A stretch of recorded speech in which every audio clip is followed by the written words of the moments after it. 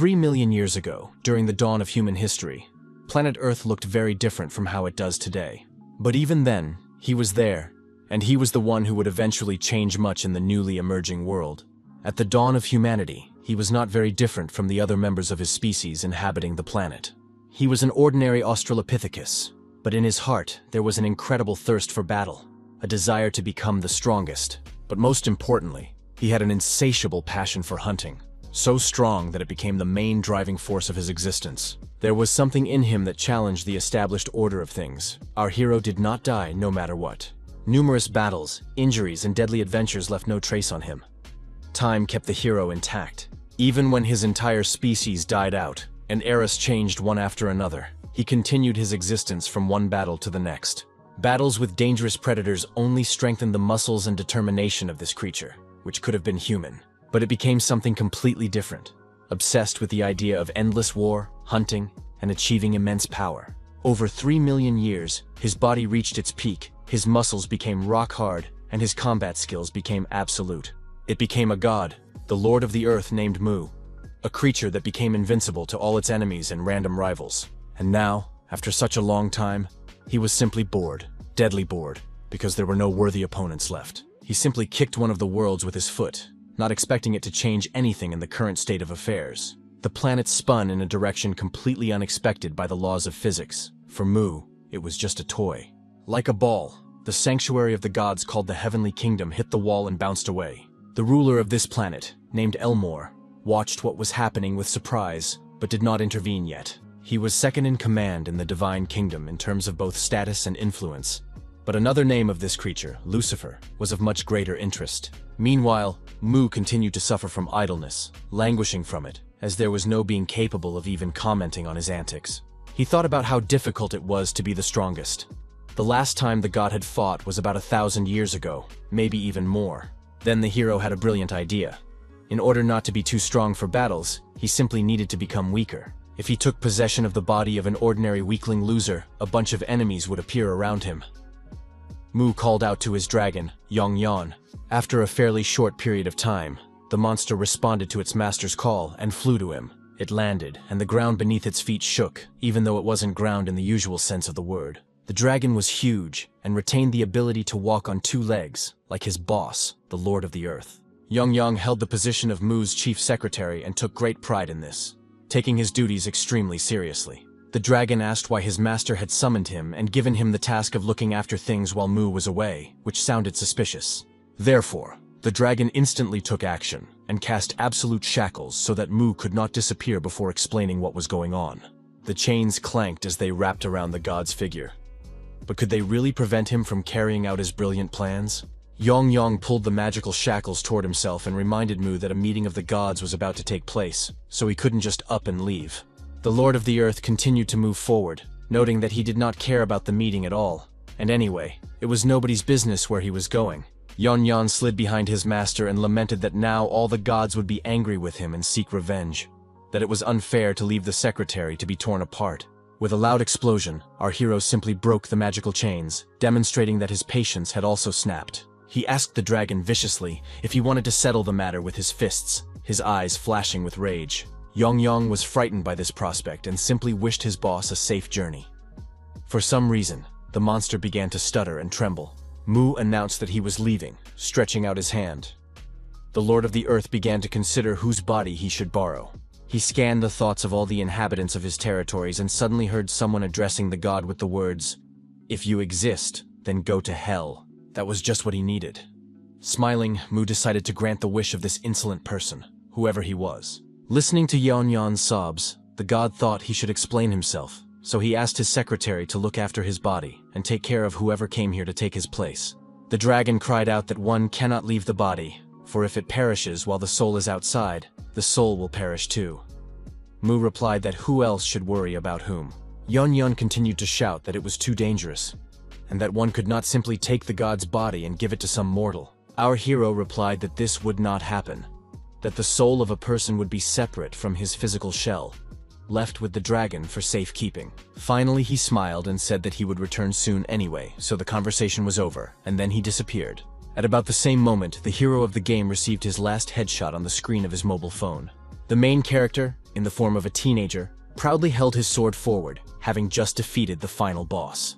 After defeating the Demon King, it was possible to run around the open world a little longer for variety, but it was not necessary to do so. Looking at the credits, the guy thought that even though he was a cheater, he had become a real hero in this game, and that the other world was much more pleasant than the real one. Lee Ho had just turned 17. He was an ordinary inhabitant of planet Earth, although he had certain character quirks that could easily be attributed to low self-esteem. The game was over, and now the guy had no reason to keep his cell phone. It slipped smoothly from his palm. It flew several floors down and shattered on the asphalt, which was a slightly strange way to celebrate the finale. But the thing was, his owner could well have followed his phone. He didn't see much point in life, but he was still afraid to die. The young man approached the edge of the roof, shaking violently. He decided not to jump, but his anger and resentment prevented him from simply forgetting everything. Suddenly, Lee Ho slipped and fell, and his words about how it would be better to go to another world and that God had gone to the devil were heard by Mu, who chose the hero as a body donor. The guy didn't even realize he could die. He just cursed and mocked the deity who had so annoyingly disposed of his fate and caused him to slip. At that very moment, Mu entered the guy, which is why he did not die from the blow but was transported to another world, just as he wanted. While the god did not quite understand what had happened, Lee Ho, or rather his soul, stood and looked at the one who had been entrusted with watching over him, his face completely expressionless. The thing was, all the young man could see were two huge green paws covered in scales. Lee Ho looked at Yon Yon. The dragon looked at the young man, and neither of them could understand who he was or what he was doing there. So they asked their question at the same time. Just a second ago, Mu was standing in front of the dragon, smiling and saying that there was no need to worry about him. He wished his secretary a good day, and as we remember, simply stepped forward to move to Earth. His face had not yet disappeared from view when Lee Ho's soul immediately began to materialize in front of the dragon. Meanwhile, the bespectacled man's physical body was just about to land on the pavement, and he was even waving his arms out of inertia. Mu's combat skills allowed him to fall correctly, tuck himself into a ball, and roll into a safe position even in this frail human body. The blow was still quite strong, and his glasses did not survive. The god thought in surprise that this should not be, because he had only just arrived in this world. The muscles that contract involuntarily are the heart and other internal organs, and over many years, Mu had learned to completely control them with his mind. After 3 million years of training, the Lord of the Earth had reached the pinnacle of understanding how the human body works. That is why it was not the slightest bit difficult for God to make this little heartbeat, and the body work even after falling from the roof. True, he felt terrible at the time, but the long-forgotten sensation of pain brought Mu indescribable joy. He easily forced his body to survive and even managed to get to his feet, thinking that coming here was a great idea. With an unsteady gait, our hero headed towards the house. He needed to recover and review Lee Ho's memories so as not to cause problems in his body. His glasses were broken, so to avoid tripping, Mu decided to move on his hands as it was easier to see what was below. Lee Ho's house was in a rather poor neighborhood, and it wasn't particularly refined either. No one cleaned it, either inside or outside. The atmosphere in the boy's room was practically like a prison. Mu found only one relative, but he lived far away. So in essence, the boy lived alone. In general, looking through the teenager's memories turned out to be not a very pleasant pastime. His life was no picnic. Mu realized that Lee Ho wasn't even living, but surviving, and the place called school seemed especially unpleasant to God. And things were 100 times worse there, because the young man was constantly bullied to such an extent that he could barely restrain himself from doing something stupid. Punches, slaps, and other forms of abuse rained down on the boy from the first to the last lesson, day after day. All this is accompanied by ridicule and mockery. And while Lee Ho can endure physical pain, he is almost never ready for moral damage. Mu thought that this situation was just perfect for him, because he wouldn't have to look for a reason to start a fight. He immediately punched the air, imagining his first fight at school, which would be something like a trial brawl. His arm muscles ached badly, probably as a result of the fall. He shouldn't have swung his limbs around so suddenly. The young man felt his forearm with his other hand. After several thousand years, he felt pain in his muscles again, and it was just wonderful. The Lord of the Earth hadn't been this happy in a very, very long time, at least a couple of centuries. In the morning, the police cordoned off the scene, but apart from traces of blood and broken glasses, nothing else was found there. Our hero left the house and walked past the civil servants, whistling a cheerful tune, as if he had nothing to do with it. As he entered the school, Mu noticed that he was shocking those present with his appearance, but he didn't think much of it. With a loud bang, the guy pushed the door aside and entered the classroom, ignoring the fact that the lesson had already begun. No sooner had he crossed the threshold with the words that he had come and wanted to take his seat than he was hit in the face by the same door, which bounced off the wall. Holding his jaw, Mu and Lee Ho's body began to approach his desk, and one of his classmates with a phone in his hand noticed him. He asked what kind of tricks these were, whether it was open house at the circus today, and everyone around him giggled. Mu took his hand away from his face and took a few steps toward the speaker, curious. It wasn't so easy to figure out what was going on, so our hero moved a little closer, feeling more confident as the distance between them decreased. Now, towering over his puzzled classmate, the Lord of the Earth thought about how to provoke him into striking first. He began to laugh, remembering that this was the guy who had bullied Lee Ho the most, and now it was time to pay for it. The boy put his phone on the table to free his hands, and asked where the loser had lost his glasses, and why he was acting like he was crazy. He slapped the hero so unexpectedly that he didn't have time to dodge or defend himself. Or maybe he just didn't want to.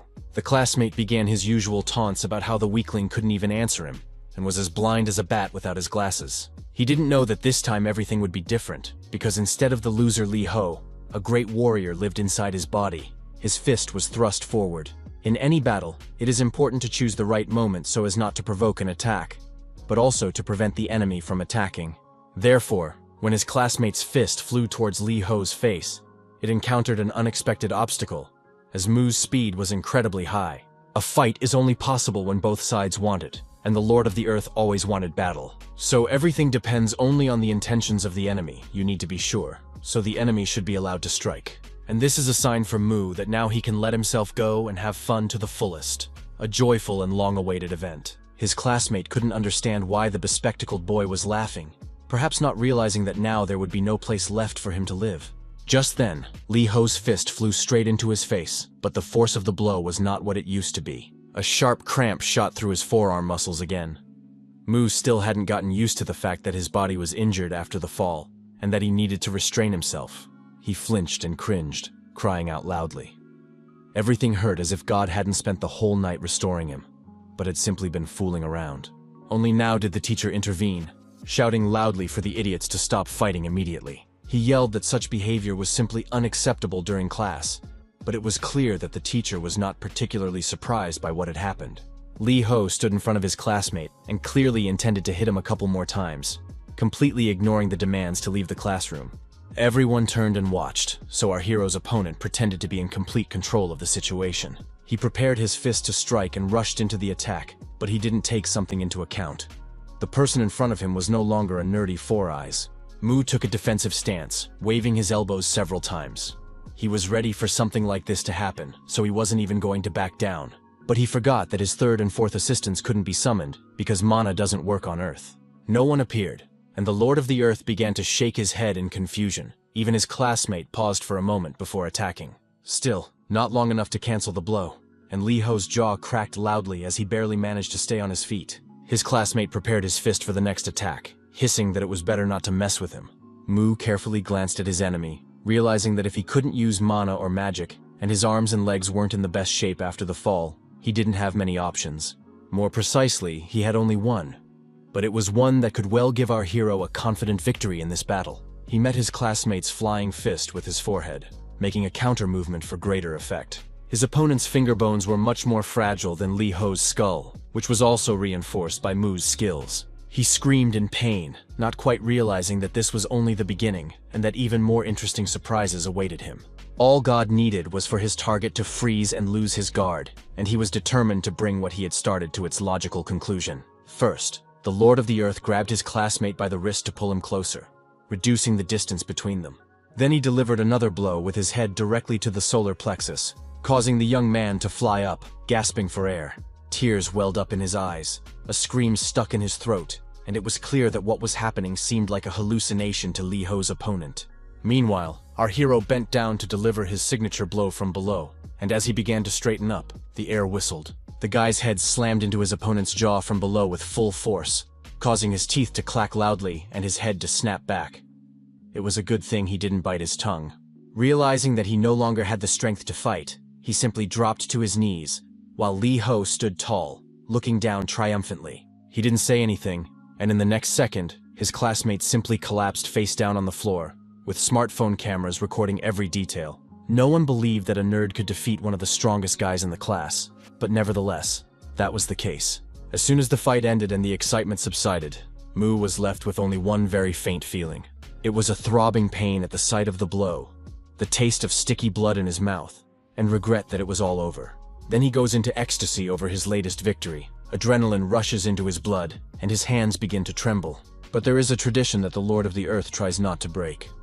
He leans over to his defeated enemy and thanks him.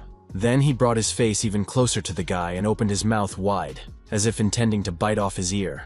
In fact, that is exactly what Mu did, though he limited himself to only the upper part of the ear, after which he stood up and spat the trophy out of his mouth. The piece of flesh splattered on the floor, causing all the students to recoil in fear and take a few steps back.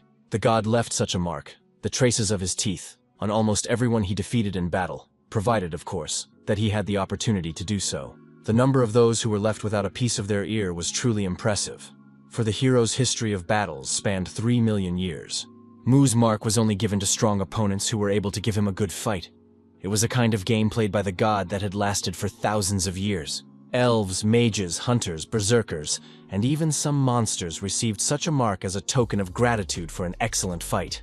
Some considered this gesture to be the ultimate humiliation, but our hero had no such thoughts. In other worlds, there were no problems. But on Earth, everything worked differently now, and rumors of the fight quickly spread throughout the school. The kids whispered to each other that they had heard strange details, and that it was just disgusting. The bully got into a fight with the nerd, and the latter simply bit off the loser's ear. It was so disgusting that it simply couldn't be true. The cat, basking in the sun, nodded its head imperceptibly, as if trying to convince the schoolboy that it had really happened.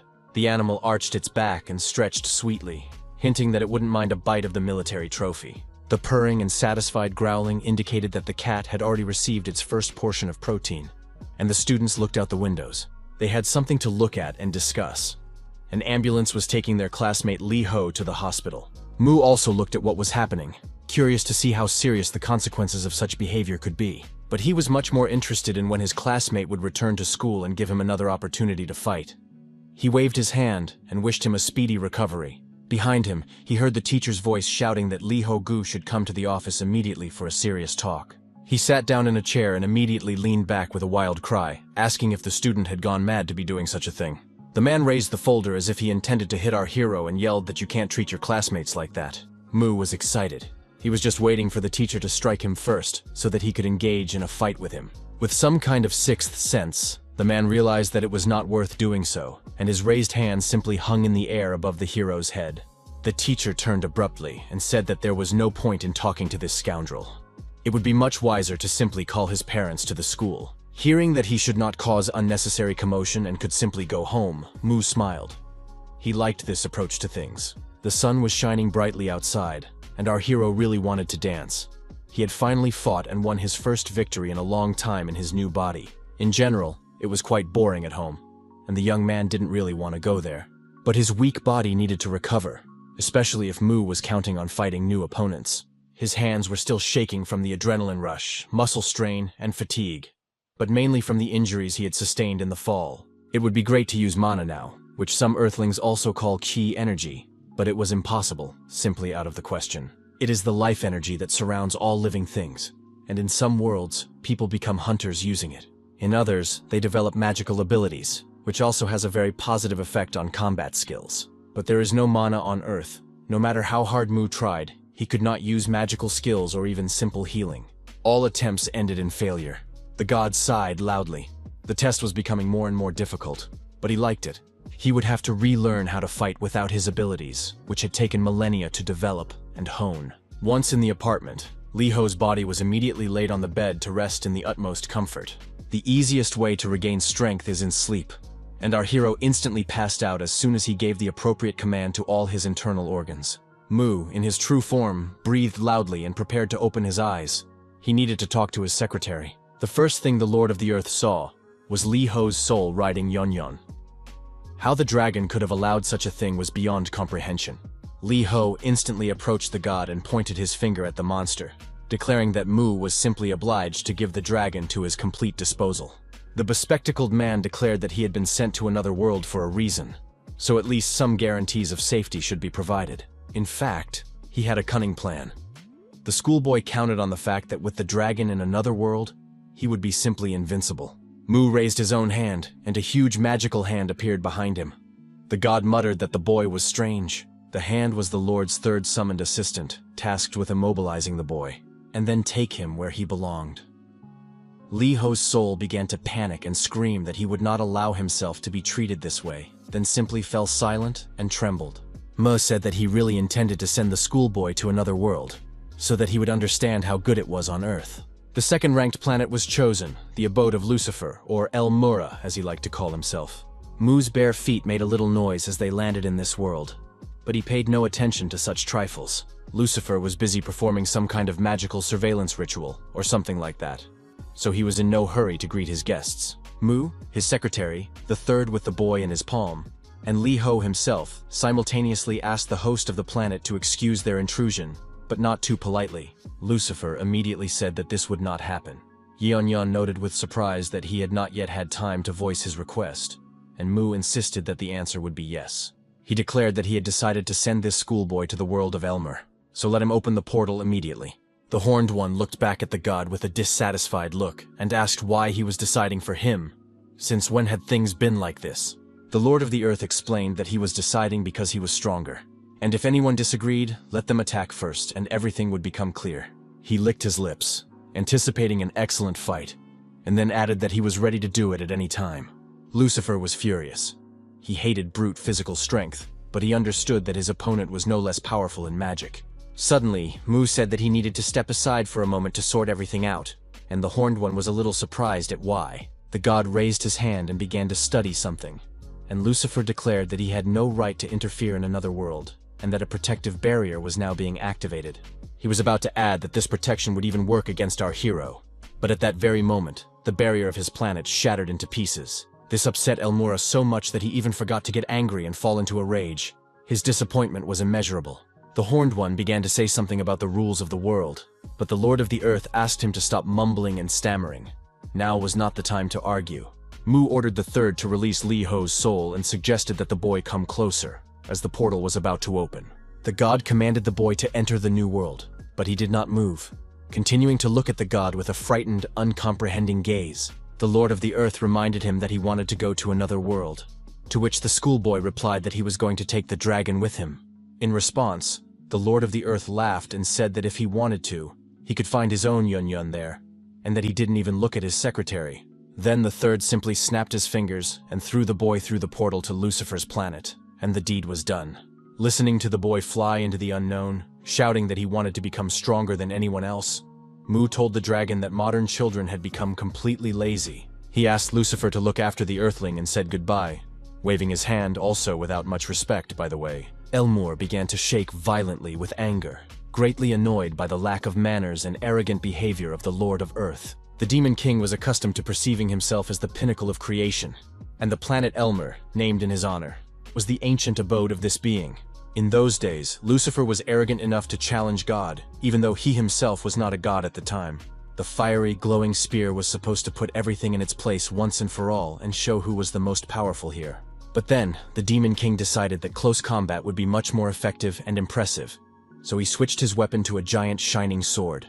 Having immobilized his opponent with magic, Lucifer was able to carry out his evil plans quite easily. He killed the god, and not only that, he then killed all the other gods, everyone who existed at that time. This was necessary in order to reign over all worlds and become a god himself, strengthening his power. And that is exactly what happened. Elmer became the god of all gods, the Supreme Lord. His joy was quiet, and his happiness was invisible on the outside, but immense on the inside. The invincible, legendary, and unique Demon King knew how to place himself above others beautifully and elegantly. He was catastrophic, but fantastic, one of a kind, and absolutely unique. Infinite and incomprehensible, in short. Lucifer was magnificent until Mu appeared, which changed everything. From that moment on, hatred was born in the heart of the Demon King, a thirst for revenge so powerful that it prevented him from living in peace. No wonder he decided to keep an eye on that damn bastard and his secretary, in case he got a chance to get even. Nothing that happened after Mu left his territory escaped Lucifer's eyes. Li Ho's classmate, who was left without a piece of his ear, had similar thoughts and the same expression on his face. He called the hero a trashy loser who suddenly decided he was cool, but in reality, the kid was finished. The young man took out his phone and started looking for a number that would help him take revenge for the humiliation he had suffered. The phone rang immediately. The ringtone was very loud and annoying, but no one was in a hurry to answer. During training, the main rule is not to get distracted, so the cell phone continued to ring, but the guys ignored it. It was the 111th Sports Festival, and middleweight boxing champion Kang Chol was practicing his signature technique. The phone rang again and again, and then again and again, which began to really annoy the athlete. He looked back to see how far away his cell phone was. He didn't want to answer it, but the person ringing was too persistent. The young man asked who was calling, and suddenly his partner, a blonde man, said it was his. Kwon Chol had been training in the same section for 2 years. He accepted the call and heard his brother offering a new phone, in exchange for the one he had recently dropped and broken the display on. The next day, all the students gathered in the classroom, curious to see if Lee Ho's conflict with the bully would continue. Just then, he opened the door to enter the classroom, and the young man's mood did not bode well. Now all the ridicule of his classmates was directed at him, which meant that he needed to take revenge on his offender as soon as possible. Otherwise, he wouldn't last long at school. The taunts and laughter prevented him from going about his business in peace. Everyone was talking about how he was just pretending to be tough. But when it came down to it, he turned out to be a total loser. Hearing that they had been completely wrong to fear this idiot without an ear, Lee Ho's classmate threw his backpack on the floor, torn apart by blind rage. The bully shouted that he would no longer tolerate such treatment, and if anyone didn't like the situation, they could settle it with their fists. He was ready. Everyone fell silent, except for the class president, who turned her back on the hero and snorted loudly, expressing her contempt. Finally, she turned to the young man and said that she was tired of this circus, and that he should either sit quietly or get out of there. The young man was speechless at this statement, but then hissed that she had probably finally lost her mind, allowing herself to do such a thing. Shouting that she was an idiot who must want to die, he picked up a chair, intending to hit the girl with it, or at least throw the furniture at her. Just in time, the teacher entered the classroom. He was really huge, as he also practiced boxing. He calmly asked why the class president was not sitting in her seat, completely ignoring everything else. The girl sat down and apologized, saying that it was all nonsense, but the teacher was not going to end the conversation right away. He said that after class, the class president should come to his office, and when asked why, he just smiled silently. At the end of the lesson, the teacher explained that Lee Ho had caused a commotion yesterday, and was now not answering his phone, so she needed to go and check if everything was okay. When the teacher left the classroom, the class president was still angry, but he promised that he would write her a letter of recommendation and gratitude, so she had to do as he asked. After class, the girl went to Lee Ho's apartment, knocked on the door, but no one answered. After jiggling the handle, the class president realized that the door was unlocked, so she carefully opened it and looked inside. Our hero was lying on his back on the floor with his legs up on the bed. It looked like an accident. The boy's eyes were open but unfocused, and saliva was dripping from his mouth, which did not bode well. The class president screamed in horror. Now it was clear why her classmate had ignored the teacher's attempts to contact him. She decided that he was dead. It was impossible to leave Lee Ho without help, so the girl called an ambulance and accompanied the boy to the hospital. He was placed in a ward and given an IV.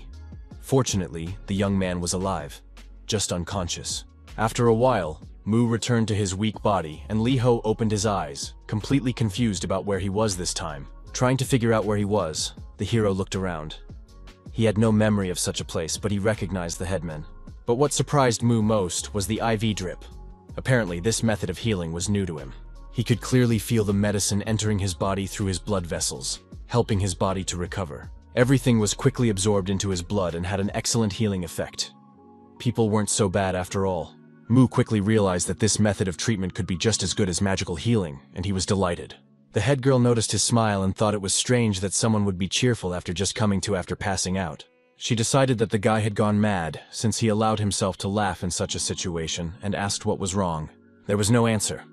The head girl simply said that she had to return to class, as she was there on behalf of the class teacher. Our hero sat down. He guessed that the girl had helped him come to and brought him to the hospital, so he asked her to wait. Mu explained that he wanted to ask her a question, and the beauty agreed, but asked him not to keep her too long, as she didn't have much time.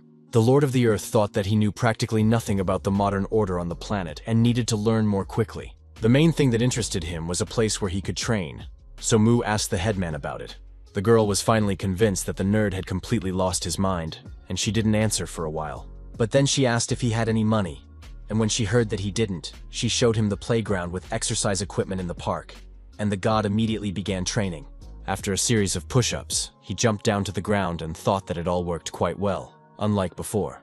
Mu liked the exercise equipment. It was professional equipment that was incomparable to what was available 4,000 years ago. Back then, he had to build muscle mass by rolling stones and climbing rocks. Digging holes also worked well, but washing up after such workouts was not the easiest task. He climbed onto another exercise machine, unsure if he was doing everything right, but very happy with the progress of the Earthlings.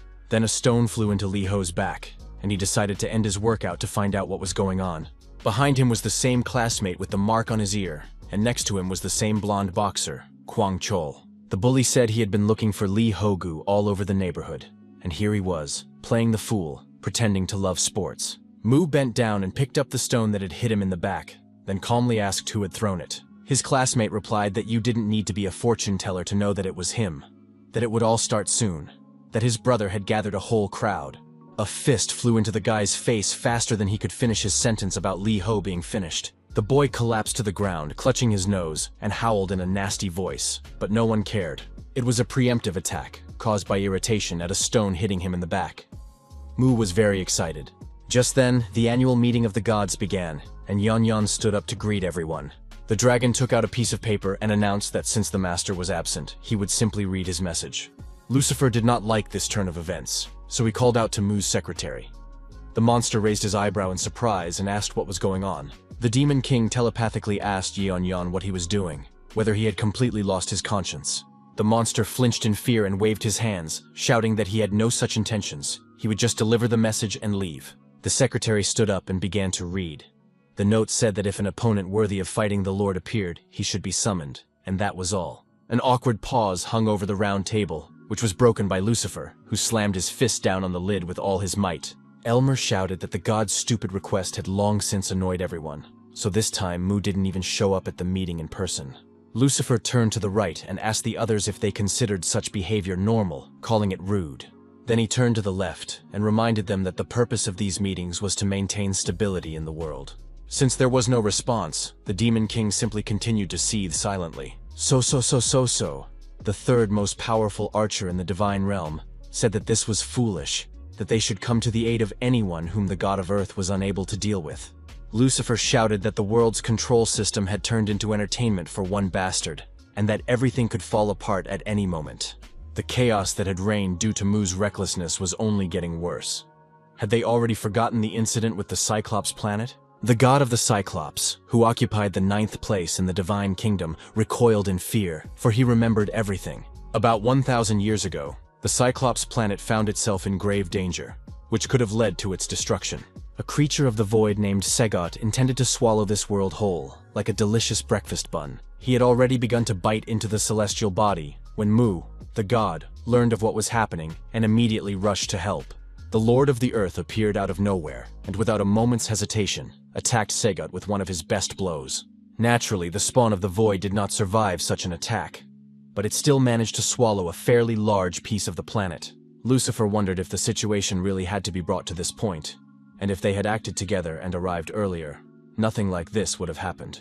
He added that he could no longer tolerate Mu's recklessness, and believed that he was not worthy of being a god. The secretary of the Lord of Earth almost fell over upon hearing this, and reminded him that the one they were discussing was his master. He almost cried, mentally appealing to Mu and urging him to return as soon as possible, as Yeon Yeon himself could not cope with this disaster. The god himself did not hear these pleas. He listened to the whining and sobbing of his classmate, or rather, Lee Ho's classmate, who was holding his nose. The guy was screaming that now he was definitely doomed, because his blonde brother was one of the best boxers. Kwon Chol stepped forward and said that the guy was quick with his fists, so he should be just as quick to tell him what sport he played. In response, our hero said that he didn't play any sports, he just fought, which amused his opponent, who immediately took up a fighting stance. Saying that he would now test how good Lee Ho was, he punched him straight in the jaw, sparing neither his strength nor the boy. The second punch was supposed to follow almost immediately, but at the last moment, the boxer froze. He couldn't understand what was wrong with this bastard. Why he was watching his hand but not trying to dodge or block the blow. Lee Ho stared intently at the fist that had frozen right in front of his nose, It seemed simply unthinkable. But the most terrifying thing was that the young man continued to smile radiantly, as if waiting for a gift, and he got it. After the blow, Lee Ho's head fell back. Blood flowed from his nose, but the smile never left his face. Then, like a madman, he licked the blood with his tongue, staring intently at his bewildered opponent. As we remember, Mu never missed a preemptive strike, and he asked if Kwon Chol was really good at fist-fighting, which made him feel uncomfortable. Our hero said he would now show him how it was done, and then also took a fighting stance. The blonde man smiled, deciding that the young man was just trying to copy him, and that it looked ridiculous. The blow was not long in coming, and it was so strong that his opponent's fist barely withstood the attack. The boxer almost fell and was forced to jump back, trying to understand where an ordinary schoolboy got so much strength. Never before had he been hit with such an outburst of energy, and it made him feel completely uncomfortable. Mu enjoyed the effect he had produced. He used an old trick and was extremely pleased with the result. When striking, he tried to tense his muscles in a special way so that they would work to their maximum potential. Now his arms hurt, but he didn't care. The main thing was to calm the spasms and give his muscles a chance to recover, because this was where the Lord of the Earth found a special thrill. For the first time in thousands of years, he felt truly alive. While he was fighting powerful enemies at the peak of his form, he was literally languishing from boredom. Even these memories were unpleasant. But now he had a weak body, and it was a real challenge. He had to start from scratch, using whatever means were at hand. The guy took off his belt. He wrapped it around his wrist to at least somehow protect his unfit bones and ligaments during the fight. This frightened even the boxer, and his brother began to press him, shouting that he simply couldn't chicken out, to which he was ordered to shut up and stay out of it. Kwon Chol rushed into the attack as quickly as he could, deciding to take advantage of the element of surprise. This time, his opponent blocked the blow, ignoring the accusation that he was too slow. The boxer continued to strike, shouting that at this rate Lee Ho was definitely finished. But Lee Ho did not share this view. His opponent acted quickly and accurately, but still not fast enough. And Mu figured out his tactics in a matter of seconds. Watching his muscles, he could immediately see where the boxer was aiming, anticipating all his punches in advance. Kwon Chol decided to end the fight with a knockout and swung to deliver the final blow, shouting that this was the end. Lee Ho counterattacked directly at the arm flying towards him, and his blow was much more devastating and faster. It became clear that the young man's bone had not withstood the blow, and the fist reinforced by the belt had done its job. The guy screamed in pain and looked at his arm, which was now completely unusable in a fight. His opponent advanced, and the blonde guy backed away, realizing that the outcome of the fight would be exactly the opposite of what he had thought. Mu enjoyed watching this panic. It was no wonder his classmate had called the boxer his brother, as their reactions were almost identical. The knockout did happen, but it was not Lee Ho who fell to the ground after the blow, but Kwon Cho Ryul. He lay sprawled on the ground and did not move, and his brother began to shout at the nerd not to even think about approaching. But who was he to make the Lord of the Earth stop? Naturally, that didn't happen. Saying that it was time to end this, Mu looked the bully straight in the eye and smiled carnally.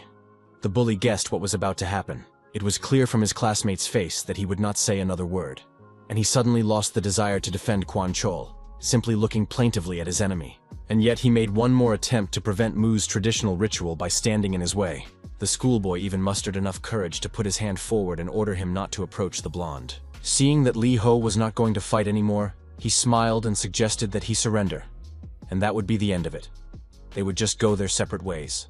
The response was a powerful blow to the nose, which was very painful, considering that he had already been injured. The student screamed and grabbed his face with both hands, not even suspecting that another punch to the face was coming. And then another one, and even two more. His teeth gradually began to fall out of his mouth, and that was the worst part.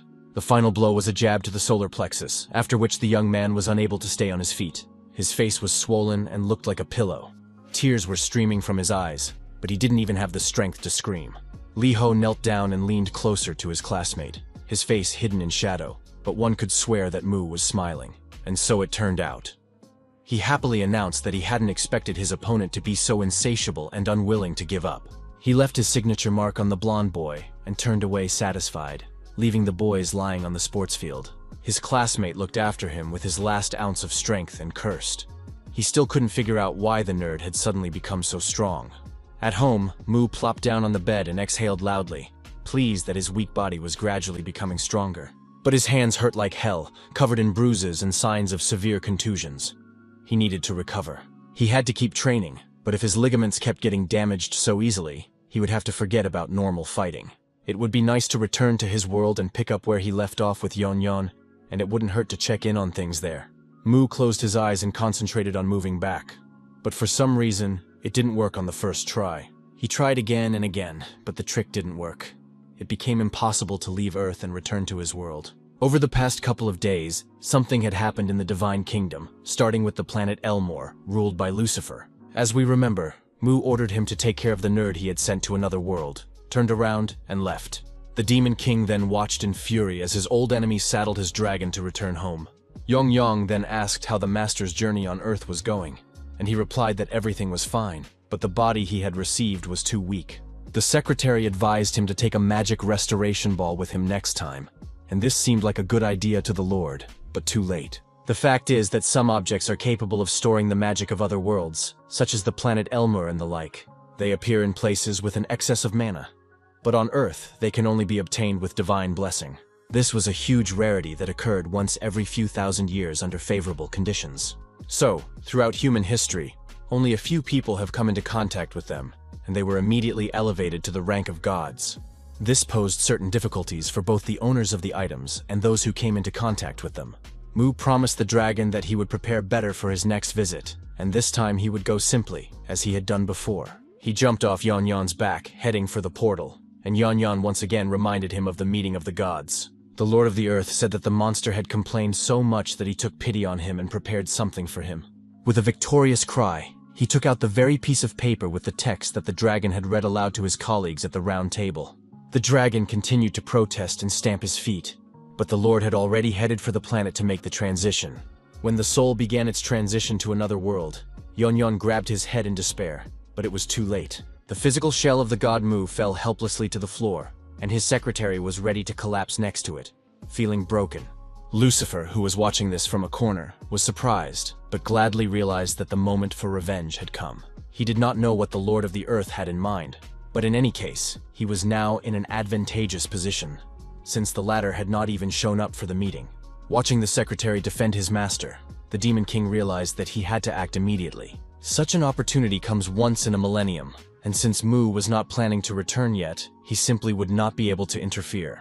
Lucifer instantly cast the Imitation of Life spell to carry out his plan, which had been ready for a long time. Sharp magical spikes appeared out of nowhere and hovered directly above the dragon, ready to pierce him at any moment. They whistled through the air, preventing any attempt by the monster to move or even twitch. Secretary Mu found himself trapped in a kind of magical cage from which he could not escape.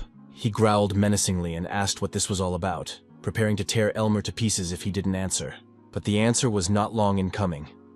Lucifer spread his wings and rose into the air, declaring that this was a declaration of war on the god of Earth.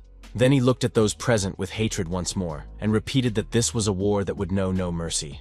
The Demon King's face showed that he was not joking, and that he was truly ready to risk everything, even his own life. The dragon opened its mouth, and a fireball formed inside it. This was his signature move, the breath attack. In the next second, a stream of flame burst from his mouth, which could have incinerated everyone present at once, but it was aimed at a single target, Lucifer, who froze in surprise. But then he jumped slightly to the side and blocked the attack with a wave of his hand. There was a small explosion, and that was the end of it. The stream of flames curled around and made a circle of honor around the entire divine abode, like Saturn's rings. Then there was a much more powerful explosion, but it also came to nothing, as it was quite far from the surface of this world. The archer Soso played it safe by using her protective aura, but she did not hold back in her strong expressions. Now, everyone present at the round table was protected by a blue protective dome, outside of which remained Yon Yon and Lucifer. The flames of the explosion reached the surface of the planet, but the dragon was immune to fire, and his opponent was also prepared. Secretary Mu managed to break free, looked at the dark silhouette of his enemy, and decided it was time to make another attempt. This time, the dragon used the polymorph release technique, and his rage also grew exponentially.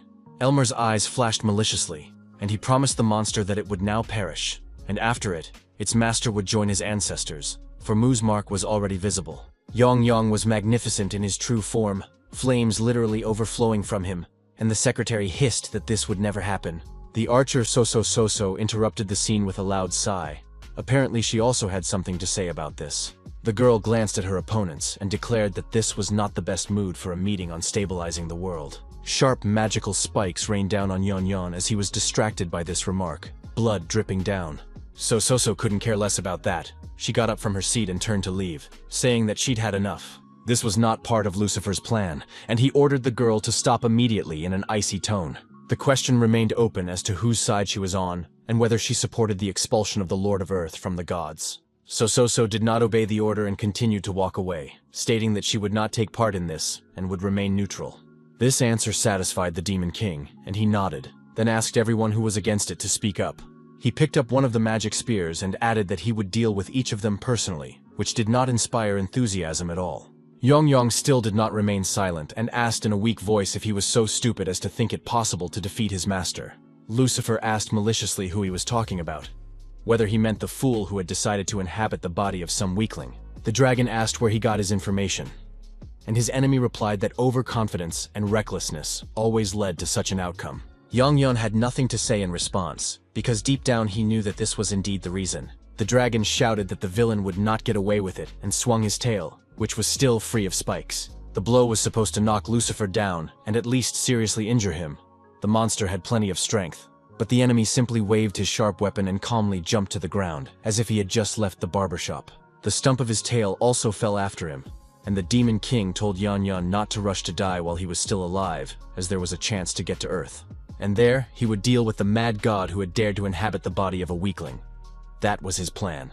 The dragon laughed, reminding him that Mu had never been defeated by anyone, and that would never happen now. Then the monster's strength finally left him. He trembled and began to sink to the ground, needing to recover. Quan Chol was in much the same condition, shaking helplessly with fear. The coach scolded the guy for getting into a fight before the competition. The man ordered him to go home and not come back until his hands healed, and in the meantime, the athlete was disqualified.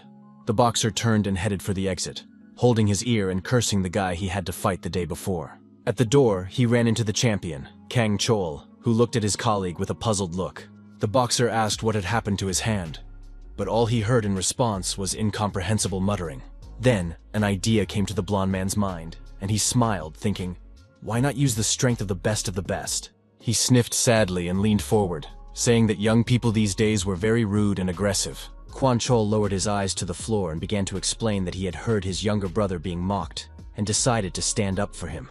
But he just got his ass kicked, his arm broken, and his ear torn, and right before the competition too. The guy pretended to cry and began to wipe his eyes with his sleeve, sobbing loudly, which was supposed to look tragic. The champion didn't fall for this trick and moved on, saying that the blonde guy should have been more careful. Kang Chol added that instead of fighting, he could have trained more, and then there would have been no problems. The blonde muttered that he should keep his stupid advice to himself, as he had expected a completely different reaction. Then the champion remembered something, and took a few steps toward his colleague again, noting that he had forgotten to remind him of something. Quan Chol smiled and asked what it was, but received a harsh reply that tears wouldn't help, so he should get himself together. After that, the boxer suddenly asked enthusiastically who the guy was who had beaten him up, his eyes burning with excitement. Mu, in Li Ho's body, continued to sit on the bed in his room and wonder why he couldn't return to his own world. This could only happen for one reason: if his real body was injured and in critical condition. The Lord of the Earth began to get angry, because he had asked Yon to look after his physical body, which meant that something extraordinary had happened. Even if the dragon was in trouble, it was unlikely that anyone would dare to go against Mu himself. The hero rose. Even if all the gods were against him, it did not mean that he should waste his time here thoughtlessly. He clenched his hand into a fist, and a slight tremor began from anger, which gradually increased in amplitude. It had been a long time since these scumbags had challenged him. Mu turned around and slammed his fist into the pillow with all his might. He simply could not allow such an incident to go unnoticed. Everyone and everything would pay. The Lord of the Earth was already imagining how he would fight his opponents from the divine abode. Oh, how they would regret it. But for now, only Li Ho's bed regretted it, on which the one who had temporarily borrowed the schoolboy's body had vented his anger. He was literally steaming with rage, but beating the pillow and blanket was completely unproductive and stupid. So Mu stopped and tried to calm down. The god thought that now he needed to figure out how to get back. Even if all the gods attacked at once, the Lord was confident that his secretary would do everything possible to protect his physical shell. But until there was a way to return and a solution was found, he needed to train to strengthen this frail body as much as possible and prepare it for battle. The next day, training went much better, and due to the small amount of fat on his stomach, abs quickly appeared. This was just what he needed. By working hard to reach muscle groups, he could achieve success in a relatively short period of time. Overjoyed, our hero burst out laughing right on the horizontal bar, and passers-by thought he had finally lost his mind. This angered Mu, and he let go of the bar, falling on his back. The fall was not very soft. The thing was, one of the voices sounded familiar to him, and it turned out to be the head girl, who immediately came closer. The girl asked angrily why Lee Ho was not at school, as monitoring attendance was one of her duties. The young man asked why he needed it, then looked at the park and suggested they sit down and chat. They sat down on a bench, and our hero asked if it was possible to train while studying, which was the only thing that concerned him. The girl smiled, clearly interested, and asked what the nerd had in mind. He replied that he just wanted to become stronger. Lee Ho added that he was too weak to fight, but he would have to fight, so he needed to come up with a way. The class president listened with half an ear and thought about how to get him back into class. After another vague phrase about the meaning of training, both of them were struck by an idea that could easily be voiced. Finally, the head boy asked, what was the point of training if there was no one to fight anyway? Was it reasonable? There was no one here. He was the only one working out on the machines. To fight, you had to go where there were a lot of people and get into a fight. She got up, pleased with her quick thinking, and said that she would wait for him at school tomorrow, where he would surely find a couple of opponents. The girl said goodbye and walked away. Mu looked at her fragile figure and thought with surprise that the head girl was absolutely right. Those he had already fought would not come near him, so he should go in search of new opponents while his body recovered. He had almost decided to go to class tomorrow when suddenly someone called out to Lee Ho from behind. It was a guy wearing goggles that covered half his face, and he asked again if the hero's name was really Lee Ho. Mu almost jumped for joy. He turned around and was met with a fist right in the face. He really liked Earth. Kang Chul began to make his first successes in boxing at the age of just under 15, and it wasn't easy for him then. He was motivated to train by a necessity of life. He had to protect his sister, a beautiful ballerina. While the whole family admired the girl's success and the beauty of her performances, something frightening was happening. The artist had a fan who was so obsessed that he began stalking her, following her literally every step of the way. And this stalker didn't just watch. He photographed literally every step the girl took, following her day and night. The man's obsession grew and grew until it reached its peak. And one day he took action. And not just action. He crossed the line, stalking his victim in a deserted alley in her neighborhood. The ballerina was just returning from rehearsal, deciding to visit her parents, and she had no idea of the danger looming over her. And that's a good thing, because someone came to the girl's defense so quickly that she didn't even have time to be scared. It was Kang Chol who was passing by, but he was in a bit of a hurry and beat up the stalker before he could attack, so the criminal was not arrested. Not feeling the full force of the law, the stalker began to hatch a new plan, his obsession growing. The man began to prepare much better for his next attack, now armed with a knife. And although Kang Chol managed to neutralize his opponent this time, the incident was not without consequences. The ballerina began to suffer from paranoia and fear everything in the world. Her swan wings were broken, and she fell into depression. In addition, the girl suffered a rather serious injury. Her leg had to be operated on, and now dancing was out of the question. From that moment on, the young man no longer trusted the law. He realized that criminals often go unpunished. The boxer decided to do what law enforcement couldn't do: teach the scoundrel a lesson himself. His fist now knew no mercy. Anyone who crossed the line of the law got what they deserved if they crossed his path. With each passing day, Kang Chol became more and more enthusiastic about the idea of punishing criminals, and at night he would raid dangerous areas of the city. The hero personally ensured that criminals were punished before they had a chance to harm anyone. His baton and glasses became familiar props, and now the gangsters ran away as soon as they saw the boxer's silhouette in the distance.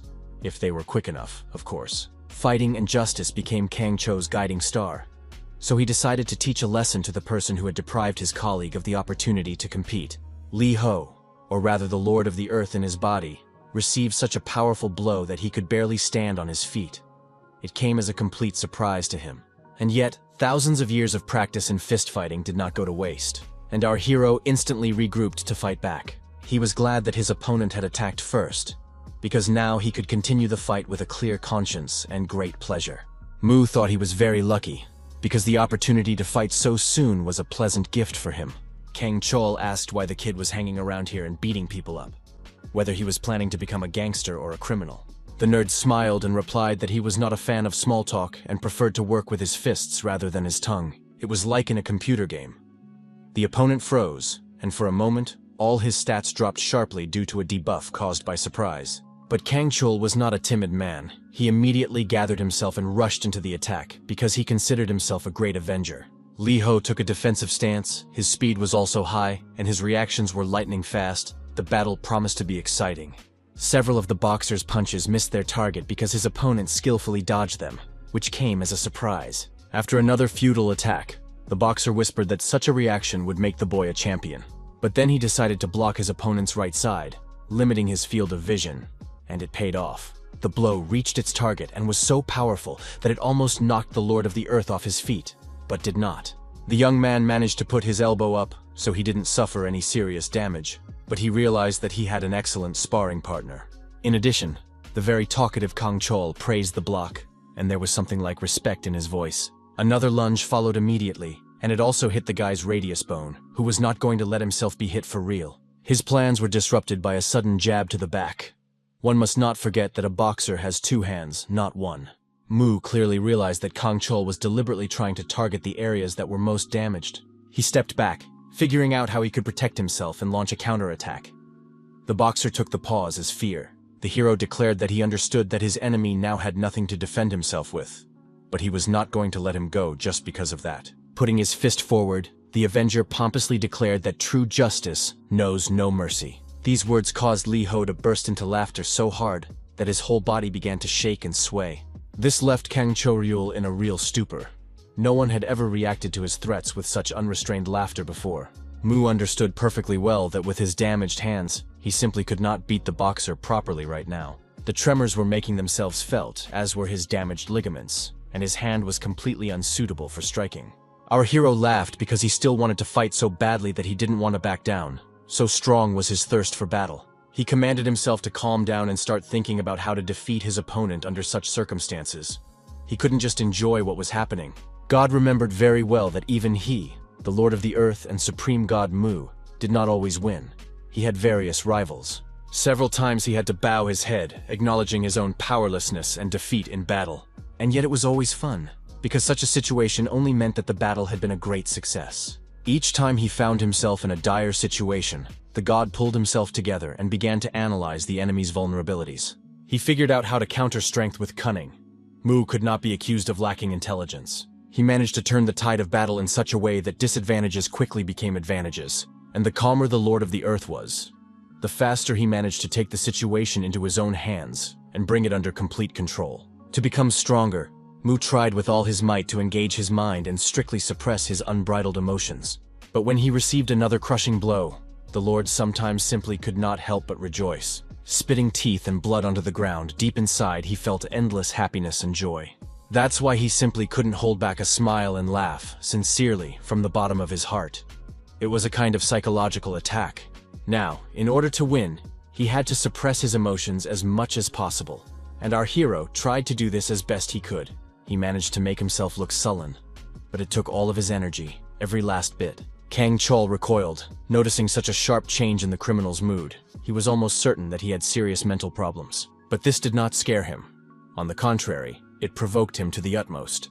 And now the boxer was eager to finish what he had started. Shouting that it was foolish to fool around like this, that he didn't respect himself, the guy raised his hand to strike. He was disgusted by that sullen face. Mu tried with all his might to keep his emotions in check so as not to ruin his cunning plan completely. He looked simply awful, but that didn't stop him from dodging his opponent's attack in time. His facial expression didn't affect his speed at all. There was nowhere else to retreat. God practically had his back against a tree, and he had to accept the fight under the circumstances. The idea dawned on Vladika at the very last moment, when instead of ceramic tiles, he felt earth and gravel under his feet. With one movement, the schoolboy launched a whole fireworks display of natural materials into the boxer's face. It didn't help much, as the boxer was wearing a mask and protective goggles, and also managed to cover himself with his arm. But that was the last straw for him. Kang Chul yelled that such behavior was only suitable for young criminals, despicable and ugly. He approached his opponent closely, bursting with the desire to beat him half to death with his bare hands. Mu tried his best to keep a sullen expression on his face and not laugh, and he achieved the desired effect. The boxer flew into a rage, this gloomy grimace driving him literally white-hot. He swung and struck a blow so as not to see the boring face of the one who dared to behave in an unacceptable manner. As expected, the Lord of the Earth managed to dodge, and his opponent's fist flew with all its might into the tree behind the guy. The hero spun around sharply, now with the entire control behind him, and he had no intention of stopping there. But the next blow also missed, as our hero's speed matched his millennia-honed reflexes. Unfortunately, in this situation, it was difficult to maintain a sullen expression, and Mu involuntarily began to grin. Hand-to-hand combat was a complex system, but the god had had plenty of time to study it inside and out. The difference between his previous opponents in the bodies of Li Ho and Kang Chol was that they defended themselves, while the champion attacked. His fighting style was very different because the young man's main goal was justice, not survival. He stood firmly on the ground, confident that he was bringing retribution and restoring world order. With this in mind, Mu could easily predict how events would unfold, intending to take advantage of his opponent's aggressiveness. He never struck a single blow himself, but wore down Kang Cho-ryul by constantly dodging his attacks, into which the young man put all his energy. Our hero set a trap, scattering dirt, mud, and stones across the ground, hoping that the tired fighter would slip. That's exactly what happened. Kang Chol stumbled and immediately opened himself up. Mu had to seize the opportunity and strike. Mu intended to attack the most vulnerable spot possible, initially planning to do so with his fist. He lunged forward as quickly as he ever had while inhabiting Li Ho's body. He had to attack with lightning speed. However, the god decided that his fingers were too damaged, so at the last moment he struck the enemy not with his fist, but with his elbow. The blow was very strong, and it was quite possible to break a bone, but fortunately, that did not happen. Kang Chol stood his ground, but he was greatly surprised by the weakling's abilities. He had to end this game of leapfrog as soon as possible. Mu began to laugh and cheer again, realizing that his elbow was now damaged just like all the other parts of his body that could be used to attack. His laughter stopped as soon as the champion's baton swung down on his thigh. It was a treacherous move on his part. Our hero fell to his knees. Now he clearly understood that he had lost. Well, this happened to him extremely rarely, but it still happened. Kang Chol placed his baton on his opponent's collarbone, as if hinting that it was not worth struggling, and he menacingly announced that now Li Ho would have to forget about his crimes. Then the boxer raised his weapon and remarked that the kid wouldn't be laughing and having fun anymore. He would make sure of that. Mu was on his knees, savoring the long-forgotten taste of defeat, which he had last felt 4,000 years ago. And yet, the Lord of the Earth did not allow the club to fall on his head. He skillfully dodged the blow. However, the next blow still caught up with him, hitting him squarely on the head. It was even funny. Killing the young man was now quite easy. Perhaps that was how it was meant to be. But at the last moment, a heavy cobblestone flew into Konchol's head. The stone flew off his skull and rolled away. The champion was afraid that someone was watching his revenge on the nerd, and he didn't need any witnesses. If someone was really there, he wouldn't be able to finish the job. The boxer was angry, but he had no choice. At that moment, another stone hit him right in the back of the head and also flew off to the side. Mu began to giggle nervously. Kang Chol decided to get out of there as quickly as possible. He grabbed the jacket that was tied around his waist and cursed. The blue fabric flew up. It was necessary for camouflage, and the champion didn't need any extra trouble. He put on his hood, dropped the police baton, and ran away at a trot, spurred on by the stones that continued to fly in his direction. A strange green creature emerged from the bushes and called out to Mu, addressing him as its master in a thin voice. Our hero turned around and saw a small but very cute monster, vaguely resembling Yon Yon. It was hard to believe that it was really him. When Lucifer took possession of the Lord of Earth's body, he bound it with chains and immobilized it with magic spikes and a special barrier. The Demon King was eager to get even with his enemy as soon as possible, but he understood perfectly well that there was no point in rushing. Elmore was pleased that he had managed to weaken the enemy's body so much that he could not return to it. He tore open space with magic so that the god's soul could not enter its own world. All that remained now was to open the earthly barrier. The villain suddenly snapped out of his thoughts and glanced back. There was a dragon securely bound in handcuffs, breathing heavily and clearly not thrilled with what was happening. Elmer promised Yon Yon that he would make him the god of Earth as soon as he defeated Mu. He was that unprincipled. The secretary of the Lord of the Earth muttered something and growled. It seemed that he was about to explode with rage, so much did this little blonde boy irritate him. Lucifer asked him to repeat it louder, as the monster was so huge that it was impossible to make out his words. The dragon asked if the broken connection meant that this magical barrier could not be attacked. Elmer crossed his arms over his chest and replied that this was indeed the case, that no matter how much he attacked, no damage would be done. So let Yon Yon agree to his proposal. The dragon replied that this was excellent, as it meant his master would not be harmed, and then began to prepare his incredible attack, which the villain had not yet guessed. The glare of the flames behind him made the Demon King look back again, and what he saw did not please him at all. Yong Yong used a powerful explosion spell, and everything around him was already lit up by its flames. And it was getting closer and closer to Elmer, who only cursed, calling the dragon a freak. A beam of flame shot up from Lucifer's tower into the sky, engulfing the master of this world. And although he had protection from fire, the stream of light was no longer ordinary, but cosmic in scale. Yon Yon was very powerful. Lucifer's entire world shook from the explosion, which was so powerful that the planet Elmer nearly flew off its axis.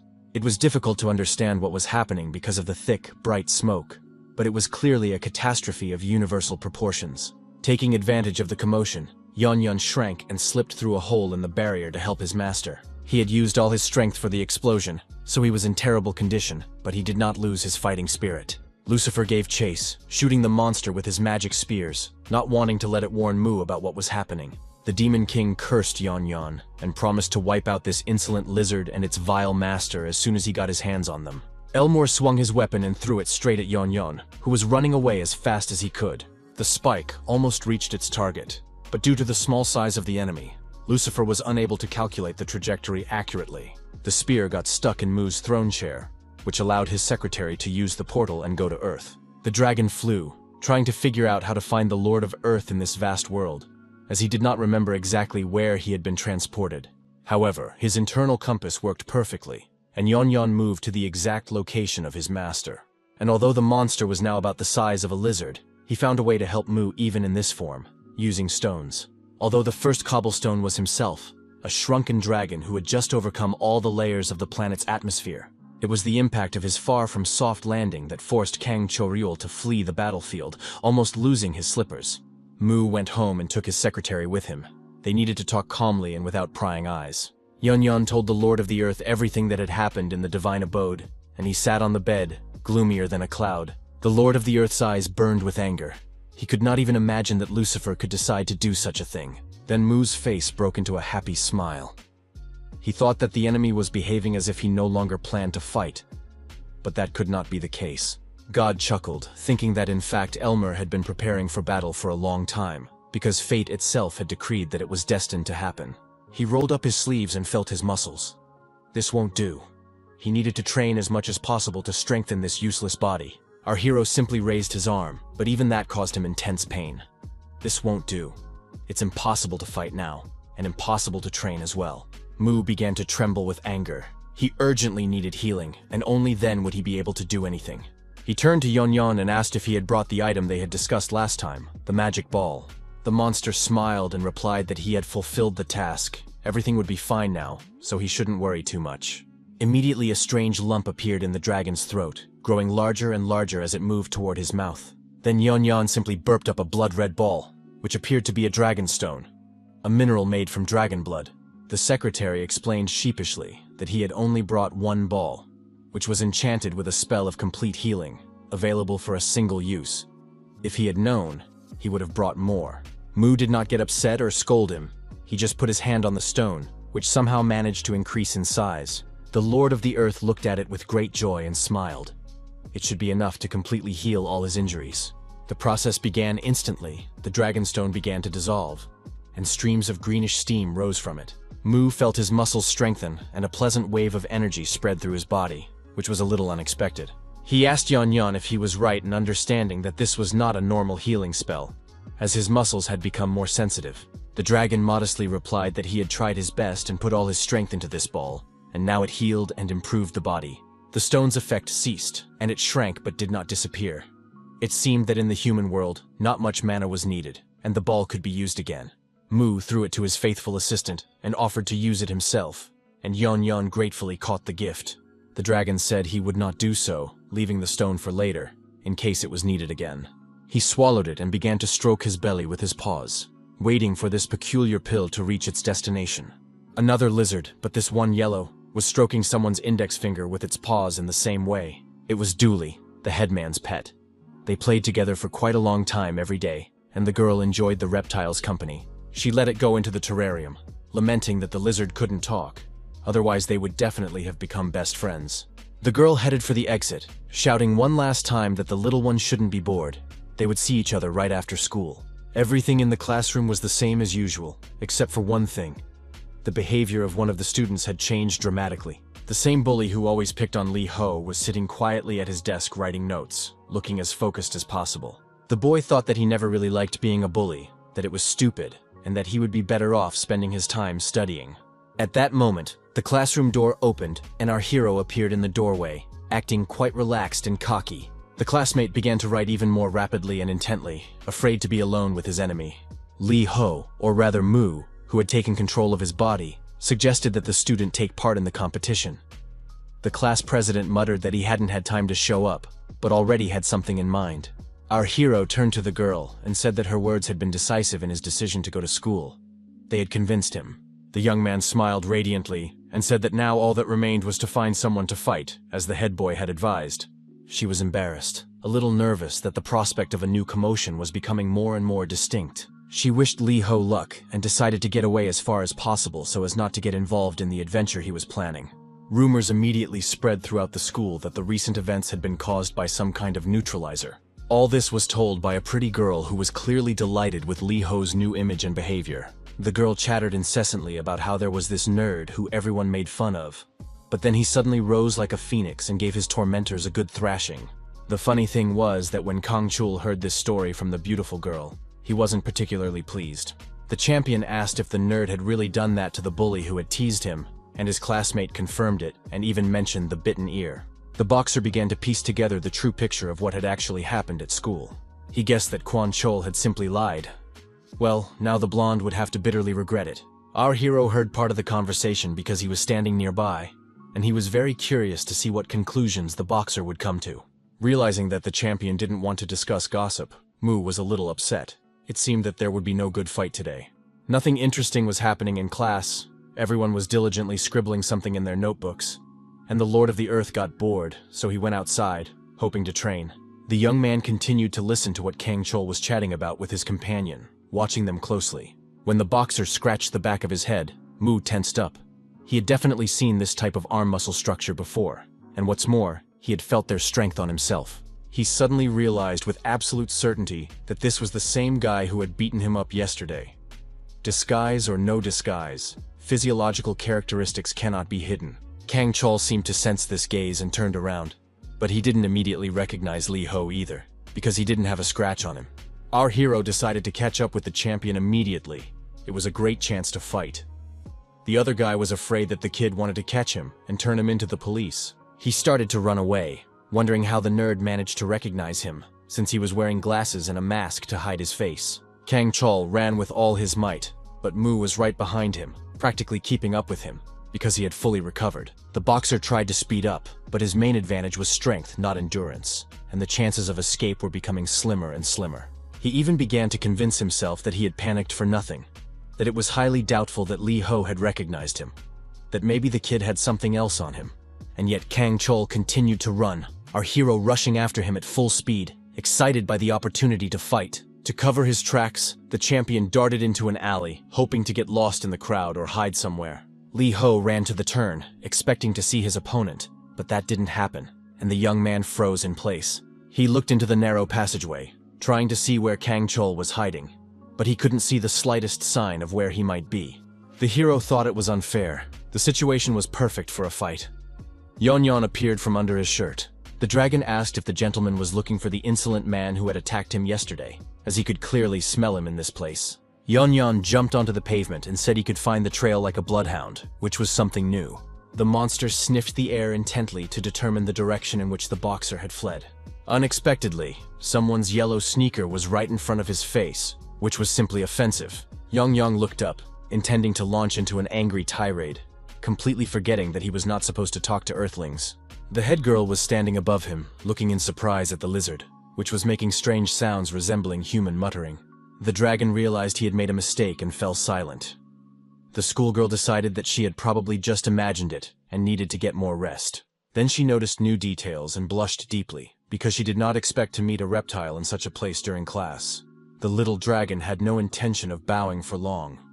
He tried to explain to the earthling with gestures that she should immediately get out of the way, as she was in his way. Instead, the head girl decided to pick up the lizard and take a closer look, which was absolutely not part of Yanyan's plans. He squeaked, mentally calling for his master's help, but was afraid to voice the call.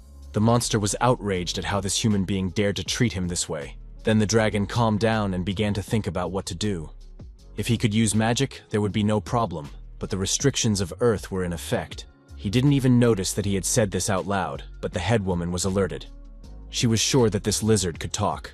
Then Li Ho appeared, and Yanyan managed to slip out of the girl's clutches and run to his master. He tried to catch his breath and immediately began to apologize, saying that if he hadn't been in such a state, he would have been able to defend himself. The girl stared at our hero with a mixture of anger and surprise. She hadn't expected that this lizard belonged to him. Still, she didn't want to be angry. The head woman decided to take a closer look at the animal, which reminded her of her own Dooley. She asked if this creature was the young man's friend, and Mu replied that you could say that, a very obedient friend. Kim Yujin, for that was the headmistress's name, didn't know what else to say, torn by terrible envy of her classmate's pet. This did not escape Mu's notice, but he did not know how to react in such situations, as he was not yet accustomed to the new ways of Earth. Yanyan fearfully grabbed his master's pant leg, most afraid that this girl would grab him again. The Lord of Earth noticed this too, and decided to play on the dragon's nerves a little. With a smile, he asked Kim Yujin if she wanted him to give her his pet. It was obvious that this was exactly what she wanted, but the Lord of Earth's secretary panicked at the prospect. Unfortunately, his master decided to appease the headman. So soon Yanyan was settling into her small but cute room. The girl looked at the lizard and couldn't understand what was wrong. It seemed to her that her new pet was extremely angry. A short time before, Li Ho had picked up the reptile and shown it to the head of the household, saying that he was looking for someone, and that if she helped him, she could take the animal for herself. The young man's face showed that things were not so simple, and that he might have hidden intentions. But Kim Yujin wanted a friend for Dooley so badly that she agreed. She nodded in agreement and replied that she agreed. Yanyan didn't know what to think. He didn't understand his master's intentions. Meanwhile, he simply unclenched his fingers, and the green monster flew straight down, turning upside down. However, it wasn't hurt because it landed right on the head of the headman, who wasn't ready for such a thing. The guy asked his secretary to stay with the girl for a while and then come back to him. It would be good for both of them. The dragon just spread his paws, not knowing whether to consider such an act of vile betrayal or a particularly cunning plan. In the end, Yanyan decided not to get upset and simply asked where his master was going, as he needed to clarify the situation. The answer surprised both him and the headman. Our hero informed them that he intended to go to the training ground. Now the dragon stood on the floor of the girl's room and wondered how he, the personal secretary of the Lord of the Earth, could find himself in such a dire situation. He had to explain to Kim Yujin that from now on, she was also working with the god Mu because she had taken his assistant under her wing. When he told the girl about this, she clutched her heart, saying that what she had heard had given her a severe attack of tachycardia. Then Kim laughed and reached out to the lizard, promising to help both him and Li Ho, whom he calls Sir. The girl proudly announced that she was the class president, so she had enough authority. The dragon asked what that meant, and Kim Yujin explained that she was the leader, number one in the class, or, if that made it clearer to him, the most important person. This reassured Yanyan, and he replied that he had thought so, that his master would not choose just anyone. Suddenly a thought struck the monster, and he asked tensely why the leader was not his master. The girl thought for a moment, then slowly muttered that Li Ho was not only not the leader, he wasn't even at the top, which threw Yanyan off balance. After a short pause, he shouted that it was simply incomprehensible, impossible. His master was stronger and smarter than everyone else. The little dragon couldn't calm down and yelled that he simply refused to believe that his master was not the leader. If such a girl was the leader of the class, then Li Ho must be at least the greatest leader on planet Earth. Yanyan said this with such determination that the class president simply did not have the strength to argue. She just sat there and remained silent. Meanwhile, the pet declared that from now on, she was obliged to make his master the strongest. The student laughed, thinking it was a joke, and happily agreed, but on one condition: the pet would have to visit her more often. The dragon was pleased with himself. He decided that the fish had swallowed the bait along with the hook, and now she could be used for his own purposes, such as gathering information about Earth. So he replied that he agreed. He would visit Kim Yoo-jin for the sake of his master. Yeon-yeon was very excited about his success, and he mentally asked Moo not to worry, as his assistant would make sure that he became the strongest. In fact, Moo himself was doing quite well at the task of physically strengthening his frail schoolboy body. He did all the exercises he could with the equipment available, and was very successful, because knowledge of physiology and control over muscles were second nature to him. After finishing another set of exercises, the Lord of the Earth jumped down, satisfied with the significant improvements. He was indeed getting stronger. His muscles, restored with the help of the Dragonstone, were growing and strengthening rapidly. Suddenly, the guy decided to check if he could do more. A crazy idea came into his head, which he immediately wanted to put into practice. Moo, in Lee Ho's body, prepared his fist and struck one of the handrails he was exercising on with all his might, practically breaking it. At the same time, our hero's hand remained intact, which was an excellent result, giving him hope that he could now fight at full strength. The Lord of the Earth remembered his opponent, who had attacked him yesterday in this very place, and listened carefully. It seemed that today the mysterious Avenger had not come to this place, which was a bit of a pity, because the thirst for battle was already consuming Moo from within. He decided to leave the training ground, concluding that his rival was also a schoolboy and was probably in class now. The metal support remained in place, but now there were clear traces of a fist on it. The young man headed towards the alley where he had said goodbye to Kim Yoo-jin and Yeon-yeon. He walked down the street, completely unaware that he had sweated profusely during class and that the smell was quite pungent. Lee Ho's body, which was in puberty, was producing a lot of hormones, which, together with sweat, could be smelled from a mile away. The wave of smell was so strong that the dragon could smell it from the girl's apartment. She was showing him a photo of clothes in an online store that resembled those worn by the attacker. Yeon-yeon sniffed again and now understood with certainty that he was smelling the body that his master had possessed. He said goodbye to Kim Yoo-jin and told her he would come back tomorrow, but now it was time to leave because he had urgent business to attend to. A second later, the monster had already jumped out the window and was running across the roof in fairly large leaps, too large considering his size and build. The next moment, Yeon-yeon landed on Moo's shoulder, his last jump simply spectacular. The dragon proudly informed the Lord of the Earth that he had managed to recruit the girl he had entrusted to him. Now she would swear allegiance to God just like any servant. At these words, our heroes noticed a fight in the doorway. More precisely, they walked past without paying too much attention to what was happening there. But Yeon-yeon smelled a familiar scent and reported it. Lee Ho's body froze in place, its owner burning with desire to go and check whether his secretary was right. In the doorway, the Avenger, in his usual disguise, was looming over some guy who was half lying on the ground. The latter's face showed clear signs of the boxer's fists, and he whined that stealing a bicycle was no reason to maim a person. Kang Chol delivered another kick to silence the criminal, whose chatter was getting on his nerves. His protective glasses were cracked, but the guy lying on the ground recognized the Avenger and told him that he was wanted, so let him get lost before the police arrived. The silhouette of our hero appeared behind the champion's shoulder, smiling, realizing that he had found his enemy. The boxer felt movement behind him and looked back, not expecting anyone else to be there. Taking advantage of the enemy's hesitation, the criminal on the ground attempted to get to his feet. Yeon-yeon suddenly started shouting that he could smell something strange, but his master ignored him as he prepared for a fight. The dragon continued to sniff persistently and bark about a suspicious smell coming from the neighboring store. He was agitated. Nevertheless, Moo had already started moving forward, his face showing his determination to start the fight immediately. Kang Chul put out his hand, showing that he was not going to attack. Our hero had already started running to start the fight as soon as possible and was rapidly approaching. The champion shouted that there had been a misunderstanding. He repeated once again that he had attacked by mistake last time, but still took a defensive stance. Lee Ho rushed at his opponent but did not strike, because he never struck first. He paused, waiting for Kang Chul to make the first move. A smile anticipating the fight spread across the young man's face, but absolutely nothing happened. The opponents stared at each other. Moo thirsted for blood, but his opponent showed no desire to attack. For a few seconds they stood silently in place, as if someone had simply paused the flow of time. At that moment, someone pulled the police baton the Avenger was fighting with out of the holster on his back. The bicycle thief was not so simple. He intended to repay the man who had beaten him in kind, shouting that he was going to beat him to death. The guy swung his arm to carry out his threat. Kang Cho-ryul had excellent reflexes and dodged the blow. It would have been strange if he hadn't. Because of this, The baton continued its movement and was about to land on Li Ho's head, who had no intention of dodging. He just waited, anticipating the first blow, after which he could use his fists with a clear conscience. That's exactly what happened, and the criminal put all his strength into the attack, so it would have been sacrilegious to ignore such a challenge. Mu smiled. The first blow had been struck, and now he could let loose and test his new abilities. First, the young man kicked his opponent with his foot to get a little distance from Kang Cho-ryul, preventing him from interfering. The baton fell from the guy's hands and spun in the air, as if the weapon itself had decided to change owners. Li Ho grabbed it and swung it. It seemed that his fists would get a little rest today.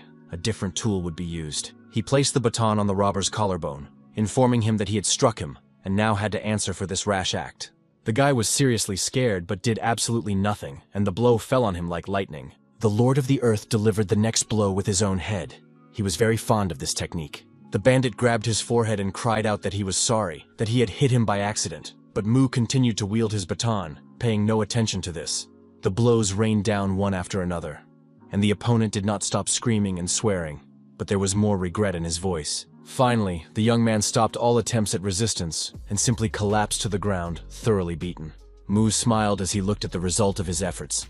He was satisfied, but still, beating someone up is not quite the same as fighting, and he felt a little sorry. When he first arrived on Earth, he was happy to have the chance to start his fighting career from scratch. Each of his opponents posed a real threat to his weak body, so he had to come up with a way to win. Even in the case of Kang Chol and losing the battle, there were advantages because it was a real challenge. Now everything was too easy, and our hero was bored to death, which did not make him happy. He needed to find a more interesting opponent, so the young man remembered the boxer and turned back. The champion was not there, and Mu looked around regretfully, trying to figure out where he had gone. It turned out that immediately after the robber's attack, the Avenger had decided to leave the scene of the crime as soon as possible. He watched Mu deal with the criminal, and thought that he didn't love his baton enough to get himself into serious trouble for it. Li Ho struck with a happy face, and the champion wondered with surprise how he managed to find him all the time. He ran, looking back and not watching his step, so he tripped over the dragon and began to fall rapidly. Yun Yun was sniffing around, thinking about how long it had been since he had eaten, and the guy smelled very tasty and appetizing. Somehow, the boxer managed to keep his balance, got back on his feet, kicked the monster, and ran on, cursing. The hungry Yong Yong remained lying on the ground, while his delicious lunch ran away, heading for home. The young man lived very close by, so after a few minutes, he was already at his front door. He rushed inside and kicked off his sneakers, the empty baton case bringing sad thoughts to mind. Kang Chol remembered his recent opponent, and tried to understand what made him so happy. Was it really the mere opportunity to fight? His sister, a former ballerina named Kang Hena, entered the apartment. She was now 26 years old, and had nothing to do with the arts anymore. She announced that she had caught another gangster today. After the incident, the girl had changed her field of activity and now worked as a prosecutor, which brought her unspeakable pleasure. Kang Hena patted him on the shoulder and began to tease her brother, hinting that no one dared to stand in her way. But he was not in the mood and asked her not to bother him. The young man asked if it hurt the prosecutor when she was beaten, hinting that he could not guarantee his future reactions. But she continued to have fun, even though she became more serious. The girl simply said that she wanted a plate of ramen without eggs for dinner, and her brother realized that he would have to cook today, which did not make him happy either. Kang Chol suddenly thought that physical violence no longer bothered or frightened the former ballerina, which was good. But he himself had changed a lot since the day he neutralized the stalker who had attacked her. It was a turning point. The guy looked into the pot of water and thought that he constantly felt anger when punishing criminals, and it was not the same anger as in boxing. The water was boiling, and the champion was still standing and looking into the pot, thinking that when he first came to this sport, he was completely different. The next day, Mu, in Li Ho's body, went to school, taking the dragon and Kang Cho-ryul's baton with him. Yon Yan said that he had been very hungry yesterday, so he apologized for his behavior, glancing at our hero's classmate. He had a bandage on his ear, just like the bully who had lost a piece of his ear, and the bald schoolboy suggested that the dragon was a monitor lizard, which infuriated everyone. Li Ho noticed the class president and called out to her, because he had kept his word, but the girl was not there yet. She looked back. As soon as she saw Yon Yon, she began to express her delight, as if it were the most pleasant thing that could have happened. Mu asked if everything in his assistant's story was clear to Kim Yoo-jin, and the girl thought about it. She had questions. She remembered the conditions under which she was allowed to take the dragon home, and Li Ho was interested in the guy in the blue hoodie. The headman said that if they were talking about the guy who hides his face and is always fighting, his name was Iljime. They headed towards the school, and our hero asked what kind of name Iljime was. Kim Yoo-jin explained that it was a combination of two names of a young man who constantly fights and beats up anyone who crosses his path. The girl asked why he and Lee Ho were fighting, whether the guy had done something wrong, and he replied that no, he had no idea why. Moo noticed that the man who attacked him was constantly running away, but next time he wouldn't let him get away like that without an explanation. The boxer had been following our hero for quite some time and now ordered him to stay there until it was all over, saying he would find him himself. As if nothing had happened, Kang Chul picked up his baton and ran past the guys, while Lee Ho trembled with excitement. Kim Yoo-jin asked what was going on, wondering if they knew the champion, which seemed strange to her. The Lord of the Earth smiled and said only two words, Iljime, completely confident that it was him. Throughout the entire lesson, the young man could think of nothing else but the upcoming fight with the boxer. He tried to calm himself down, convincing himself that he should just wait. But Moo wanted to fight so badly that he was almost jumping with impatience. Yon, who was clinging to his leg, experienced all the delights of his master's excitement and storm of emotions. Towards evening, the students were told that the study group would have dinner first and then go to the classroom on the third floor. Yon felt sick and was now very nauseous. So Moo handed him to Kim Yoo-jin and asked her to take him for a while, as he had some business to attend to. The girl was simply delighted. She gently hugged the dragon, happy to have the opportunity to play with him. She headed for the exit, glowing with joy, which was noticeable even to the naked eye and from behind. Not only that, but the glow remained even after the head girl left the premises, walking out the door and turning the corner. Speaking of the door, someone's hand touched it almost immediately, and the door creaked as it swung open. It was Kang Chul. He cautiously peeked into the classroom, and Moo replied with a smile that he had been waiting for him to arrive, as promised. The boxer calmly replied that it was cool. He had been waiting quietly, so there should be no problems. The guy took fingerless gloves out of his backpack and immediately put them on his hands, while our hero watched in surprise. Meanwhile, Kang Chul finished and simply asked Lee Ho if the young man liked to fight. He paused for a moment, then said that he didn't so much like the fighting itself as the pain and shock that his body overcame, becoming stronger.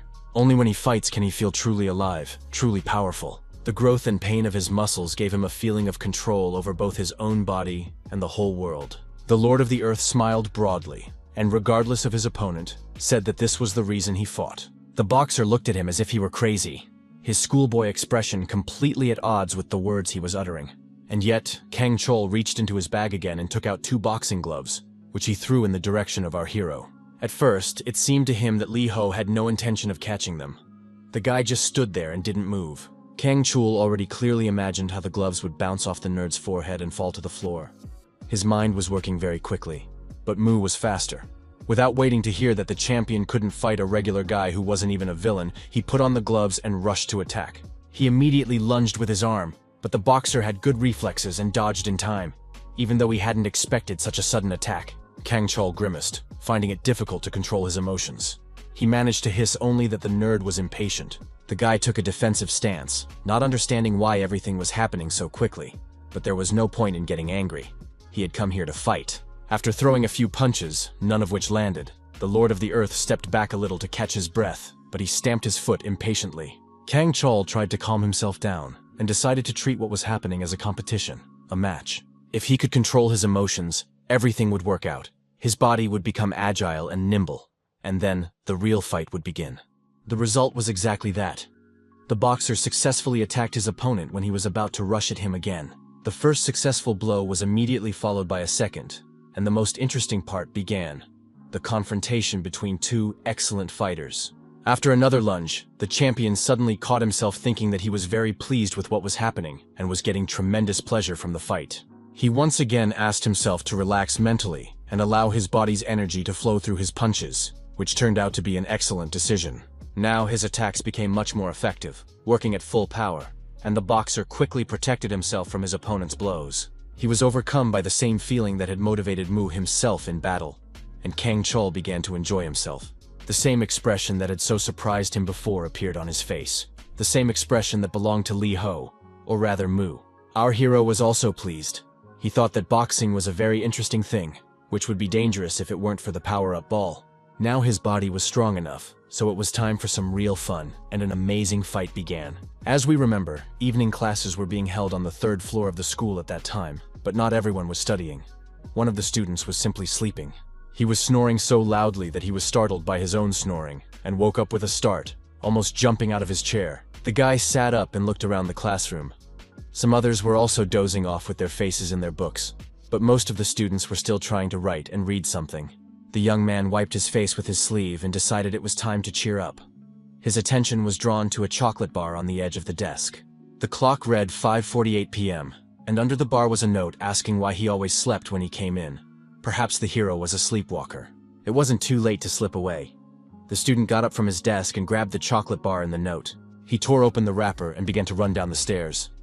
He had to hurry to make it in time. Time was running out. On the floor below, the student stopped and took a bite of the bar. He did it, and now he didn't have to worry. Suddenly, the boy's attention was drawn to 2 silhouettes fighting in one of the classrooms. It seemed he wasn't the only one skipping class. The fight was very intense, with Kang Cho-ryul attacking and Lee Ho successfully blocking every blow with his arms outstretched. But the fight had long since gone beyond just fists. Legs were now involved, and our hero delivered a knee strike. Then he kicked his opponent backward, who remained calm despite everything. The next blow was with his foot, but this time in a jump, and the boxer flew to the ground and tried to roll back and cover himself with his gloves so as not to get hit directly in the face. Then he got up again and took his starting position, muttering that this was boxing and such kicks were not allowed. Lee Ho asked curiously what boxing was. In the next second, he pushed off the ground and made an incredible jump to attack again. While the champion scratched his head in confusion, the guy exclaimed that no one had told him that blows should only be delivered with fists. Legs were just as good. He kicked Kang Cho-ryul with such force that he simply recoiled backward as if struck down. The young man felt the full force of the blow and was genuinely surprised at where the nerd got so much strength. Meanwhile, the Lord of the Earth had already launched his next attack, swinging his legs like a windmill caught in a hurricane. The boxer tried to parry the blows, but gradually retreated, hoping that his opponent would limit himself to his torso and head and not strike his legs. Apparently, Mu could read minds, because he decided to aim his next blow at Kang Chol's leg. The damage would have been very severe because the god chose one of the most vulnerable places, below the knee, and it was very difficult to stay on your feet after such a blow. But for some reason, the force of the blow left much to be desired. There was no trace of its former power. Something had gone wrong. The boxer remained standing, while Lee Ho himself almost fell. It was strange and did not correlate with previous events at all. Our hero quickly increased the distance between them, realizing that the Dragonstone's effect had worn off, and the ball was no longer strengthening his body.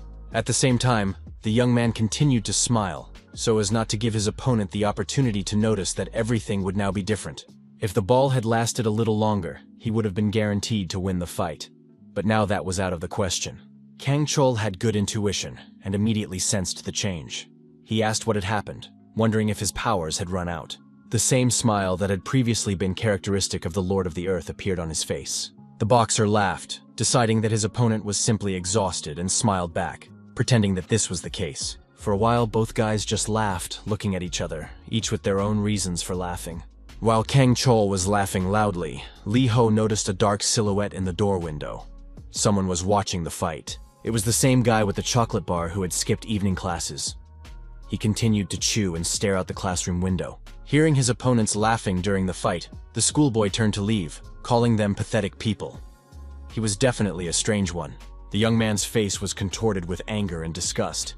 He thought the sight was clearly repulsive and not worth paying attention to. Meanwhile, the boxer had already rushed to attack our hero, his enthusiasm growing exponentially. Mu jumped into the air to counterattack with his foot, thus protecting himself and gaining some time. It turned out that the guy had miscalculated, and Kang Chol decided to hit him on the right knee, changing his tactics. Once again, his weak body couldn't handle the strain, and our hero literally trembled, hanging in the air, in excruciating pain. Meanwhile, the opponent lunged with his arm, and his fist stopped Lee Ho's tremor. Now he was just flying sideways. He flew quite a distance, a couple of meters, knocking over chairs and desks in his path. Mu stopped when he hit the wall, now leaning against it with his back, and rejoicing that his weak body was still no match for Kang Cho's muscles. Once again, he regretted that magic and mana were not available on Earth, as they would have been very useful to the third. The Lord of the Earth had already mentally used his power, but immediately realized that dreaming was harmless. and yet it was time to get back on his feet. On his first attempt, he managed to get up on one knee, but that was still better than nothing. Then Mu managed to stand up to his full height, and not only that, but somehow grains of mana began to gather under his hand. He clenched his fist, gathering all his life energy into it, which should have been enough for one crushing blow. The guy jumped towards his opponent and raised his hand to strike, then exclaimed joyfully that he did not expect his opponent to still be alive. Kang Chul simply grabbed the fist flying towards him with his hand and stopped it. From the outside, it looked like real magic. The boxer smiled and thoughtfully said that he thought Li Ho only had weak legs, but it turned out that his arms were weak too. The champion did not have time to finish his sentence, as he was distracted by a suspicious noise behind the door. Because he was distracted, he missed Mu's punch, which, although not too strong, was still noticeable. This surprised the hero so much that he almost shouted, wondering why he decided that the guy couldn't strike a second blow after immobilizing one arm. Kang Chul thought that even though the nerd's blows were weak, he couldn't miss them because his head was already spinning, and he needed to stay focused. He grabbed Li Ho's second wrist, but continued to experience severe dizziness, which had never happened before. Tiny particles of mana glimmered around him, and the young man decided that he was beginning to hallucinate. Just then, Mu delivered his signature headbutt, hoping that at least this attack would work. And so it did. Kang Chul flew forward with a broken nose, grimacing with hurt and pain. Our hero was extremely pleased with the result. It seemed that some of his divine tricks worked in this world too. To use magic, you need to gather the mana circulating around you and concentrate it in one point. But on Earth, everything is complicated by the fact that there are many other substances circulating in the air, such as dust, and oxygen also reacts. And yet there is a way. When there is a lot of mana, it concentrates and burns off everything unnecessary, purifying itself. Since this is prohibited on the planet, the process does not have the final result that one might expect. Mana accumulates but does not act, disappearing immediately, but its reaction compresses the air and purifies the oxygen, creating something like a small explosion or shockwave. Mu did not expect that this could give him an advantage in battle, and now looked at his opponent, who seemed interesting to him, the tip of his tongue involuntarily sticking out of his mouth. Perhaps it was quite possible to reward Kang Choryul with the signature mark of the Lord of the Earth, and he began to lean over to leave it. Suddenly, the boxer's hand shot up and grabbed our hero's face, preventing him from biting off a piece of his ear. The boxer shouted that he should not try to neutralize him, or whatever he was going to do, and that he should stop immediately. He instantly jumped to his feet and held out his hand, declaring that he was ready to admit defeat, but that the line should not be crossed. The champion said he wanted to say something else, but Li Ho covered his mouth with his hand, saying, "Next time." With that, the conversation was over, and Kang Chul turned and walked to the door, muttering something under his breath about next time. Mu felt a little disappointed. He was upset that his best opponent had not been marked, but that could be fixed later. The windows of Kim Yoo-jin's house had long since gone dark, except for the girls' room, which was brightly lit. Yeon Yeon stood ready to leave, carrying a rather heavy backpack with his belongings on his shoulders. The dragon complained that it was heavy. The girl was very pleased, and said that if he needed anything else, he should let her know right away. Burdened, the personal secretary of the Lord of the Earth moved toward the scent of the body in which his master was temporarily residing. Kang Chul ran out to meet him, but suddenly stopped and slapped his forehead, saying that he had forgotten his bag in the classroom. The dragon was quite vindictive, and immediately remembered how this young man had disrespectfully kicked him. Now a spark of mana glowed in his hand, and Yeon Yeon was eager to take revenge for the insult. The boxer felt dizzy, just like half an hour ago, and then he saw a strange green monitor lizard rummaging through his backpack. It was a diversionary tactic, and a moment later, the lizard, baring its teeth, flew into an attack on the champion. The boxer's reaction time was 0.16 seconds, and he reflexively struck the attacking monster, although he screamed in fear. Yong Yang lay sprawled on the pavement, unconscious, while Kang Chul began to examine the animal, trying to figure out what it was. Unable to come to any conclusions, the schoolboy simply turned around and went back for his bag, leaving the creature on the ground. This is how Mu found his secretary when he returned from school, thinking about the recent fight. He was a little puzzled by this state of affairs, and asked Yeon Yeon what had happened, but he did not answer immediately. For the first few seconds, the dragon simply opened and closed his mouth, unable to make a sound. The next morning, our hero dressed in the clothes Kim Yoo-jin had bought for him, and the backpack was perfect for carrying his assistant. The latter muttered incessantly from behind his back, asking, for example, if Mu liked his new clothes. The dragon proudly noted that his training was bearing excellent fruit, as the vice captain was doing an excellent job as his assistant. Noticing that passers-by were staring at his protruding horns with surprise, Yon said he would hide in the backpack for a while. The passerby turned out to be Kang Chul, who had simply changed his clothes. But it wasn't the dragon that caught the boxer's attention. He called out to Lee Ho. The boxer was surprised that the nerd was wearing a school uniform on a Saturday, since it was a day off, so he asked him why. Mu didn't know what Saturday was, and was somewhat puzzled by the question, and his silence alarmed the champion. He pulled his coat tighter, wondering what was wrong with this guy, as he had never met a stranger student than Kang Cho-ryul. Finally, the boy sighed and said that he had to say something anyway, since Lee Ho loved to fight so much. Lee Ho replied that he didn't like it, but he had to. These words did not fool the boxer, who remembered his opponent's happy face during the fight. He suggested that our hero hang out with him, and if he agreed, he could be sure that he wouldn't be bored without a fight. Mu had never heard a better offer in his life, but he couldn't react too enthusiastically, so he just nodded. Only then did Mu allow himself to smile from ear to ear, because a few seconds later it was much more appropriate. Without stopping smiling, he told Kang Cho-ryul that he thought he was a great guy, which was absolutely true. The Lord of the Earth happily asked to be taken to a place where he could fight, but Bok with air noted that this was not what he meant. They would not fight right away. Mu began to boil over and argue. The boxer explained something, and all this talk made Yan feel a little sick. Friday morning, the previous day, was no different from any other at the old Giryogi school. Access to the toilet in this establishment was regulated by senior students, and during lessons, it was restricted. The fact was that it was a room for secret negotiations and shady deals among the upperclassmen, or rather, some of them. The same thief who stole the bike brought the money he managed to get, but it wasn't enough for the deal. Yang Cho, who had been in each class for several years, so he was now 19, got angry and started yelling. The bandit shouted that it was all Ilhime's fault, that if he had managed to sell the bike, he would have brought in much more. The senior student punched the wall with all his might, showering Ilhime with curses. He didn't like it when someone interfered with their plans.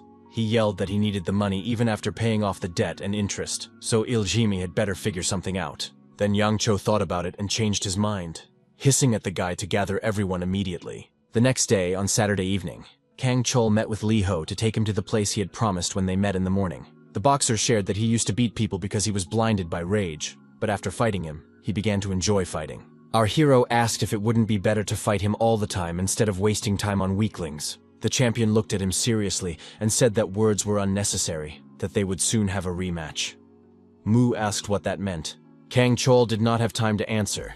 He turned his head slightly to the side, his intuition telling him that something interesting was about to happen. The first thing the athlete smelled was cigarette smoke. Since he didn't smoke himself, he was very sensitive to the smell. Soon, the entire space around them was filled with gray clouds of smoke, and the boxer put on a mask. How much did they have to smoke to make it smell so bad? It turned out that not that many. Through the smoke, he could make out only two guys who were animatedly discussing something. One of them had a neck brace, and it seemed that the guys knew Kang Cho-ryul, and he muttered that it was a real jackpot. One of the young men said something about playing more cards, and the champion came up close and asked why they were intimidating people. The attackers just laughed and said it was none of his business, but since that was the case, he should hand over his wallet immediately. Instead of answering, the hero punched him in the face. Such talk irritated and angered him terribly. Only now did the thugs realize who they were dealing with. The second one shouted that it was Ilhime, and that they needed to get out of there quickly. The smoke cleared a little, and it became clear that there were quite a few swindlers gathered here. But when they heard the name of the Avenger, they all panicked. Kang Chul was a little puzzled. There were far more opponents than he had expected to see. He called out to Lee Ho and asked him to get ready and give him his hand, but the guy didn't immediately understand why. Shouting for him to keep up, the boxer rushed into the crowd. It looked like the fight was going to be spectacular. Mu pulled a vest over his head to disguise himself, but didn't move. He really wanted to fight, but waited for the first blow. Just then, one of the young men knocked down by Ilchim grabbed his ankle. It wasn't an attack, but it would do. The criminal grimaced in pain, but still managed to ask if this weakling had come with the Avenger. The Lord of the Earth looked at him enthusiastically and asked if the bastard had really just grabbed him. Shouting that he could expect no mercy now, Mu swung his fist to strike, satisfied as an elephant. In a few minutes, our heroes took care of all the villains. Their bodies were weak, their endurance was poor, and their muscles were undeveloped. Kang Chul picked up a blue women's purse from the ground and asked the red-haired girl who had been robbed by the jerks if she was okay. The beauty sobbed loudly, but held out her hand to take her belongings, not rushing to speak. The boxer immediately recognized the girl from school, with whom he had recently discussed Li Ho's behavior, and he only hoped that she would not recognize him.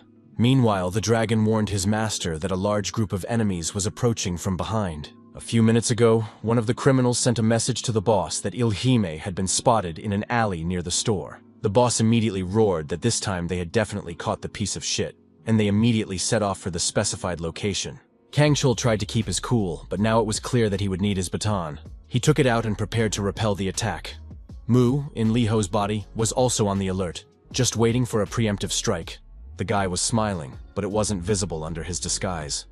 However, his eyes clearly showed undisguised pleasure and anticipation of the most delicious treat.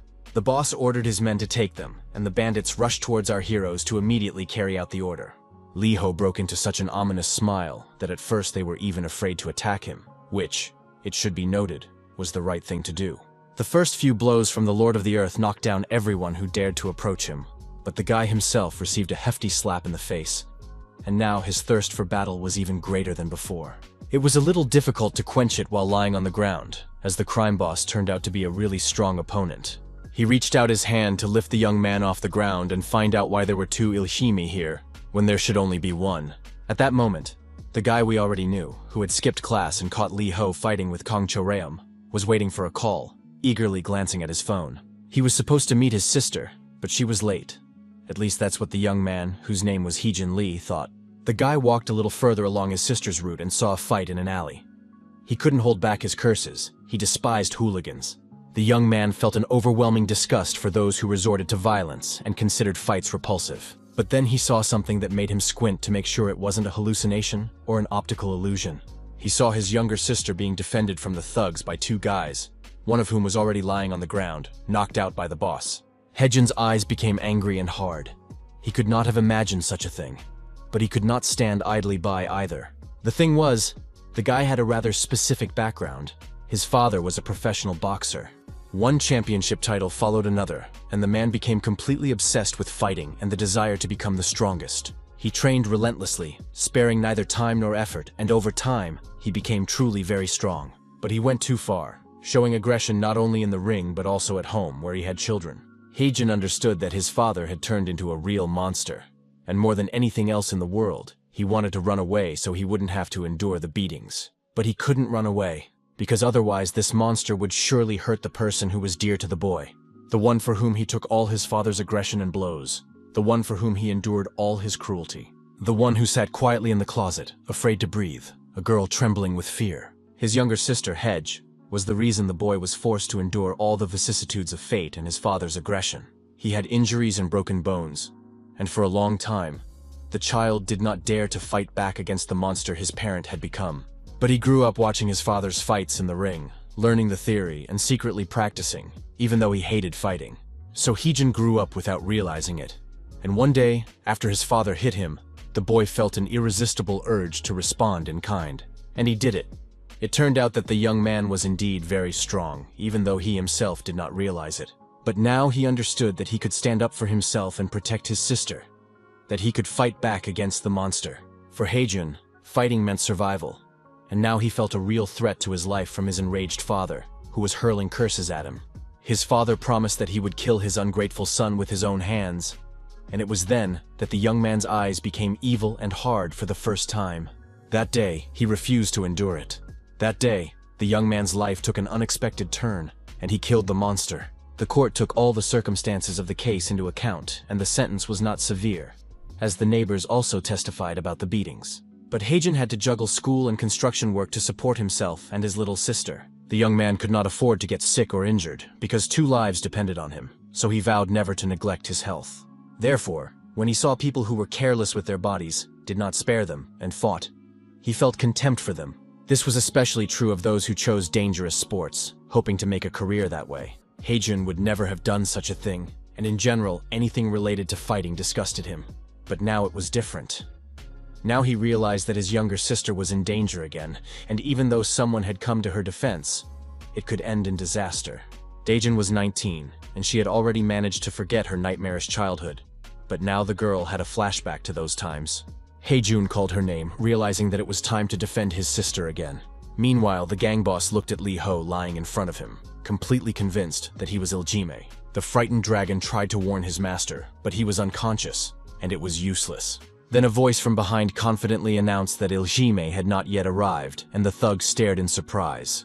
At that moment, he received a powerful kick to the ankle, all because he should not have been distracted. The criminal's eyes widened even more and he fell to his knees. It was very strange that the man did not make a sound. Someone's hand fell on the back of his head, grabbing his hair tightly, and the boss tried to figure out who could afford to treat him this way. He didn't succeed because the attacker immediately slammed the big man's face into the asphalt, sparing no force. Yong tried again to revive the Lord of the Earth.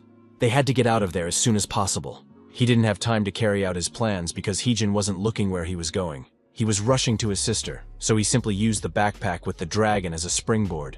The young man's speed was so great that the monster only managed to track a red spot flashing into the distance. Kang Chol froze in place. He had fought the bandits and taken down many of them, but not all. And now a newcomer had appeared. And this newcomer was taking out the criminals in batches, approaching the place where the boxer was. Soon, the champion had no opponents left, and he just stood there, assuming a fighting stance and contemplating the eternal. Hejun fought like a superhero, with a strength, speed, and technique that Kang Chol had not seen in a long time. The young man's eyes burned with fire, as if he really had supernatural powers. But in reality, it was just anger and determination. He stopped in front of the boxer, thinking that he was also a member of the criminal gang. But the guy put his hand out and tried to explain that this was not the case. Dajun called out to her brother to explain that she was fine and that this man was trying to protect her. Kang Chul was surprised to hear that his classmate had a brother. This information was completely new to him, even though he and the girl were quite close friends. Before the champion could process what he had heard, Heejin was already a few inches away from him, attacking with a headbutt in Mu style. Kang Chul's reaction was quite quick, but not quick enough. He softened the blow, but still couldn't avoid it. His brother pushed him in the chest with his hand to make sure that his opponent was knocked off his feet and posed no threat. He flew backward, trying to kick one last time, but it was to no avail and the boxer fell. Heijun grabbed his sister by the wrist and ordered her to get out of there immediately, to run after him and not to delay. The girl tried to explain something else about what had happened, but her brother didn't listen. Kang Chol began to get up, grabbing his baton. The gang boss, who had already come to his senses and was now completely enraged, blocked the couple's path. He yelled that he didn't understand a damn thing, and where the hell 3 Ilhime had come from. But it didn't matter. He would kill them all. Heijun didn't answer, just got ready to punch, and it was clear that he wasn't scared by the thug's threats. But the young man did not have time to attack, as someone else's fist flew into the thug's jaw faster. It was Mu, who had regained consciousness thanks to the dragon's efforts, but had not followed his advice to leave as soon as possible. Heijun did not expect such a turn of events, and now he was trying to figure out who this guy helping them was. However, the brother and sister did not think about it for long. They took each other's hands again and ran away as far as possible. Li Ho began to laugh and wish the bandit peace, while Kang Chol shouted for him to hide his face immediately. Meanwhile, the gang leader was not dead at all. He had already begun to try to get up. But all the man could see were 2 dark silhouettes running away as fast as they could to the end of the alley. The criminal cursed, not holding back his emotions, and it was obvious that he was now consumed by a thirst for revenge. A schematic portrait of someone appeared on the board. The face was funny, but still bore some resemblance to the original. Kang Chol explained to Mu that he had seen this guy today, a criminal named Yang Cho, one of the hooligans in the area. The boxer sketched out the entire neighborhood, pointing out the 3 high schools and the gang leaders who ruled there: Yang Cho, Kim Chung-gu, and Kwak Duen. Together they were known as Godori, and although they committed petty acts of hooliganism, they did not commit any major crimes. But recently, these guys started extorting money from people, and it turned out that the people they had just fought with had been intimidated by Godori. It seems that now the leader, Yang Cho, can be considered a real criminal, as he has proven recently. Our hero listened to all these lengthy explanations, but he didn't understand anything at all, because he hadn't been on Earth for very long. So Mu asked again what it all meant. How to distinguish a gangster from a hooligan, and what the difference was, why extorting money was so bad, and what high school was. Kang Cho became enraged and shouted that it was time to start thinking, asking if the boy's brain was just a useless accessory. At that point, Yan lost his temper and lunged at the boxer, biting him, then announced that he had endured his master's insults for too long. The dragon continued to loudly express his outrage, not mincing his words at all, and it seemed as if he was about to burst with rage. Kang Chul froze in surprise, then asked with slight confusion where this talking frog had come from. Yun did not want to be called a frog, and Mu had to introduce him as his friend. But that did not explain the animal's ability to speak. The champion began a monologue about how the guy was very suspicious, didn't know what Saturday was or other basic things, and was walking around with a talking frog like an alien. Mu imperiously remarked that the man was observant, then announced that he was a god. Kang Chul remarked that he was more likely an idiot, then was asked what an alien and an idiot were. All this was happening in the head boy's apartment. The girl was sewing clothes in her room, and now came out to the living room because of the noise.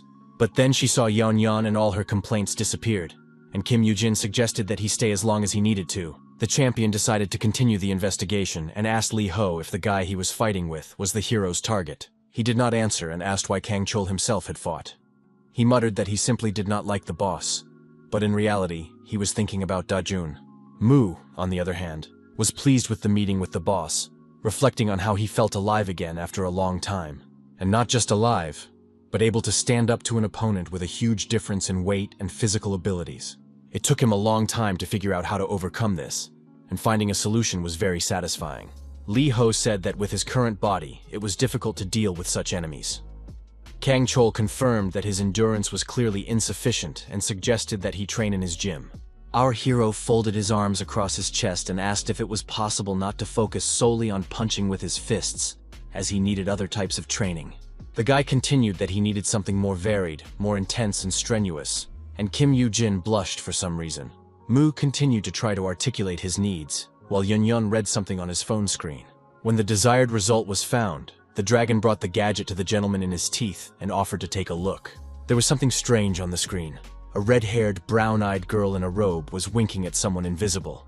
Then she delivered a direct blow to the solar plexus so quickly that it was impossible to follow what was happening. The opponent lay on the ground and could not get up. A voiceover announced that the challenge had failed, but the Lord of the Earth did not understand what that meant. The 13th was declared the winner. Then it was announced that any schoolchild could compete in the arena and win 1 million won. Kang Chul and Mu looked closely at the screen, and the boxer read that the fight took place every Saturday at 7 p.m. in Seep Park. Looking closer, they suddenly realized that the defeated participant, Godori, named Kim Jong-gu, was lying on the ground. Lee Ho asked if this was really the person they had recently talked about and received an affirmative answer. Our hero turned off his phone and smiled happily, announcing that he had already decided on his goal. First, he would defeat Yang Cho, and then all the other Godori, and he would do it in the next couple of days. In the Divine Abode, events were also developing in a rather interesting way. Unlike on Earth, both mana and magic, including dark magic, were available there. The mana needles that Lucifer used sometimes appeared randomly when the Demon King flew into a rage, and this was one such occasion. Most of the Divine Kingdom trembled at the wrath of the second most important and powerful of the gods. But the domain of Mu, the god of Earth, suffered the most, now left without proper protection. Lucifer hated him so much that he flew to this part of the world of the gods in the hope of getting even and taking revenge on his old enemy. But it did not work out. He tried many times to break through the protective barrier of the planet Earth, but in vain. Nothing worked. The celestial body under Mu's control remained untouched. This territory was inviolable to outside interference. Lucifer was ready to cry with frustration, but his status did not allow the villain to stoop so low and show emotions of weakness. He remembered how easily Mu had broken through the protective barrier of the planet Elmore to send Lee Ho there, wondering why everything came so easily to this scoundrel. Lucifer growled with rage, wanting to be as powerful as the Lord of Earth, but that was out of the question for now. Yang Cho felt the same rage towards our hero, or rather, the collective image of Ilhime. Even his facial expression was the same. The criminal constantly remembered how he had been beaten, how he had failed to deal with his enemy and everything else, and was ready to howl with frustration. He went into a public toilet cubicle and decided to take out his anger on the doors, working them over thoroughly with his fists. Outside, he had an appointment with the bicycle thief, and he needed to shake some money out of him. The young man didn't have any money, but he handed his boss the wallet that Da-jun had lost. Yang Cho calmed down a little and immediately began to shake out all the contents of the wallet. But there wasn't much in it. A few coins fell to the ground with a loud clink, and there were no bills at all. The gangster was clearly disappointed. He muttered that kids these days were poor, and at this rate, he would soon not even have enough money for cigarettes. Suddenly, Lee Da-jun's student ID fell out of the wallet, which was a slightly more interesting find. Yang Chong looked closely at the document and frowned, unable to understand how he could benefit from this find. Suddenly, the thief boss had an idea and smiled. It seemed that this ID card could indeed be useful. The next day, Mu and Yon went to the park where the arena was located. They walked along the fence, trying to figure out if they had mapped out the route correctly. The class president had drawn the map, and it took the dragon a lot of effort to figure out what was what, so the heroes got a little lost. They had to walk to a small alley and then turn right. Mu was checking the map on his phone and didn't notice an athlete running towards them with a dog. Yong was suffering from flatulence and commented on the route with short breaks, apologizing each time. The jogger's pet immediately smelled the scent, and they had almost passed Li Ho, but something went wrong. The animal stopped. Its eyes began to squint a little, because it had never encountered such a smell before. It was not earthly. At first, the dog was confused, but soon it bared its teeth and stared wide-eyed. It was definitely feeling anger and the desire to attack the unfamiliar creature, but it didn't dare to do so yet.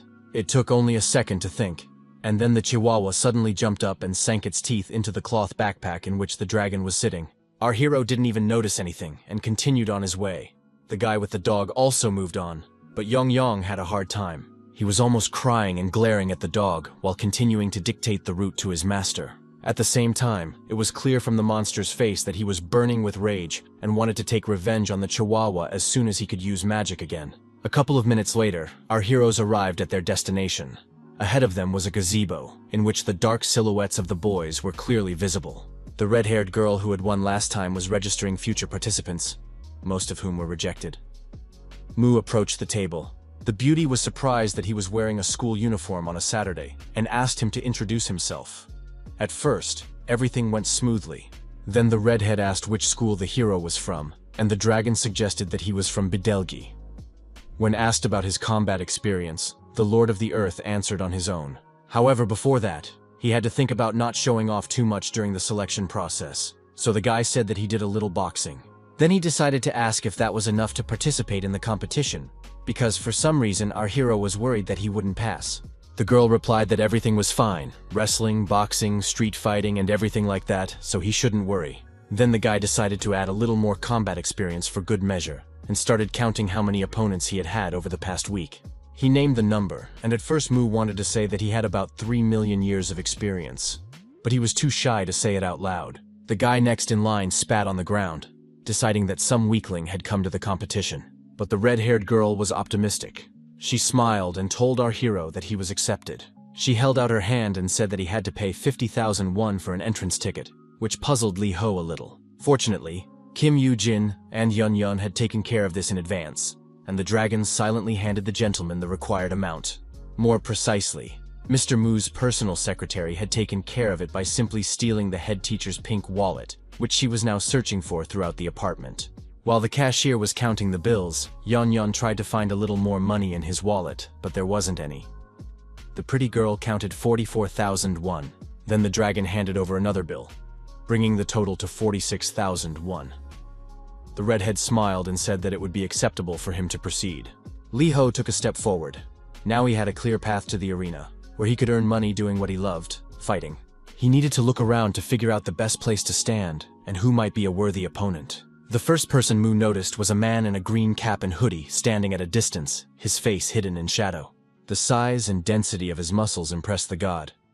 This fighter was clearly very well trained, but something about his figure was not right. Our hero thought that this could well be the guy he saw yesterday, one of the Godori. Suddenly, Li Ho's attention was drawn to the red nail polish on his fingers, and he was a little surprised by such a distinctive feature. The red-haired girl announced that the fight was about to begin, with only a few minutes left, so she hurried to introduce the champion to everyone. This person had been the champion for 13 weeks, and no one had been able to defeat him. But the most surprising thing was that it was a girl with the nickname Whistler. Mu decided that this was his chance, and that it would be sacrilegious to miss such an opportunity, so he headed forward. The red-haired administrator was broadcasting and immediately turned around when she saw the guy approaching with his fists raised on the screen. She announced that the fight would begin when both sides agreed to fight. Li Ho smiled broadly. He was absolutely ready. Not only that, but the Lord of the Earth decided that in this case, there was no need to wait for the first strike and stepped even closer. But then the administrator blocked his way with her hand and asked him to wait, saying that there were certain rules and the champion had to agree to them. The girl's face was surprised and a little alarmed, and she asked what the young man was doing. She asked if he hadn't watched the broadcast and didn't know what to do. A piece of paper appeared in front of our hero. It outlined the format of the tournament and indicated the winner's prize of 1,000,000 won. The names of the participants were listed on the diagram. The redhead immediately crossed out 3 of them with a red X, explaining that only the 4th fight would be held now. The runner with the dog, whom we already knew, came out to meet the guy. He was recognizable by his distinctive hairstyle, a pigtail.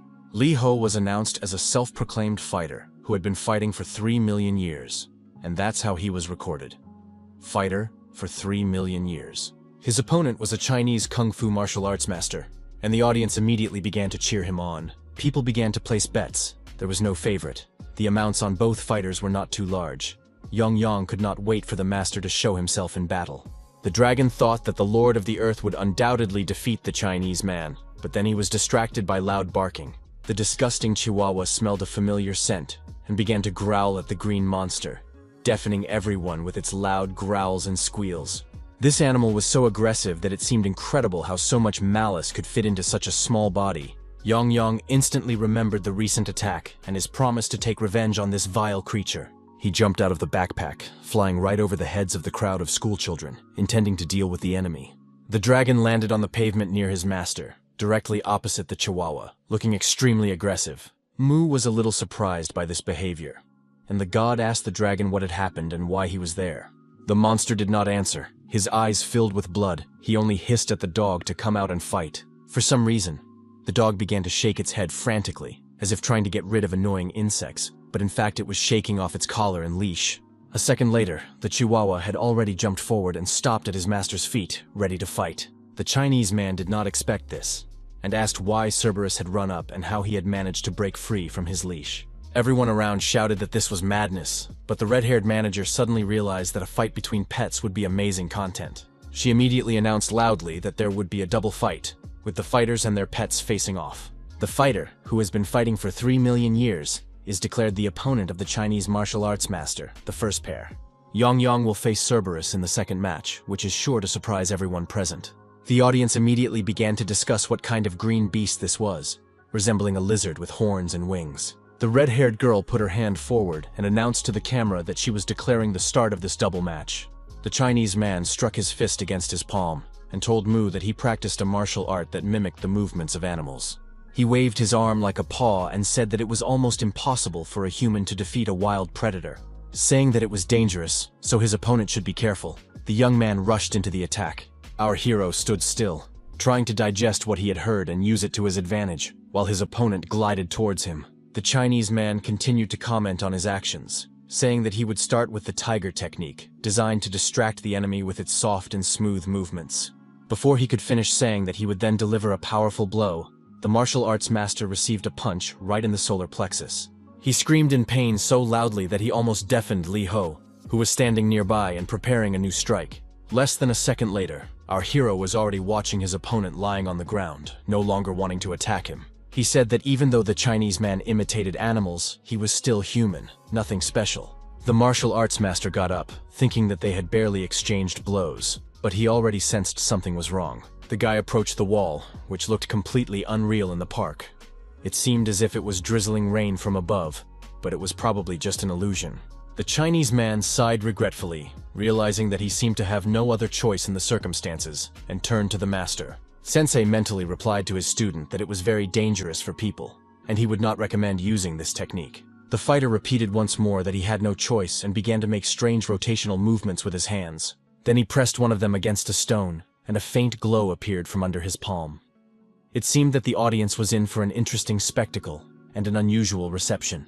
Suddenly the bones cracked. The human palm took on the appearance of some kind of beast's paw, and cracks appeared in the stones. The Lord of the Earth watched what was happening with obvious curiosity, interested in what would come of it all. Meanwhile, Yon was completely focused on his opponent, making threatening sounds and preparing to attack. He thought about how he was used to using magic, so he wasn't very strong in hand-to-hand combat. Meanwhile, the dog began to glow, as did its owner's palm. The next second, the chihuahua jumped up on all 4 paws and rushed forward, spraying saliva in all directions. The animal looked completely insane, its eyes bulging out of their sockets and seemingly rotating 360 degrees.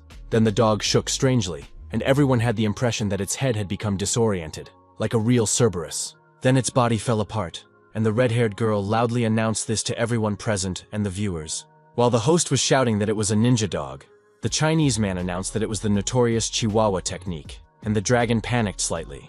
Cerberus persistently tried to bite Yang, while the monster tried to figure out which of his heads was real, apparently the central one. He decided that he would not be mistaken if he tried and struck with his paw, and the dog abruptly returned to its normal appearance. This did not prevent it from clinging to the dragon's neck, and the first attack was immediately followed by a series of bites. Yang managed to roll on the ground and shake off the Chihuahua, with the host actively commenting on all the pet's actions. The dog took up an attacking stance again and growled viciously, clearly not considering its opponent a serious threat. Meanwhile, its owner activated the four-legged mode of his beast technique and growled, still emitting a faint glow. Then he made a barely noticeable forward movement, as if a predator were sneaking up on its prey.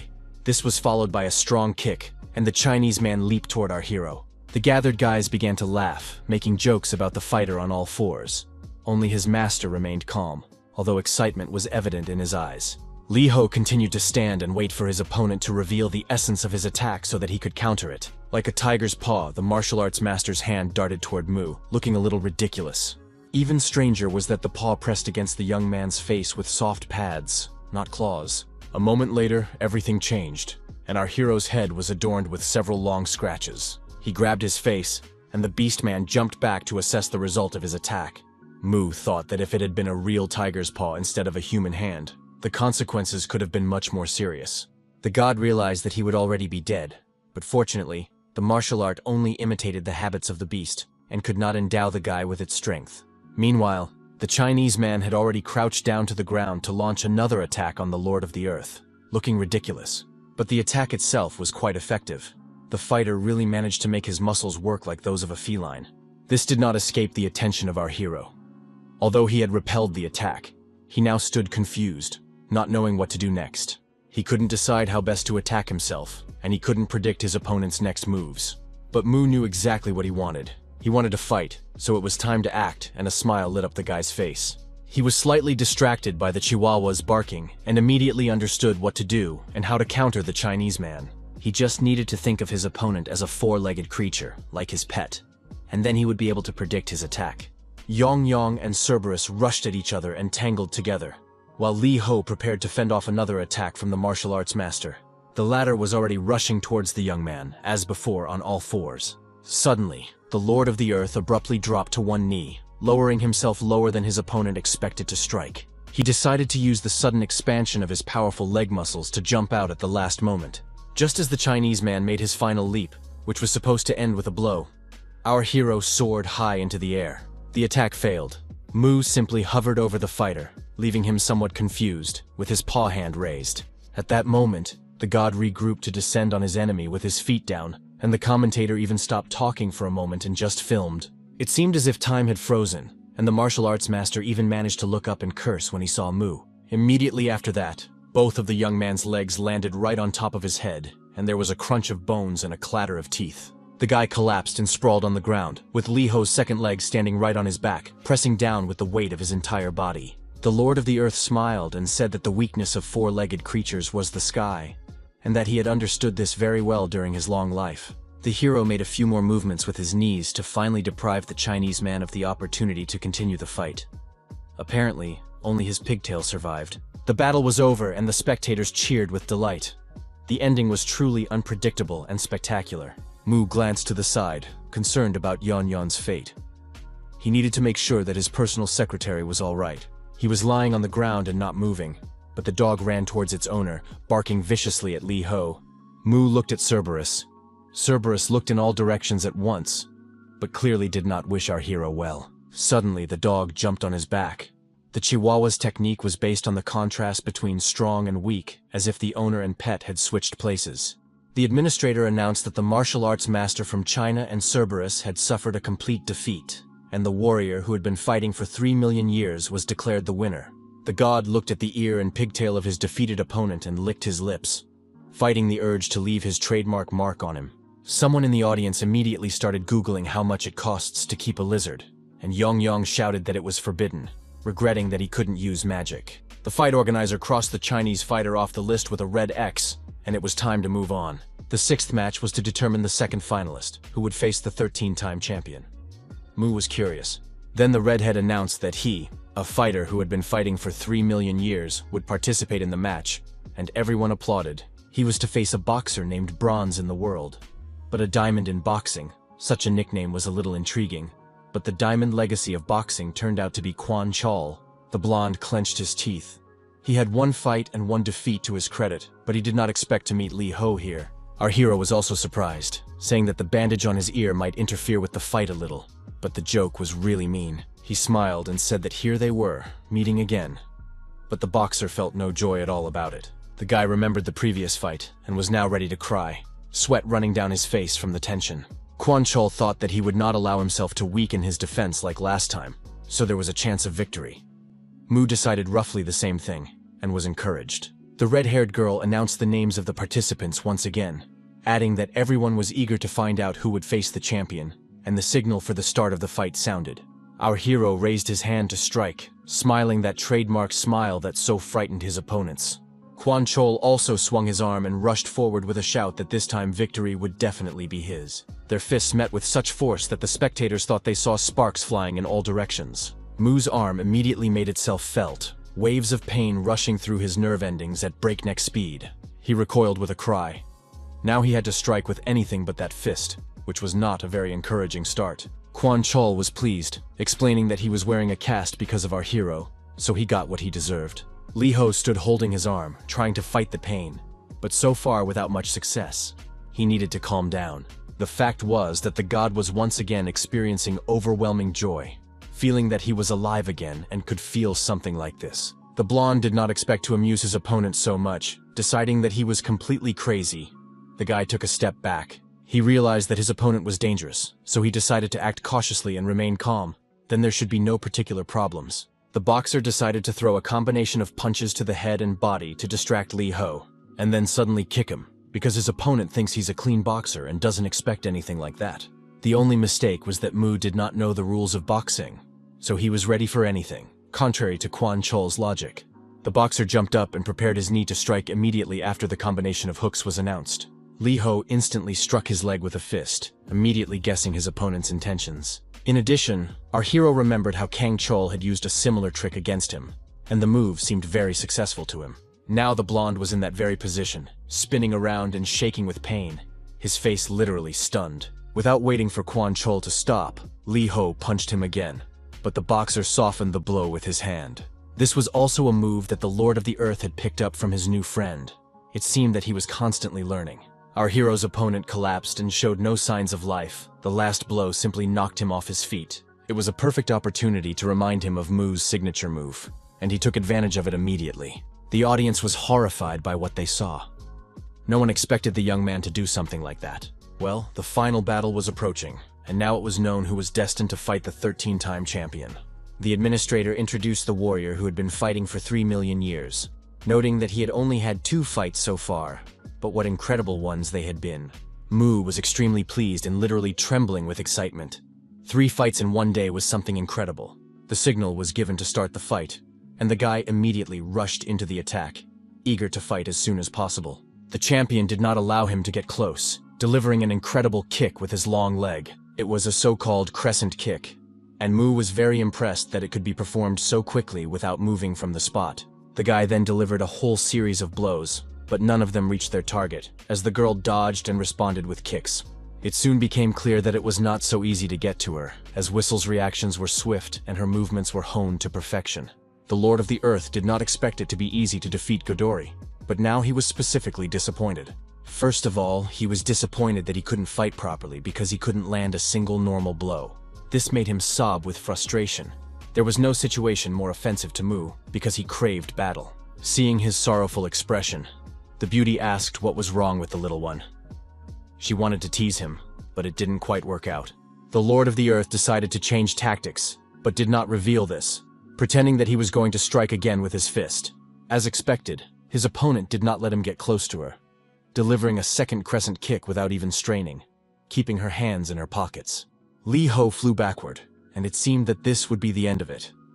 No one suspected that the god had a military trick up his sleeve. As he fell, he suddenly kicked out with his leg and hit the girl right in the face with such force that her cap flew off her head. It was the first time that a headdress had left its intended place during a fight, and Whistle was taken aback.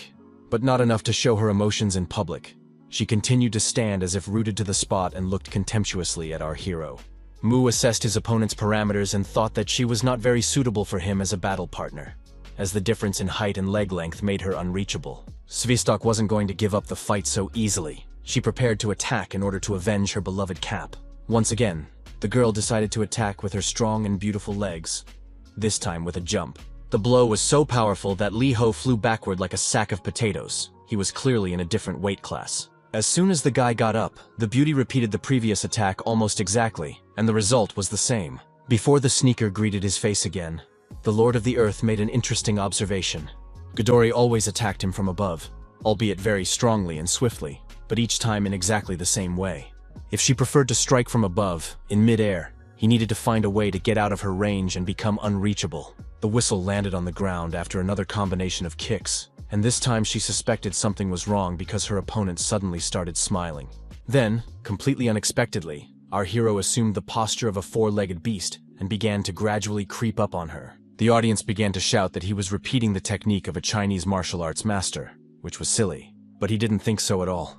He needed to close the distance and get closer for the strike, and this method worked perfectly. The girl froze in surprise and reflexively leaned back a little, not knowing how to react to this. She decided to use a sweep, but her leg literally froze in the air when she realized that her opponent was laughing.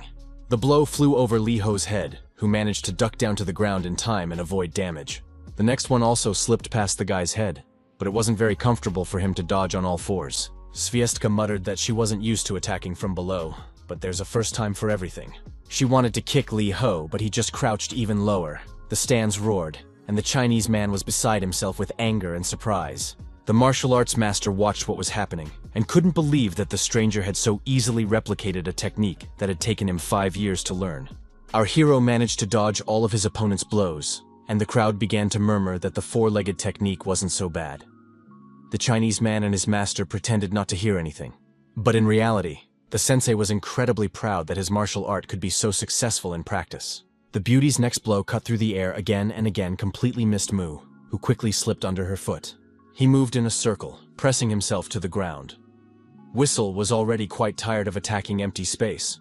Her opponent reminded her of a cockroach. Since it is customary to fight insects with a slipper, the girl decided that she simply had to crush Lee Ho with her foot. She spun her signature kick again, trying to figure out where our hero would be in the next second. Because the beauty was spinning around, her cap flew off her head again, distracting Godori. It seemed that the headgear had a special meaning for her, because when it was not in place, the girl began to get nervous. Now she was following the baseball cap with her eyes and missed Lee Ho's kick, who was not losing his concentration for a second. He already had experience imitating the style of a beast and had learned a special strike called the Giant's Fist, which he had learned from a demon. It was this incredible strike that completely changed the course of the battle between the Lord of the Earth and the Whistle. The fact is that Mu was originally from Earth, but after becoming a god, he never stayed on the planet for long. 3,000 years before becoming the Lord of Earth, he moved to the planet where Lucifer sent him.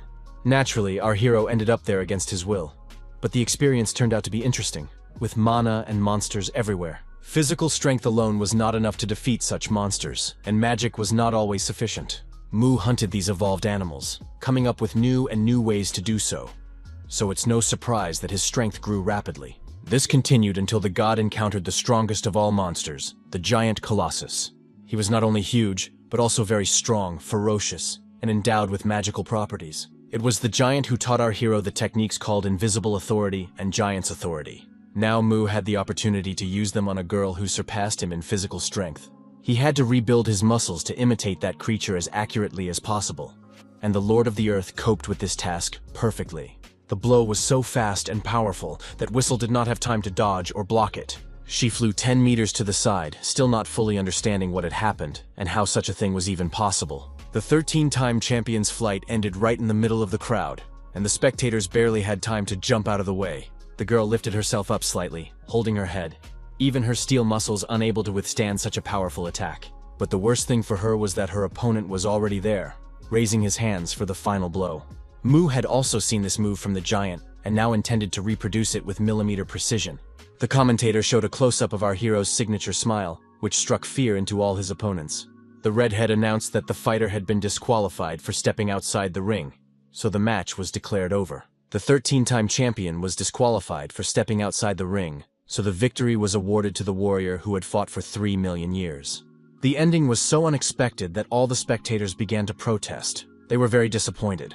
The redhead said goodbye to the audience, saying that was all for today, and they would see each other again next week. When the camera turned off, the girl abruptly stopped smiling and ordered Lee Ho to follow her to get his money. They left the park and headed down a long and deserted alley, and our hero felt a little uneasy. Without turning around, the redhead clarified that she had promised to give him 1 million won for his victory, which also sounded strange. She added that in fact the guy's victory only gave him the right to participate in the final, nothing more. Mu frowned. The girl explained that in order to get the money, he would have to defeat one more opponent, and now the young man cheered up. Quite unexpectedly, the girl made a sharp turn and looked up at the Lord of the Earth with a malicious look. The next moment she was already flying at him, putting her small but sharp knee forward. Lee Ho yelled in pain and surprise. He hadn't expected this fragile redhead to know how to fight, and so well, that our hero fell flat on his back and realized that she was his last opponent. Goduri's leader, Kim Chung-gu, for greater effect, the girl struck a coquettish pose, as if hinting that appearances can be deceiving. The guy lay on the ground, clutching his chest. He knew that this would happen. From the movement of the girl's muscles, he immediately guessed that an ambush was being prepared, but he still let himself be hit. He had expected a preemptive strike so that he could enjoy a fight, but this time it seemed wiser to dodge. The blow proved fatal, and Lee Ho-mu's body could no longer fight. Godori's pink shoes began to recede into the alley. Around the corner, the 13-time champion was waiting for her, seemingly aware of everything that was happening. The girl apologized for her boss having to finish the job for her. They had almost lost 1 million. The redhead replied that it didn't matter, because the situation had been resolved in their favor anyway, so it was time to leave. Our hero crawled after them, muttering not to leave so quickly that he could still fight, but in reality, that wasn't the case. Mu slowly moved forward, urging Yan Yan to quickly get the healing ball, but the dragon was nowhere to be found. It had been stolen by his classmate Lee Ho, on whom Mu had left his trademark mark. The guy was rushing home, clutching Kim Yoo-jin's backpack, in which Yan Yan was traveling. The monster sat inside and thought only about how everything had turned against him, and what to do now. And the bully was also thinking about it. It all started with a gaming site that Kwang Chul showed him. The blonde guy assured him that it was cool and safe. Pretty soon, the guy got hooked on the game and became completely addicted to it, never letting go of his phone for a moment. He just wanted to have some fun, but very quickly got caught up in the money and lost 5 million won from his mother's account. Now the hooligan was going to take out a loan, and he needed something valuable as collateral. So the guy decided that a rare animal would do just fine. He came to the office and placed a backpack in front of the clerk, from which came a vicious snorting sound. Then the fabric trembled and began to move across the table, and the bank employee asked what it was. Lee Ho's classmate unwrapped the bundle, revealing Yon Yon, who was tied up with a belt and struggling to free himself. The hooligan showed the employee an article on his phone and explained that this was a gadaria, an endangered species found only in New Zealand. The young man showed the photo again and said that the resemblance was striking, and that the horns and wings were due to an unusual mutation. He began to shout that if a collector could be found, the animal could fetch a huge amount of money. The organization's employee shook his head, but the young man did not back down, promising profits in the hundreds of millions of won. He didn't even notice when another person entered the room, wearing dark glasses and a purple hoodie, apparently for camouflage. Lee Ho's classmate was offered only 1 million won for Yan Yan, and he took the money but looked clearly disappointed.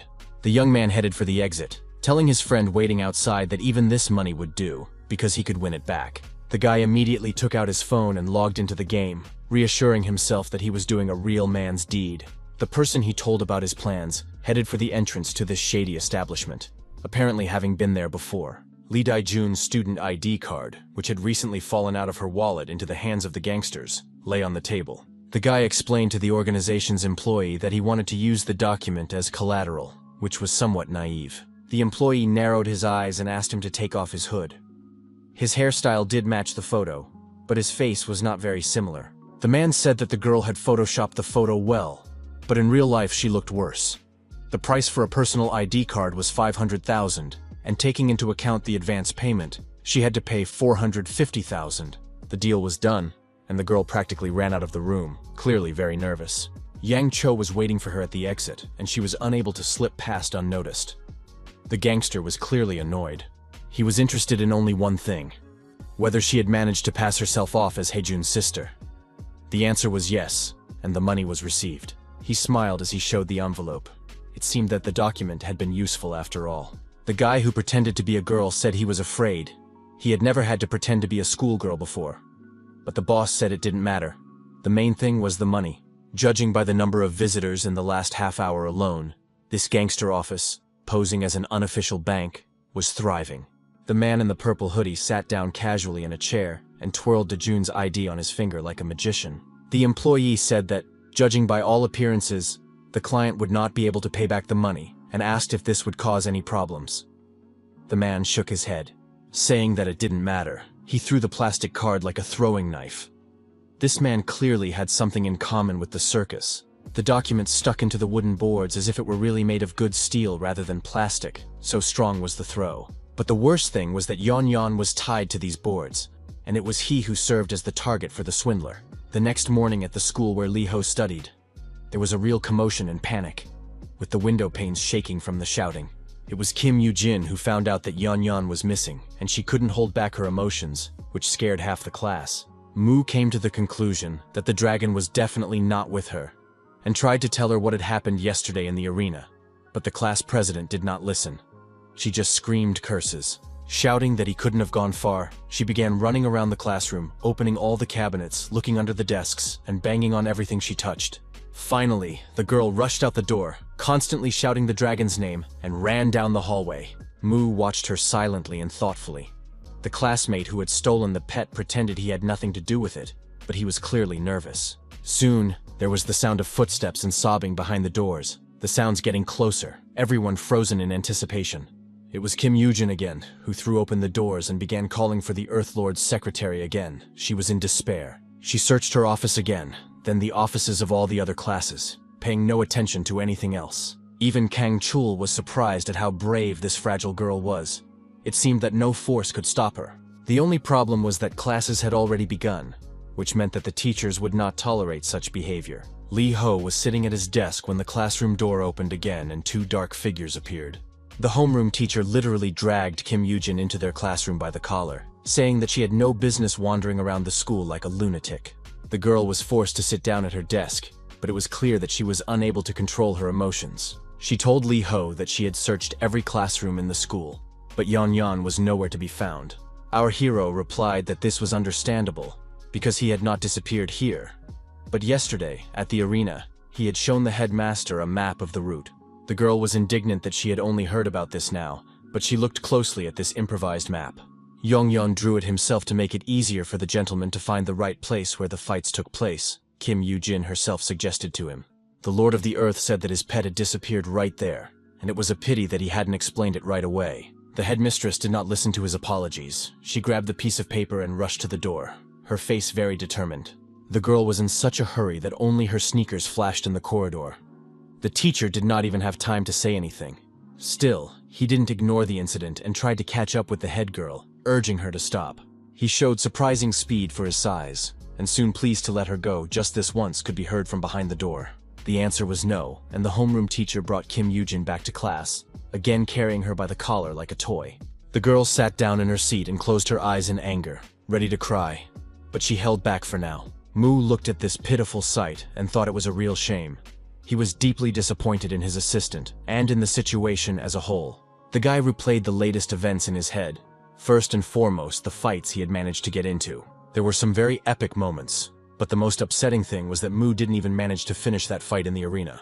Well, the sudden attack by the red-haired Godori made him think hard about how strong his enemies were. Now the Lord of the Earth sat at his desk and regretted not finishing the job, his hands trembling with impatience. But the most pitiful thing was the condition of Lee Ho's frail body. His muscles were so overworked that they ached constantly. There was still so much to do. Our hero smiled. The prospect of defeating his opponents filled him with optimism. He decided that it was enough to heal himself with the sphere, and he could safely go into battle. Kim Yoo-jin continued to suffer because of Yeon. He had to stay in school until the end of classes, which was not an easy task. But in anticipation of the battle, Moo managed to hold out until evening. The class president immediately grabbed the young man by the arm and pulled him toward the exit. She had to save Yan Yan. The girl couldn't think about anything else. They rushed out of the classroom as if they had been scalded, which puzzled Kang Choryul, who was just coming down the stairs. The guy asked what was going on, remembering that Kim Yoo-jin had been quite agitated before. The schoolgirl stammered that it was serious, her pet was missing, and then Da-jun appeared and asked the boxer if he had seen her wallet. The class president tensed up a little, deciding that this was Kang Choryul's girlfriend, and even forgot about Yan Yan for a moment. Both of them made faces that made it perfectly clear that the assumption was wrong, and no further explanation was needed. Then Kim Yoo-jin apologized and said that she had lost her dragon, and maybe the guys could help her find it. Kang Chul asked if she was really talking about a dragon, as he was skeptical, but the head of the village nodded. Lee Ho began to explain that the dragon used to be huge, but now it had shrunk to about the size he was showing. Mu wanted to add that it had a healing sphere inside it, but decided that information was unnecessary, limiting himself to describing the color and shape of its back, which he used to ride on. The students ran down the steps together, while our hero thought only of how, once he got the dragon stone, he would be able to fight again. Realizing that none of his companions had waited for him, the Lord of the Earth was a little surprised, but it was for the best. The boy smiled broadly. Since the others had gone in search of it, he didn't have to worry about Yeon-yeon and could spend his free time training. Meanwhile, Yang Cho, like the bully from Lee Ho's class, was playing the same ruinous game that had already driven many into debt. The money was flowing away like water down a drain, and the thug was so angry that he was ready to smash his phone after every loss. The toilet door shook as the guy stamped his feet and begged the system to give him another chance to win back his losses. And the gangster got that chance because he banged his forehead on the plywood with a loud curse of joy. The next emotion was relief. It couldn't be that he had won such a huge amount of money, and a bump appeared on his forehead. For a while, the young man just sat and stared at the door. Then his mouth began to smile little by little. He placed his last coin and hit the jackpot. It seems that some people can be called lucky, but the main thing is not to forget to put on your pants. At the thought that he now had a fortune, Yang Cho broke into a happy smile. Now he couldn't just stop playing. The excitement was overwhelming. First, he had to pay off his debt before the interest accumulated, so the guy picked up his phone again. With a beaming smile, he tried to withdraw money to his card. It seemed that all his problems were now solved. The app had its own peculiarities, so the system asked him to wait until the transaction was complete. The time dragged on agonizingly, but nothing happened, and the young man began to get nervous in a way that was not childish. Soon, he was covered in sweat, with beads dripping down his tense, hunched back. He was unable to withdraw the money. 6 days after the search for Yeon-yeon began, Mu met his homeroom teacher, who was surprised to see his student beaming, even though he had not been attending classes. Our hero had a dazzling smile on his face, so the teacher was even embarrassed to ask where he had been, but we know that God was training. All this time, the girls were trying hard to find his pet. First, they searched the entire school grounds and the place where the arena was located. Then they looked into the very alley where Lee Ho had gone to get the million he had won, but only earned a knee to the stomach. Kang Chul also helped his friends. He printed and posted missing monster flyers, even in his own gym. It was all in vain. A few days later, Kim Yoo-jin and Lee Da-jun, completely exhausted, sat down on a bench in the park. The class president thanked her for her help. The high school student had spent a lot of time and skipped many classes, but she replied that she was happy to help and that she wasn't a nerd anyway. Kim Yoo-jin was very angry with Lee Ho for not joining the search, because it was his pet. The girl said she was going to run to the store to buy some water and something tasty. They deserved a break. Da-jun agreed to wait. The high school student sat down on a bench and waved to her friend, not yet aware that a loan office employee was standing right behind her. The man was holding Da-jun's lost school ID card in his hand. Apparently he was looking for her here. When Kim Yoo-jin returned from the store, her friend was not where she had left her, and the girl began to feel a little nervous. The bench was completely empty, as was the entire park. The class president stopped, confused, and began looking around, calling out for Da-jun. A few days ago after school, Mu decided to visit the park to ask about Yeon-yeon, but instead found something more interesting to do. He met the homeroom teacher who taught physical education, and the man aroused the hero's keen interest. The boy began to feel his muscles from all sides. The Lord of the Earth had never seen such a physique before, and the teacher tensed slightly. Mu was so interested in the structure of muscle tissue that he even forgot to apologize for his behavior. Our hero poked the teacher in the chest with his finger and said that he had recently trained this muscle too vigorously, tearing his ligaments. The man was surprised. Lee Ho praised his impressive muscle size with admiration, and the strong man broke into a smile, seemingly realizing that the kid understood something. The young man put his hands on his hips and happily announced that he would also take part in the training, and that this decision was not up for discussion. For a while, the homeroom teacher wondered whether to punish the student for such insolence, or to allow him to train with the others. He really liked the latter option.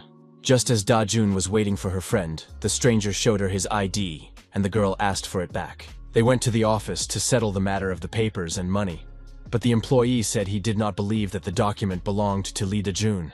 More precisely, he said that if it was hers, it had been left there to borrow money, and if she wanted it back, she would have to pay the interest and the entire loan amount. The beauty was outraged. She had never borrowed any money, especially in such an establishment and against the collateral of documents. Her screams and cries were interrupted by a loud crash as someone behind her slammed their fist on the table with all their might. The man in purple hissed through his teeth that she shouldn't play dumb, that she had taken the money and was now trying to fool them, and that it was starting to annoy him. Da-jun looked back at him in fear, and the blonde man also chimed in, saying that since he had the item, she must have the money. The girl realized that arguing was useless, and simply asked how much money was involved. It was clear that she was preparing for the worst. The employee announced that 500,000 won had been issued, but since the deadline had already passed, a 50,000 won penalty had been added. The schoolgirl smiled with relief and said that it wasn't that much, and she would pay it back within a week. The office employee threatened that if the girl did not keep her promise, she could be sure that they would find her. He pulled out a desk drawer and threw Da-jung's ID card into it with the other documents, throwing it very contemptuously. The man added that they knew her school and class, but the beauty asked only that they not lose the document, as she would return for it. Da-jun left without saying goodbye and slammed the door loudly, which clearly did not please the blackmailers. The blonde man cursed, noting that young people these days had terrible manners, and the guy with glasses snorted meaningfully. He asked who the employee was referring to, and when it turned out to be him, he raised his hands in fear and apologized to the young gentleman. The guy in purple asked if it was time to call his subordinate's uncle for a talk, and the latter began to beg fearfully not to call his boss, as the end of the working day was approaching. Soon evening came, the lights in the offices went out, even the snack bars closed. It was quite late. The blonde man left the office and locked the door. He had stayed late today because he was afraid to go home. The employees always left the key in a flower pot, and this day was no exception. Rules are rules. The guy walked down the hallway, exhausted and grumbling about how much he hated serving small fry like purple. It was quite dark on the stairs, and the employee decided not to turn on the light as there was no one else in the building anyway. Da-jun was hiding on the floor above. The girl peeked out to make sure the blonde guy was gone for good. She quietly crept down the hallway to the door, thinking that she would just take the ID card. Giving money to these scammers was pure madness. The schoolgirl tugged at the door handle, but it was locked, which for some reason Da-jun hadn't thought about.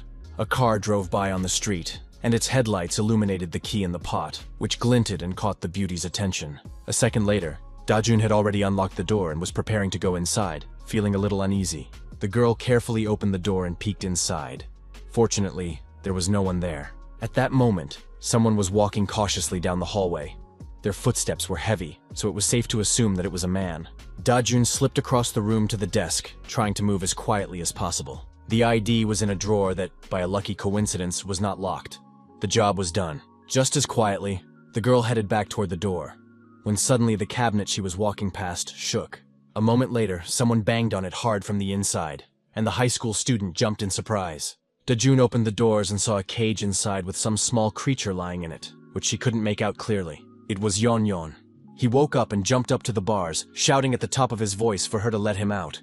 The girl screamed in fear and backed away, bumping into someone who was walking down the hallway and was now in the room. She looked back and froze. Seeing this man here was not the most pleasant moment of the day. It was Yang Cho, and he didn't notice Da-jun either because he was heading for the very table she had already searched. The guy covered the schoolgirl's mouth with his hand so she wouldn't scream, and the beauty nodded that she wouldn't make a sound. The bandit explained with gestures that he had come here just to pick up the documents, so she shouldn't worry. He immediately recognized the girl whose wallet he had stolen, and remembered the photo on her ID, so he guessed that she was here to steal it.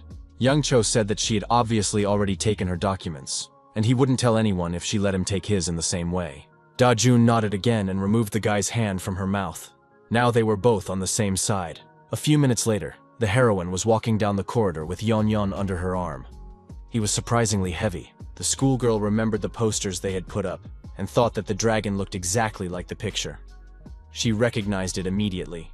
Da-jun descended the stairs, lamenting that these scoundrels did not shy away from taking pets away from their owners. She was upset and did not notice the camera under the ceiling. The next morning, Da-jun called out to Kim Yoo-jin on her way to school, and she jumped in surprise. She didn't expect to see her friend, thinking that she had simply left to run her errands yesterday without waiting for her. The girl indignantly asked where the high schooler had been, and she was even a little worried when she didn't find her on the bench. Da-jun apologized, saying she was not herself. But she had good news, and immediately unzipped her backpack. Yan jumped out, wanting to get some air, and when the class president saw her pet, she screamed with joy. The girl rushed to hug the dragon, saying that she had been very worried and had been looking for him everywhere for several days. While Kim Yoo-jin sobbed with happiness, the monster spotted his master and tried to slip out of her arms. In the end, he succeeded, and Yan made an incredible leap toward Mu. He landed on the guy's arm, but for some reason, the guy wasn't thrilled about it. His muscles were pierced by a very sharp pain, the result of long and exhausting training on exercise machines. So Lee-ho reflexively threw his pet away, and only then realized what he had done. Yan fell to the ground. Mu looked at the struggling dragon and was confused and surprised. He had to apologize for reacting that way. Immediately, the enraged headmistress appeared and shouted that it was unacceptable to behave this way with Yeon, the girl screaming at the top of her lungs. At that moment, someone was studying the footage from the surveillance camera, which contained quite a lot of interesting things, such as the kidnapping of the dragon. Every step Da-jun took was reliably recorded by the recording device, but she herself was not yet aware of this. Yang Cho was also on the video, and he was even more worried than his unwitting accomplice. The young man ran away so fast that he almost fell on the steps, but fortunately, that did not happen. After watching the recording, the company employee paused and sighed loudly. Everything was crystal clear. The office had 2 missing ID cards and 2 people who had come to the office in the middle of the night. And on top of that, the rare lizard had disappeared. The blonde man asked what they were going to do. The guy in the purple jacket didn't answer, but just swung his arm and delivered several sharp blows, shouting that it was unacceptable to be so careless with the keys. Then he calmed down and suggested that the employee just forget about it, saying that the amount was small and the documents didn't matter. But the fact that someone had broken into the office could not be ignored. The young man's face became completely insane, and he hissed that it was damn outrageous. A soccer game was scheduled at the school that day, and the students were running around the field, practicing their skills. The bald guy was dribbling the ball and was about to pass it to someone on his team. He just had to decide who. Finally, he swung and kicked with all his might, deciding to break through the defense and score a goal. The ball spun with tremendous force, and it flew not just anywhere, but straight into the forehead of the Lord of the Earth, who didn't even think to dodge. The crunch was so loud that it could well have meant a broken skull, but Mu knew that nothing like that would happen to him. He was practically happy. Blood was flowing from his nose, but the first blow had been struck, and now the fight could begin. With a triumphant smile, our hero rushed towards the bald man who had thrown the ball at him, and the latter wondered why Lee-ho hadn't dodged. Instead of answering, the student received a punch right in the solar plexus and began to fall right on the field. His classmates shouted that Lee-ho was fighting again, and if he wasn't stopped, it could end very badly. He had gone completely mad. The coach was also outraged. He yelled that they were there for physical education and soccer, not a free-for-all fight, and that they should stop immediately. Mu ignored all the shouting and continued to work with his fist, his face literally glowing with delight. Meanwhile, Kim Yoo-jin sat opposite Yan, holding a cell phone in her hands. She placed the gadget in front of the dragon and explained that she used to use it, but now she couldn't make calls, but she had Wi-Fi and a messenger app. The head of the village asked her to keep the phone with her so that she could be contacted if help was needed. Yan curiously took the phone in his paws and asked for more details on how to use it. Then the sounds of the game caught the monster's attention. He looked to the side and saw the very bully who had stolen it and handed it over to the gangsters. There could be no mistake. It was the very same person who had made Yan suffer. Well, it was time to answer for his misdeeds. The dragon jumped down, intending to immediately begin his attack of great retribution, while his classmate Lee-ho was still unaware of anything. Only when he heard the sound of paws did he turn his head to the side, and his face instantly showed extreme fear, shouting that he was a kidnapper and should die immediately. Yan clamped his teeth and paws onto the bully's head. Unfortunately, the monster's strength was still modest, and he did not inflict any serious wounds. The boy simply pulled him off his face, muttering that this was ridiculous behavior. But when his glasses returned to their rightful place, the schoolboy yelled, realizing that he had been attacked by some kind of crazy lizard. The coach scolded Mu for breaking the rules again and getting out of hand, saying that if this continued, they would have to forget about training together. Just as he said this, the bully flew past them, pursued by the dragon, and the schoolboy was so frightened that he almost crashed into the wall. As he fell, he looked at the Lord of the Earth and immediately realized that today was clearly not his day, and that a new wave of aggression was likely to come his way. Our hero looked at him and smiled, then clicked his teeth defiantly, as if confirming his fears. Shouting that it was time for gym class, Mu raised his fist to strike, deciding that his task was to return his unlucky classmate to class. The teacher did not wait for the blow to be delivered and simply grabbed our hero by the hair and pulled him toward him. In the evening, classes ended, the school slowly emptied, everyone went home, and the windows went dark. Tired school children walked towards the exit. Among them Lee Ho with Kim Yoo-jin, Kang Chul, and Da Jun, the guys trying to stick together. The Lord of the Earth told his friend that he found physical education very fun, and it was a pity that it wasn't every day, but she objected that the guy didn't know what physical education was at all. Then the girl asked if they weren't going to train today, since the hero had promised to take Yeon. Kang Chul and Haejun Lee started talking on the phone at the same time, and the head of the household remembered that she had to teach her pet how to use the gadget. She told Mu that if they came to visit her, Yeon would master the device in a matter of minutes, and Dooley would be very happy. Da-jun and her friend walked by, chatting happily about something, occasionally bursting into joyful laughter and giggling. The boxer wanted to turn to them, but then there was a loud crack in his neck. It seemed he had been sleeping in an uncomfortable position, most likely during class.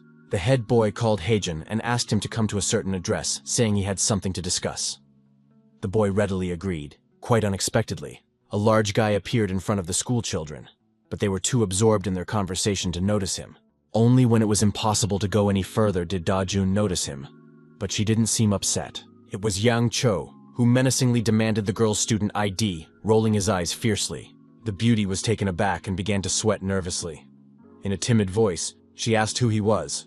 The young man, whose face showed signs of beating, yelled that they had both been caught on camera, so she should hand over her documents immediately. Da-jun stubbornly pretended not to understand what he was talking about, mainly because of her friend who was standing next to her. The thug began to get angry and yell that she had already been beaten, that she should remember what it was like to get hit in the neck and immediately hand over her documents and money. He grabbed the student by her backpack. The girl's brother was busy talking on the phone, but both he and Kang Chol became alert when they noticed what was happening. The thug tried to rip off the backpack along with the straps, and Da-jun screamed loudly for him to leave her alone. Haejun took the phone away from his ear, his eyes flashing with rage, as always when his sister was in danger. Il-himi, who always stood up for the weak, also went into full combat mode.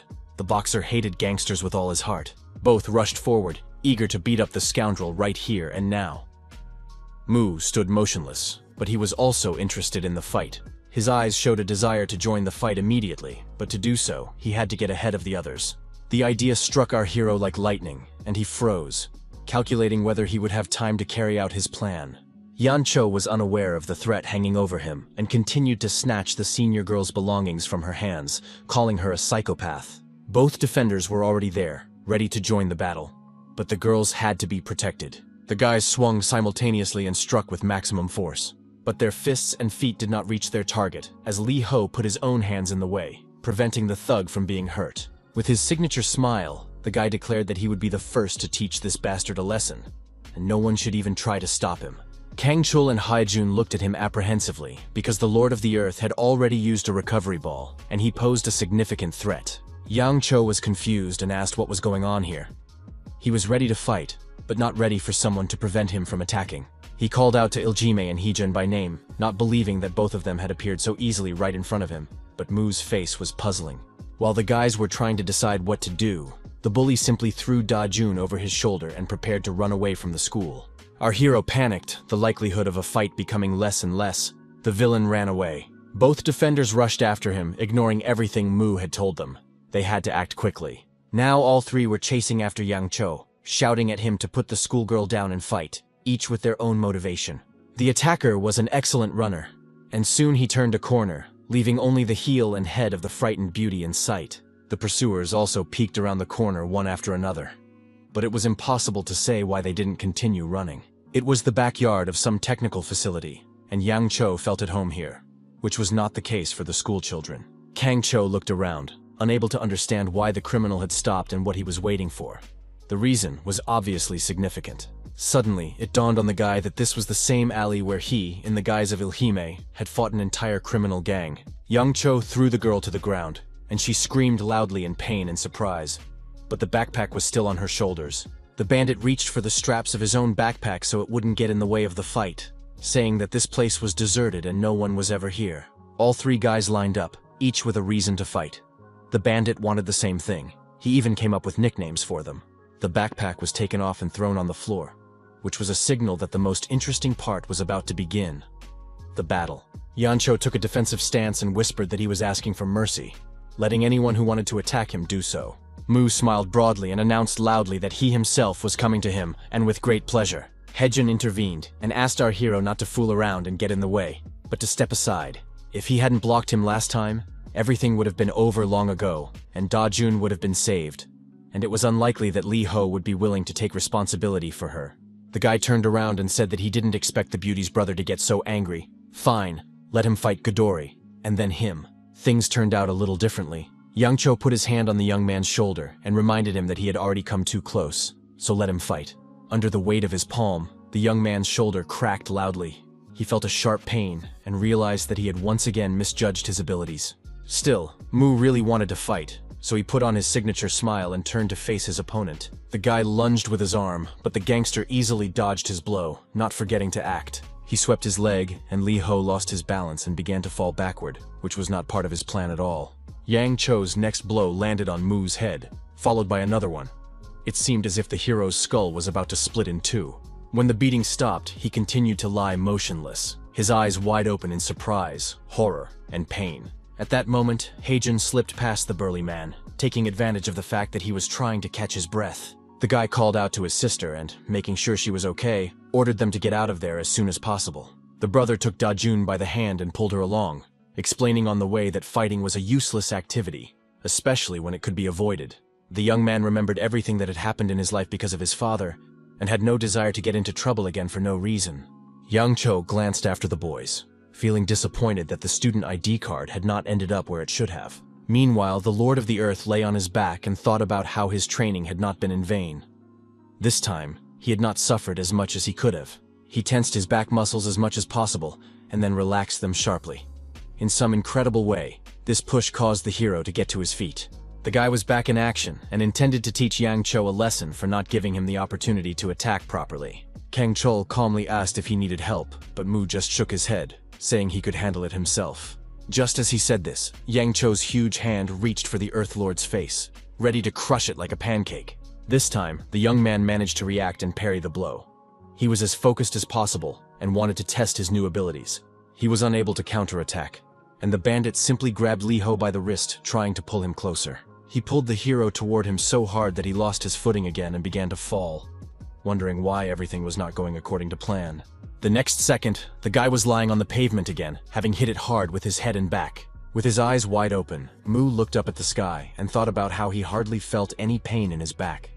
His training sessions with his coach had paid off. In reality, this was not the case. It was just that the hero's backpack contained the soft Yon, who took all the damage, and the monster was barely alive. The enemy's boot landed squarely on Mu's head, preventing him from getting back on his feet. The god was not used to such treatment, but no one asked him. The blow was very strong and could have split anyone's skull in two. Fortunately, Lee Ho managed to jump out at the last moment and was now in a vertical position, leaning his hand on the ground. The dragon behind him groaned loudly, and his master shouted that the bully would pay for what he had done to Yon. He delivered a series of punches, each of which hit its target, as if the guy had taken a speed pill. Yang Cho tried to dodge and block, but he simply couldn't react to every attack in time. The thug fought back with all his might, trying to understand what was wrong with this crazy bastard, who was much stronger than he looked. In fact, it was simple. Mu loved fighting, and now he had a reason to avenge his personal secretary. Now the Lord of the Earth planned to throw himself forward, shouting that he was doing it for Yon. The bruiser roared about who this Yon was anyway. Our hero looked at his opponent and simply did not know how to approach him. He reminded him of a huge boulder wearing a cap. The brute's muscles were indeed as strong as stone, and Lee Ho decided to use a long-proven ancient technique. He used a giant's attack, intending to split this boulder. or rather, the man he saw in this role. After a stunning blow to the head, he followed up with a kick, trying to wear his opponent down as much as possible. The result was poor, and in order to avoid being attacked, the young man was forced to jump back. Kang Chol asked again if he needed help, and Mu replied again that he could handle it himself, although he was already beginning to doubt it. He simply handed his pet to the boxer and asked him to look after it and give it some water if necessary. The Lord of the Earth looked at Yang Cho and thought about how to defeat such a mass with his bare hands. And yet there was no rock in the world that could withstand the fists of a god, so the hero rushed into the attack again. He decided to start with the most vulnerable spots, so he crouched down a little, and the bandit was puzzled and did not move. When the young man got within arm's reach, the thug tried to grab him by the head again, but failed. The young man moved behind his enemy with lightning speed. Now he was much more agile. The first blow landed on the liver, the second under the knee, and they were so strong that the big guy cried out. He swung to respond in kind, but Li Ho had no intention of staying put. He moved again. This time, he attacked Yang Cho's legs from below while he was looking around for his opponent. He could have continued like this indefinitely, but the big guy was already breathing heavily. His legs were shaking. He was pretty exhausted, and now he was just showering our hero with dirty curses. Suddenly, Yang Cho put his hand forward and ordered Ilchime to stop. It was a one-on-one fight, and the boxer had apparently run out of patience. Hearing another question about whether he needed help, Li Ho confidently replied that no, he was satisfied with himself. He explained to Kang Cho Ryul that everything would be fine even if he didn't help, so he shouldn't worry so much. There was no need to be distracted by chatter, as Yang Cho's hands flew like lightning on both sides of our hero's head. The thug applied a chokehold, and now tried with all his might to bring what he had started to its logical conclusion. Saying that the rat was caught in a trap, the thug began to twist the young man's neck, squeezing it with his elbow. Li Ho began to turn blue. He couldn't breathe. His blood stopped circulating normally, and Yang Cho solemnly declared that it was the end for him. Kang Chol watched what was happening with apprehension, realizing that the situation was extremely serious, and that he might not be able to intervene in time, even if he did so right now. The boxer thought Li Ho was trying to say something. He could read something about help on his lips. There was no need to ask Ilji twice. He immediately rushed towards the criminal to save the guy. Noticing this, Mu made every effort and finally hissed clearly that help was not needed. The boxer froze in place, unable to believe his ears. It was obvious that the schoolboy would not be able to handle the situation on his own. The Lord of the Earth suddenly smiled and repeated once more that his friend should never try to help him in a fight, ever. And yet the bully continued to squeeze the boy's neck harder and harder. It seemed that his life was counting down by seconds. Mu felt his blood flow slowing down even more, which meant that very soon his brain would simply shut down. If nothing was done, consciousness would leave the hero. So he decided to use a technique honed over millennia. First, he had to tense his neck muscles. As if by magic, his body responded to his brain's command, and Yang Cho felt pressure on his hands. In the next second, a gap appeared and Mu was able to breathe normally. He smiled again, much more relaxed. The young man managed to slip his hands under the thug's steel grip, and now he had to use this advantage. To do this, the Lord of the Earth first tried to tense his arm muscles as much as possible, and then suddenly relaxed them to increase their volume. Everything went smoothly. At first, the thug was still able to maintain his grip around the young man's neck, but it was becoming increasingly difficult. Finally, his arms flew apart. Li Ho landed 2 blows and slipped out of the vice-like grip. Both Kang Chol and Yang Cho were simply shocked, neither of them understanding what kind of trick the ordinary nerd had just pulled off. Glyba spoke first, hissing that the jerk was a complete psychopath, but he would still deal with him. Mu immediately realized that the stone had cracked, and now he needed a precise hit to break it completely. The main thing was to strike right in the center. The young man took the necessary stance and prepared his fist for the attack. The hero had been taught this technique by his class teacher. During training, he had taken the same stance and asked him to watch his every move carefully. The man explained that proper technique is the basis of all athletic achievement, so next time he should dress more comfortably. The teacher approached the rack and took the barbell off it, placing it on his shoulders, intending to demonstrate the exercise. He was very pleased and talked about the load on the legs and lower back, saying that the main thing in this matter was not to overdo it. The guy immediately headed for the rack. Li Ho took the correct position and was about to repeat what the teacher had shown him, but the teacher panicked and said he needed to reduce the weight. When Mu lifted the barbell, his thigh muscles trembled with tension, but the guy still managed to complete 1 set. The coach shouted that it was too much, that he should stop immediately, as the consequences could be very serious. Looking at our hero's face, He realized that it was useless to ask him to stop. The Lord of the Earth was confident that he could handle it. Mu was a true master of muscle control. No, the word master does not fully convey the essence. He was a god.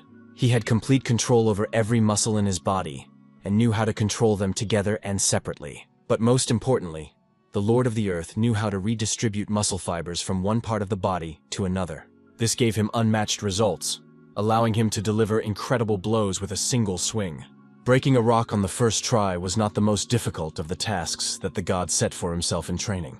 He could punch a tunnel through it with his fist, or, for example, move a mountain with a single blow of his fist. So now Li Ho's body simply obeyed Mu's command, and his thigh muscles swelled, tripling in size. Now this forgotten technique worked better than any other method, and the guy began to perform the exercise, doing many repetitions, leaving his teacher in shock. Now our hero redistributed muscle fibers from one arm to the other, just as he was about to split the boulder, that is, Yang Cho. Noticing how the second sleeve of his shirt had deflated, Kang Chol again asked excitedly if everything was okay. Mu suddenly decided that he could use the boxer's technique of redistributing energy throughout the body. His punch was very powerful then, and if he combined these two techniques, the desired effect would be guaranteed. Well, it was time to act.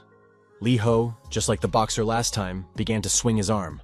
The thug tried to block the blows, but he already knew that nothing good was in store for him now. And so it happened. The thug received a blow of incredible force. It seemed as if his opponent's fist was glowing with power. It was the Lord of the Earth, a true god, who gathered all the energy of his body and all the strength of his muscles to greet Yang Cho. The boulder was split and shattered into pieces, and the flash from the blow lit up everything around, as if there had been an explosion. The criminal lay on his back with his mouth open, looking as if he had been hit by a locomotive at full speed. Mu looked sadly at the work of his hands. He was genuinely sorry that the fight was over. He could have fought forever. However, there was still something pleasant left to do. He could leave his signature mark on his opponent. The guy didn't think twice, and did what he always did after a great battle. A worthy opponent was rewarded. One of Godori's birds separated from the flock. His card could be torn up, and Yang Cho was no longer a threat. Meanwhile, the Lee siblings moved to a safe distance and began to discuss what had happened.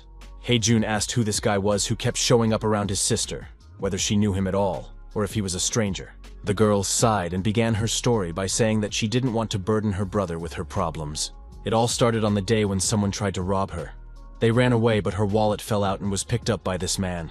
Then Daejun said that the thugs had pawned her ID for money, and she was trying to get it back. The office worker had no intention of returning the documents, and she was ready to despair. But then she came up with a way to solve the problem.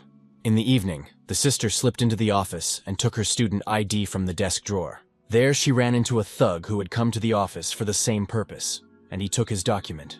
Haejun's face reddened with anger. His eyes flashed with fiery rage, and he roared in a voice that was not his own that this was completely unacceptable. The guy realized that his decision to run away was a mistake.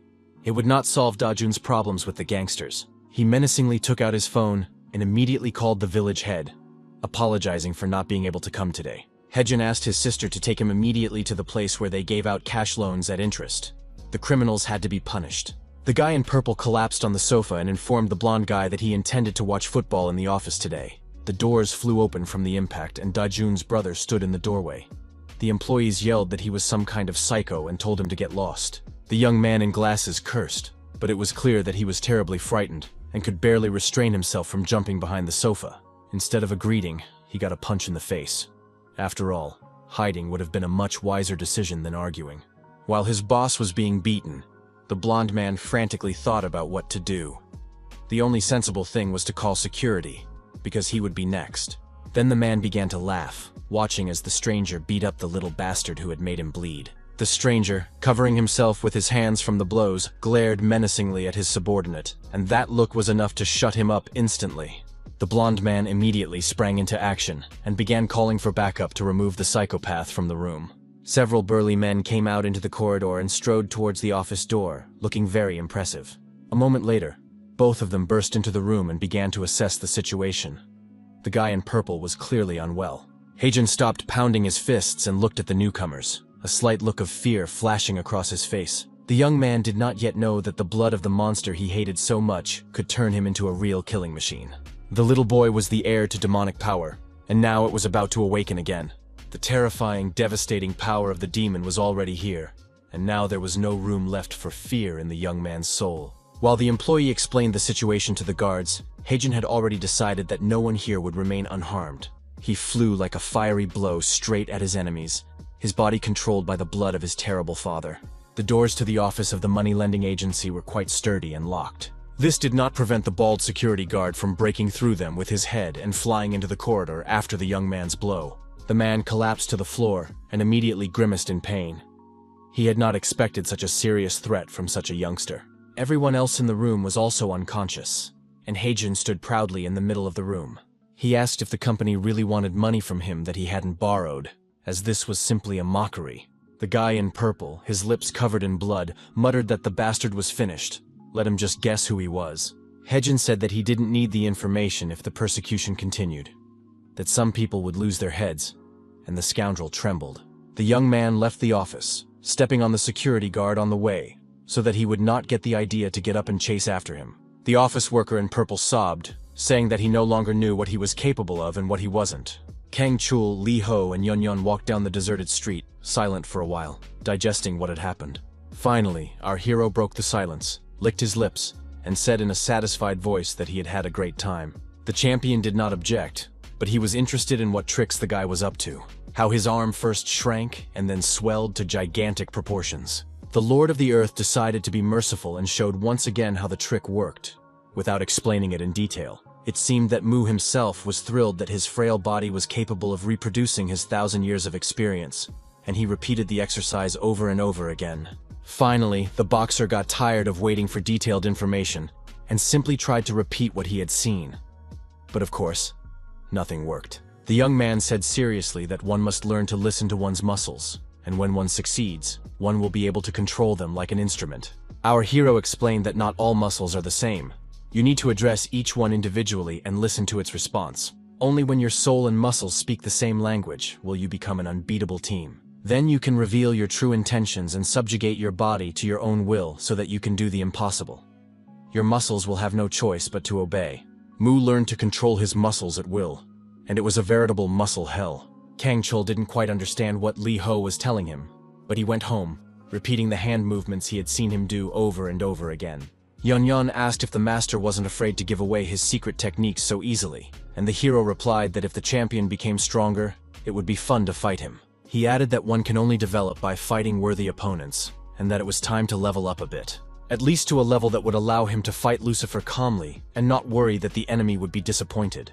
The dragon reminded him of Earth's protective barrier, to which the god replied that sooner or later, Elmer would break through it, so he needed to train hard because time was running out. At the money-lending office, the guy in purple made excuses to his boss, his uncle, explaining that he had everything under control. They gave out small amounts of money at interest, lured customers to a gaming website, and then extorted money from them. The system was well established. The amounts were not large, but they were regular. The young man insisted that everything was going perfectly, and the man laughed, praising his quick wit. Apparently, his nephew was afraid of losing the business. He smiled and advised him to take the incident as a lesson. In business, there are ups and downs. Choi Sang-gil hugged the young man and promised that he would fix everything, even though he was a little disappointed that even the security guards had not been able to help. The office worker and 2 security guards knelt and begged for a second chance, admitting their mistakes. The Chinese man with the bat said that if he were in their shoes, he would die of shame, because some schoolboy had robbed the office. He put the edge of the bat to the blonde man's face and ordered him to open his mouth, but the man was in no hurry to obey. Finally, the office manager decided to obey the order. A blue pill fell onto his tongue, and then the command was given to take him out of the room. The blonde man screamed in fear that he didn't understand what it was, but he was ordered to swallow the pill or he would die. He had no choice.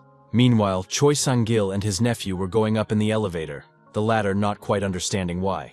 On the way, the man praised the business, but noted that it was not worth focusing on school children, as they did not have much money. The elevator doors swung open.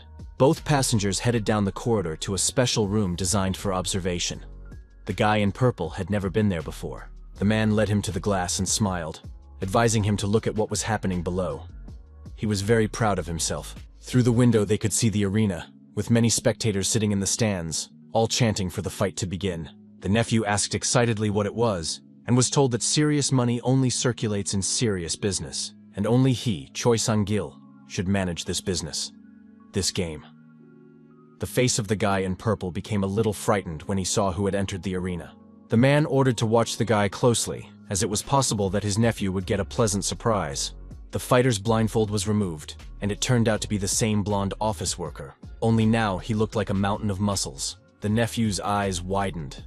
He remembered what his subordinate looked like, and wondered with surprise how he could have failed to notice such an impressive physique. The second fighter entered the arena, and it was announced that the match was about to begin. Both men took their stances. The brunette rushed forward, but the blonde put his arm out, preventing him from striking. His face was frightened, but the grip was so strong that his opponent almost cried out in pain, and there was no question of attacking now.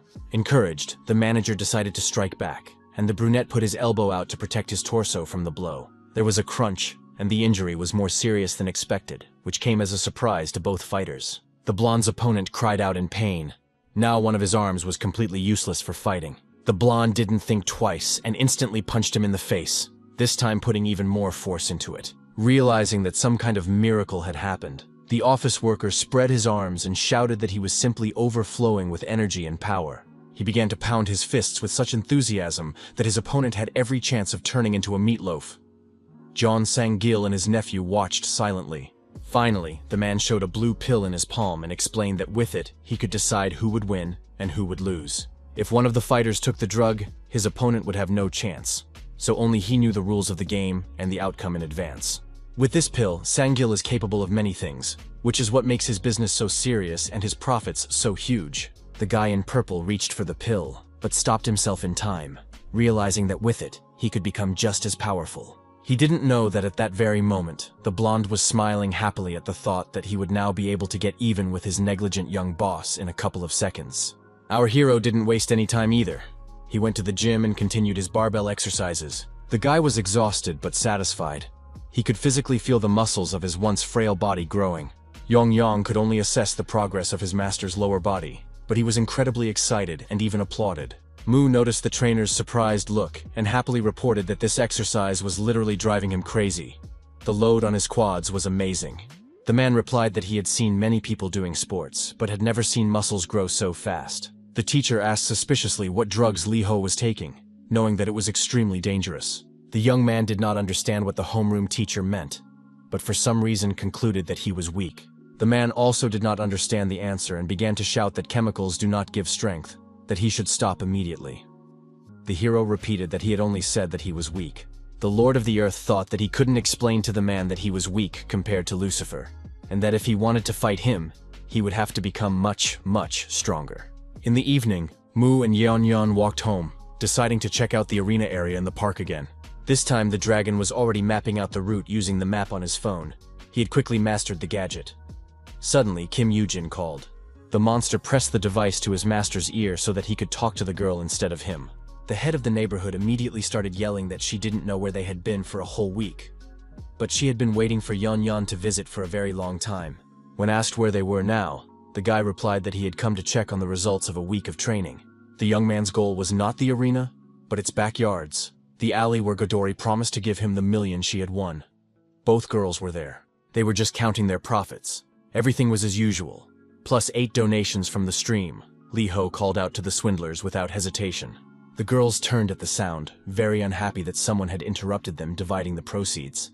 Our hero smiled from ear to ear and said he was extremely happy to see them both, that he hadn't been this happy in a long time. The redhead muttered viciously that she didn't expect to see the guy again. Apparently she wasn't harsh enough, since he didn't get the hint. She instantly pushed off the ground and, in a few jumps, closed the distance to striking range. Kim Chuguk completely repeated her previous move, doing a somersault around his head to strike him with her knee. The blow was indeed very strong, but this time Li Ho stood straight as a rock, like a huge, indestructible rock. Her opponent flew backward and decided to see what the result was. The Lord of the Earth only leaned forward slightly, as if thanking her for the preemptive strike. Yeon asked fearfully if the master was all right. He was very worried because the master did not make a sound, only exhaled loudly. Our hero never made the same mistake twice.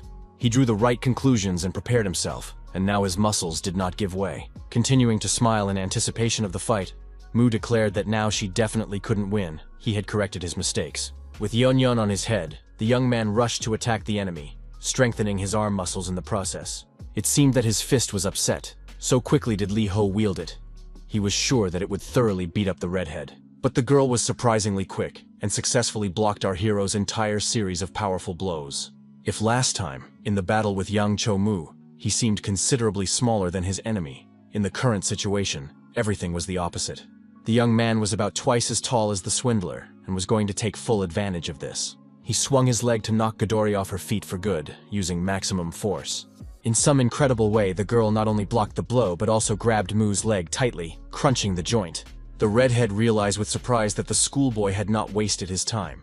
He had been training, otherwise his leg would already be useless. The villainess declared that this was even good. Now she could let loose and fight at full strength, and the attack was not long in coming. Lee Ho received a powerful blow with a sharp elbow to the thigh, and he was ready to howl in pain. His opponent clearly knew his weak spots, but the damage was not fatal, and the young man endured, although his legs were now slightly trembling from the strain. The villain rolled up her sleeves. She declared that she was eager to see how long the guy could last, given his improved form. The red-haired comet darted towards Mu, and he even tensed up a little, not expecting such enthusiasm. First, Kim Chuguk struck again with her elbow, this time to the head, to stun her opponent. The second blow was directed from below and hit his jaw, throwing Lee Ho's head back and nearly breaking the base of his skull. The third blow was a spinning kick intended to damage the guy's torso, but he anticipated it and took appropriate measures. With a completely calm expression on his face, Mu leaned slightly to one side, as if reducing the size of the muscles on one side. One might think that he had compacted them, but in reality, it was much more interesting than that. He had used them in a much more complex way. The girl's elbow was now clamped in a vice, and no matter how hard she tried, she couldn't free it. Despite all her strength, the redhead turned out to be quite fragile. Mu's hand immediately grabbed her by the collar of her clothes, and now they had the opportunity to talk face to face. To talk in the same way that Yang Cho preferred, Lee Ho completely repeated the bandit's technique on his colleague.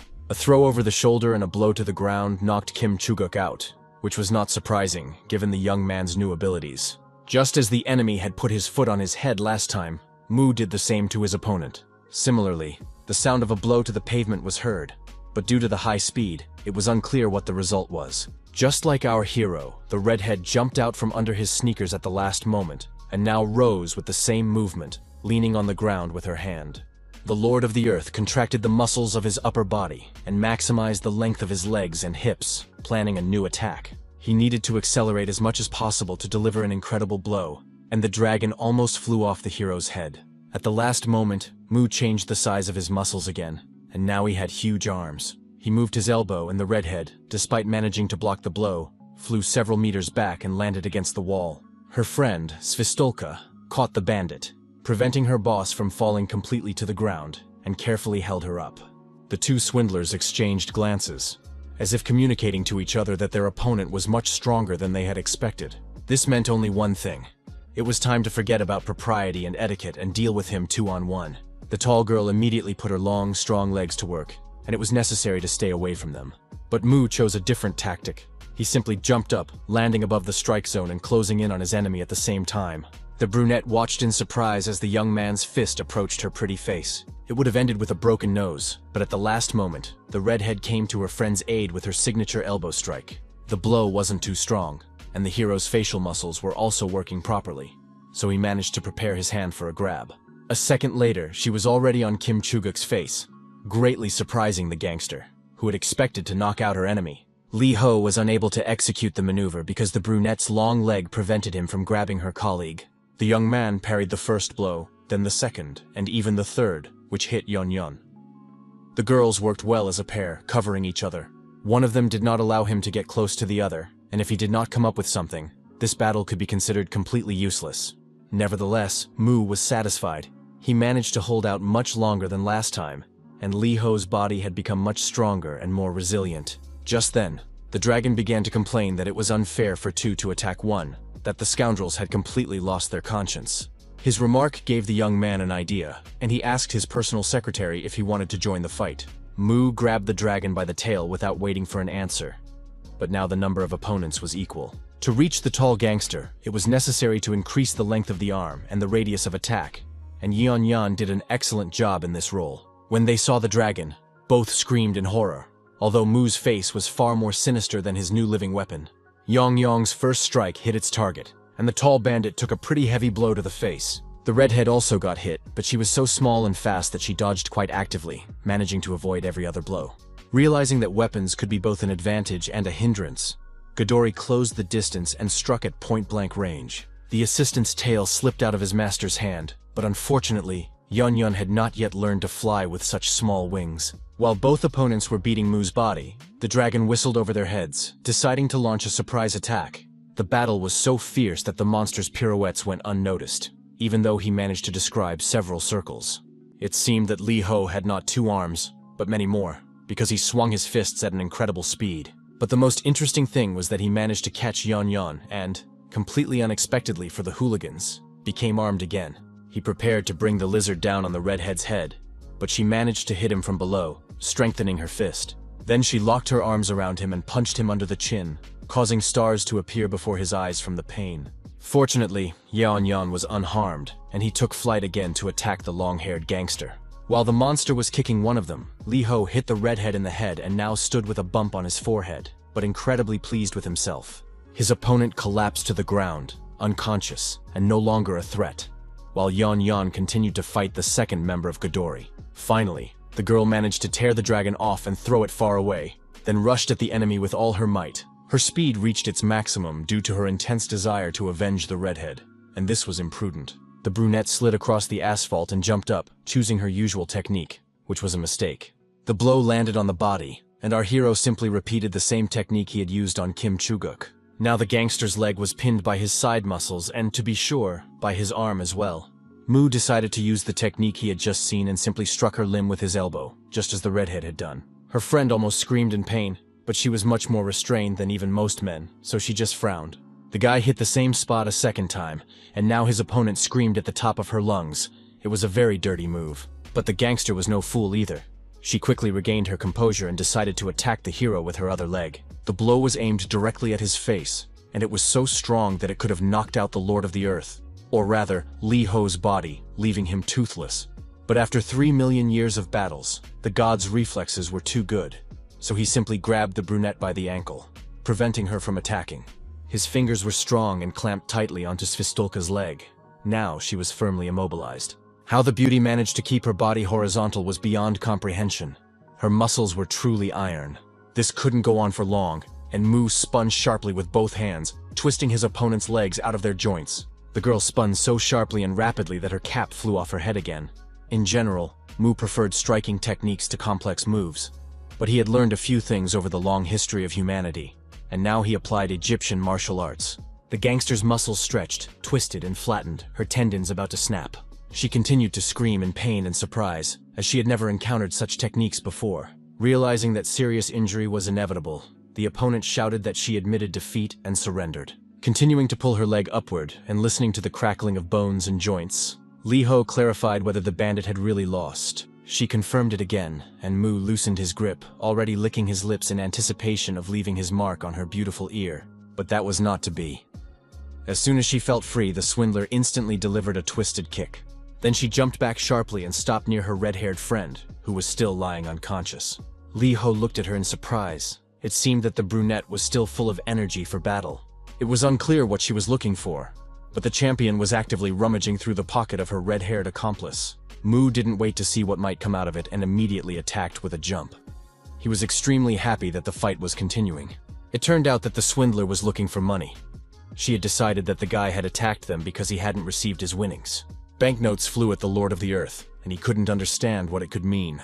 It turned out that the bandit had used a diversionary tactic, and while our hero was confused, she picked up the redhead and ran away with her in her arms. The last bills had not yet fallen to the ground when the bandits disappeared around the corner.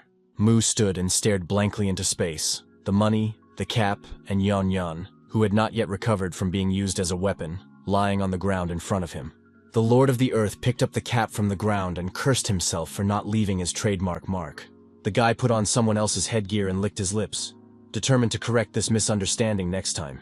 The brunette limped down the street, carrying her friend, who urgently needed medical attention, on her shoulder. Kim Chuguk's body swayed limply from side to side. No matter how much her colleague asked her to pull herself together, her leg hurt terribly. The injuries of the redhead from Godori were so serious that the girl did not react to anything at all and did not come to her senses. There was one less bird, and the attacker was out of the game for a while, and it was unclear whether she would return to crime again. The next day, Yang Cho left the house. He didn't want to go to school because he wasn't feeling well, and besides, he was in a terrible mood. He hissed through his teeth that he had to deal with his debts, and on top of that, Ilhime and his henchmen were always getting in his way. The problems became much worse after the Avenger got some friends, so now he had to be 3 times more careful. Yang Cho was shaking with rage, and he swore that he would deal with these bastards no matter what it took. The guy kicked the ground, and a hail of stones and small pieces of dirt flew several meters forward. When the dust settled, the thug became a little wary, as it seemed he had accidentally hit a boy from another school who was passing by with a stone. The stranger's face was calm, but his movements were sharp. Yang Cho yelled at him to stop staring like that, or he would look like a bird. It was Kwak Du-gun, who did not fall for the provocation, but asked who had beaten up the bully, saying he could fix any flaws he saw. Yang Cho didn't like that tone, and he asked if the guy wanted to work as his punching bag, and a fight broke out. Kwak Du-gun turned out to be much more knowledgeable than he pretended to be. He pointed out that there was no point in acting tough when you had been beaten up by a snot-nosed kid from the next alley. The bully finally lost his temper and grabbed the young man by the collar of his t-shirt, taking the first step towards a fight. Looking his opponent straight in the eye, the guy with purple hair took the familiar blue pill in his teeth and swallowed it with a smile. Yang Cho roared that there was nothing funny about it, not noticing how the veins on Kwak Du-gun's body bulged and his muscles grew rapidly. The thug yelled that he would make him stop laughing and swung his fist, but not a single muscle twitched on the schoolboy's face, and he just moved his head. The blow was so powerful that the thug flew several meters and crashed into the wall. He collapsed to the ground, clearly missing several teeth, and Yang Cho passed out. The next day, Svistulka and Kim Chuguk discussed the situation with Lee Ho, and the redhead accused her friend of giving away all the money for nothing. The whole day's work went down the drain, and she even lost her cap.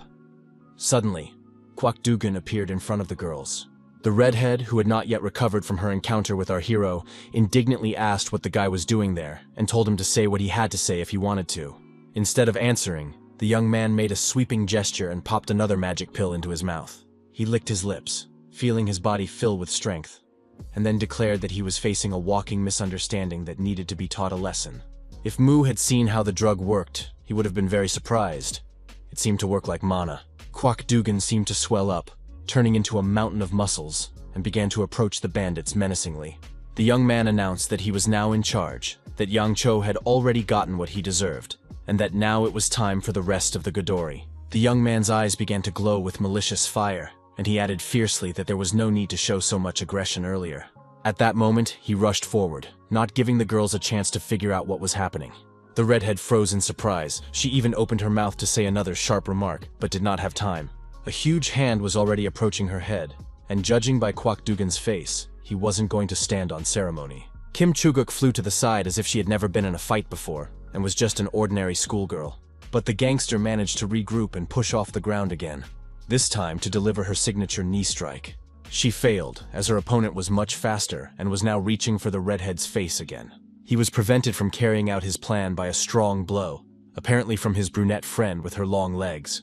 But the most surprising thing was that Kwak Du-gun's head did not move from its place, as if the girl's sneakers were stuck to a rock. Kim Chuguk was already flying at him with her elbow, but the young man didn't even flinch.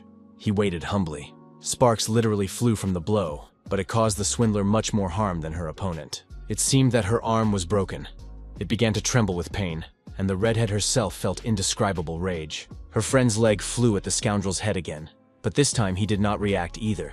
Perhaps he really had turned to stone. It was clear from Svistulka's face that she had reached the height of astonishment. What was happening was completely beyond her comprehension. For a while longer, she simply leaned her foot against something very hard, something that definitely could not be the head of a normal person. But who said the guy was ordinary? In a second, he raised his hand and grabbed the beauty firmly by the ankle. With a single twist of his fingers, he simply broke the bone as if it were a crispy cookie. Tears involuntarily streamed from the brunette's eyes, not from pain, but from the fact that she had lost her main weapon. She collapsed to the ground, clutching her leg, while her opponent and Kim Chuguk simply watched the champion suffering. Her friend couldn't stay calm for long and immediately rushed at Kwak Du-gun, intending to get even. Her fist was ready to beat him to a pulp. The girl had great potential and fought excellently, especially with such determination. The blows rained down on the guy, at least 10 of them, while the villain just stood there. When Dugan got bored, he caught her face with his red hand and simply squeezed his fingers. Her eyes rolled out of their sockets in horror and pain. Godori tried to say something, but not a word was understandable. The young man asked her to stop waving her fist around because it tickled him. The girl asked what he had done to his body, but instead of answering, the guy waved his hand and simply smeared her across the wall. Looking at this scene, the scoundrel just smiled. It seemed that answering questions was not in his nature. Kim Chuguk fell to her knees, but it was clear that this was solely due to the force of gravity, as the girl was unconscious. Then her body collapsed face down on the pavement. Kwak Dugan made sure that both opponents were incapacitated and decided to leave the scene of the crime. He loudly declared that the so-called Goddery level was nothing at all, and no one could argue with him. The guy walked away, praising himself for his beautiful, pompous line, unable to believe that he had actually said it. The boss's nephew in purple came out to meet him, and Whistle was just trying to lift her friend to take her to the hospital. The guy in the hoodie smiled when his friend asked how cool his exit was, agreeing that the battle had been epic. Kwak Dugan was trembling with excitement, and declared that at this rate, he would become invincible. They moved on, and the guy asked if, since he had defeated all the Godori, he could now fulfill his request. His nephew agreed. Then it dawned on the young man, and he asked why the guy in purple didn't take the pill himself and deal with the rest. The guy didn't answer. He knew very well that it wasn't that simple. His uncle had told him that the stronger the effect of the drug, the more terrible the side effects. First, after taking the pill, a person's personality changes. They become extremely aggressive and lose control of themselves. Second, if the dose is too high or taken repeatedly, the body will simply explode. Therefore, the young man simply informed Kwak Dugan that he was taking herbal tinctures for treatment and could not take the drug yet. They walked down the street, not noticing that someone was watching them closely. Judging by his shoes, it was Lee Ho. Our hero looked around, wanting to find Svistolka and leave her his winner's mark after all. The cap was not enough of a trophy for Mu, and he was determined to find the brunette at all costs. After searching the area, the young man returned to school empty-handed, where he asked the head boy to tell him the name of the arena champion. The girl looked on social media and said that it was Chuguk, the redhead, and the second one was called Chonggu, if the information was correct. She leaned on the chair where Yeonyeon's backpack was standing and suggested going to the school district where the girls studied. And the dragon supported the idea. Our hero asked her to draw him a map of the route, as he still hadn't learned how to use a navigator properly. Kim Yoo-jin grumbled a little about how it was time to learn how to use technology, but she still did what he asked. The Lord of the Earth followed the route on the piece of paper, while Yeonyeon checked their progress on his phone. They were almost there. The dragon's constant muttering irritated the young man, and he looked around nervously. Nevertheless, they were soon near the whistling school, where students were bustling about. The Lord of the Earth looked resolutely at the entrance. They needed to get closer and enter the territory. Fortunately, this was not necessary, as a brunette from Godori appeared at the gate, leaning on a crutch, her leg in a cast. She saw Lee Ho and approached the guy, eager to get her headdress back, as she felt uncomfortable without it. After a short conversation, she said that she was going to the hospital to see her friend, who had been attacked by some crazy person yesterday. In the ward, Mu was surprised that someone had beaten the redhead so badly that she still couldn't get up properly. Whistle told him that the lunatic was incredibly strong and resilient, and that none of the blows had hurt him. The guy's name was Kwak Dugun, and he used to be a regular nerd. He wasn't at school today, but the girl had filed a report with the police. Then, from behind the screen dividing the ward, a long sigh was heard. Lee Ho became alert and decided to check what was going on. The brunette also looked back, both thinking that someone might be eavesdropping. Now they couldn't be sure of anything. Our hero approached the screen and moved it aside. What he saw surprised him even more than he could have imagined. Yang Cho was lying on the bed, his face bandaged so tightly that he couldn't speak, even though he was trying very hard. He moaned until he figured out how to move the bandage, after which he uttered only a curse and the name Kwak Dugen. The guys approached the bed, but all they could hear were curses directed at the person who had beaten up the redhead from Godori. Yang Cho went berserk and staggered on the bed, and a nurse came running at the noise to give him a sedative. She shouted to the entire hospital that the patient was in shock and called an anesthesiologist to the ward. Measures were taken, and the young man calmed down a little after sedation and was now ready to tell the details. Jan Cho said that even though he didn't like Iljime's henchmen, he would still share his story about Kwak Dugun. The big guy covered his face with his hand and explained that the nerd had taken some strange pill and then became incredibly strong. He used to be the weakest of the gang, but after taking the drug, he became the strongest person Yang Cho had ever dealt with. Mu thought he considered the big guy to be the strongest, but it turned out that there was someone else who could easily crush him. Our hero's nose flared with excitement. He couldn't wait to fight this Kwok Dugan himself. It was a real challenge. So he immediately began to ask how and where he could find a young man with such interesting characteristics. The brunette said that no one knew. Even the police couldn't find him.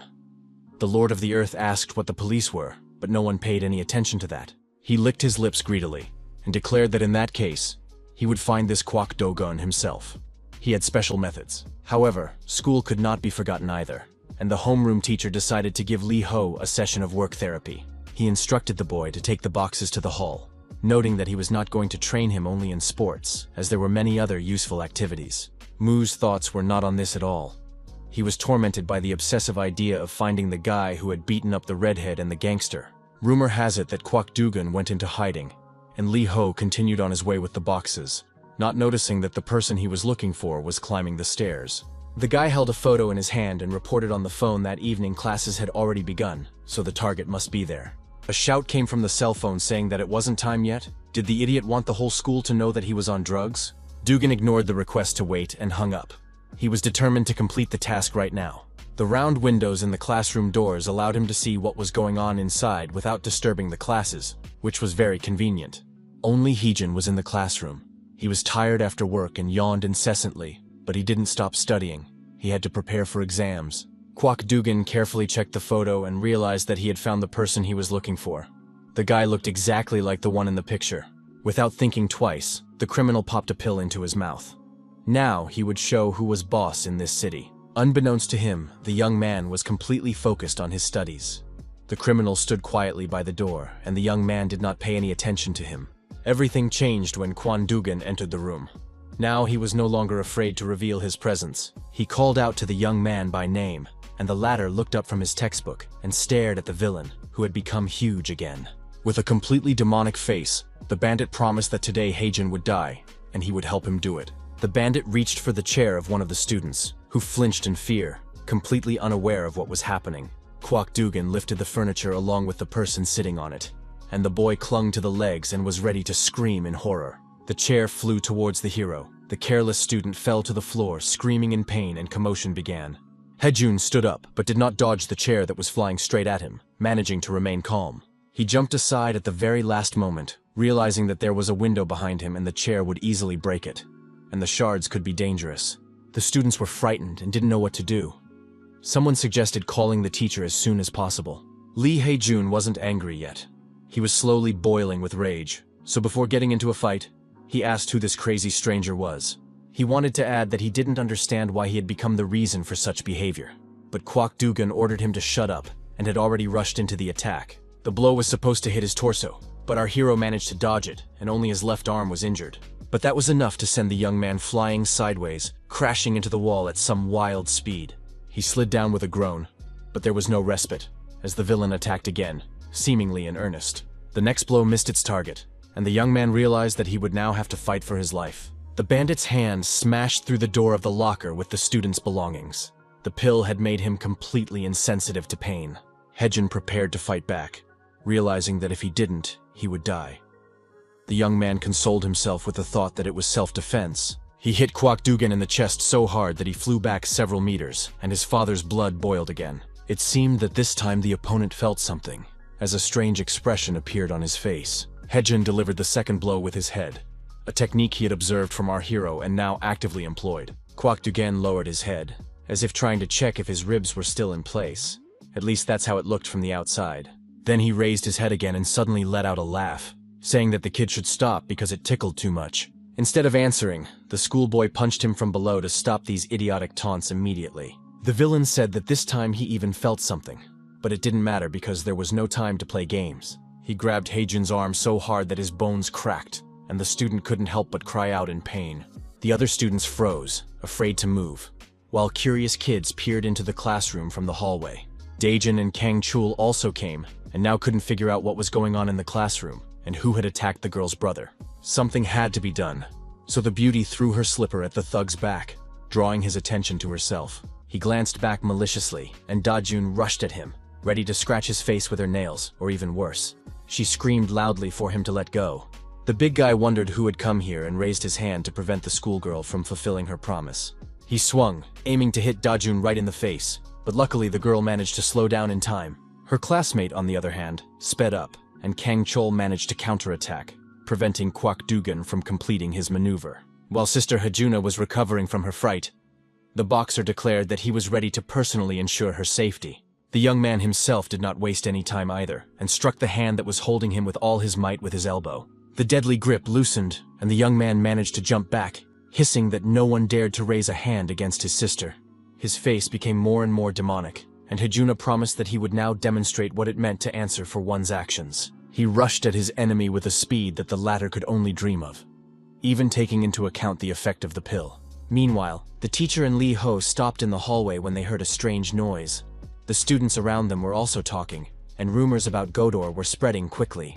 The students fearfully asked the coach to do something and hurried to get as far away as possible from the classroom where the fight was taking place. They were stopped by a terrible crash, and the homeroom teacher tried to find out which class the troublemaker was in.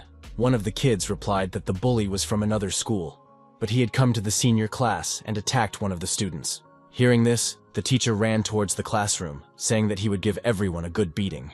Our hero declared that this was much more interesting than carrying boxes, and if there was a fight somewhere, he had to be there.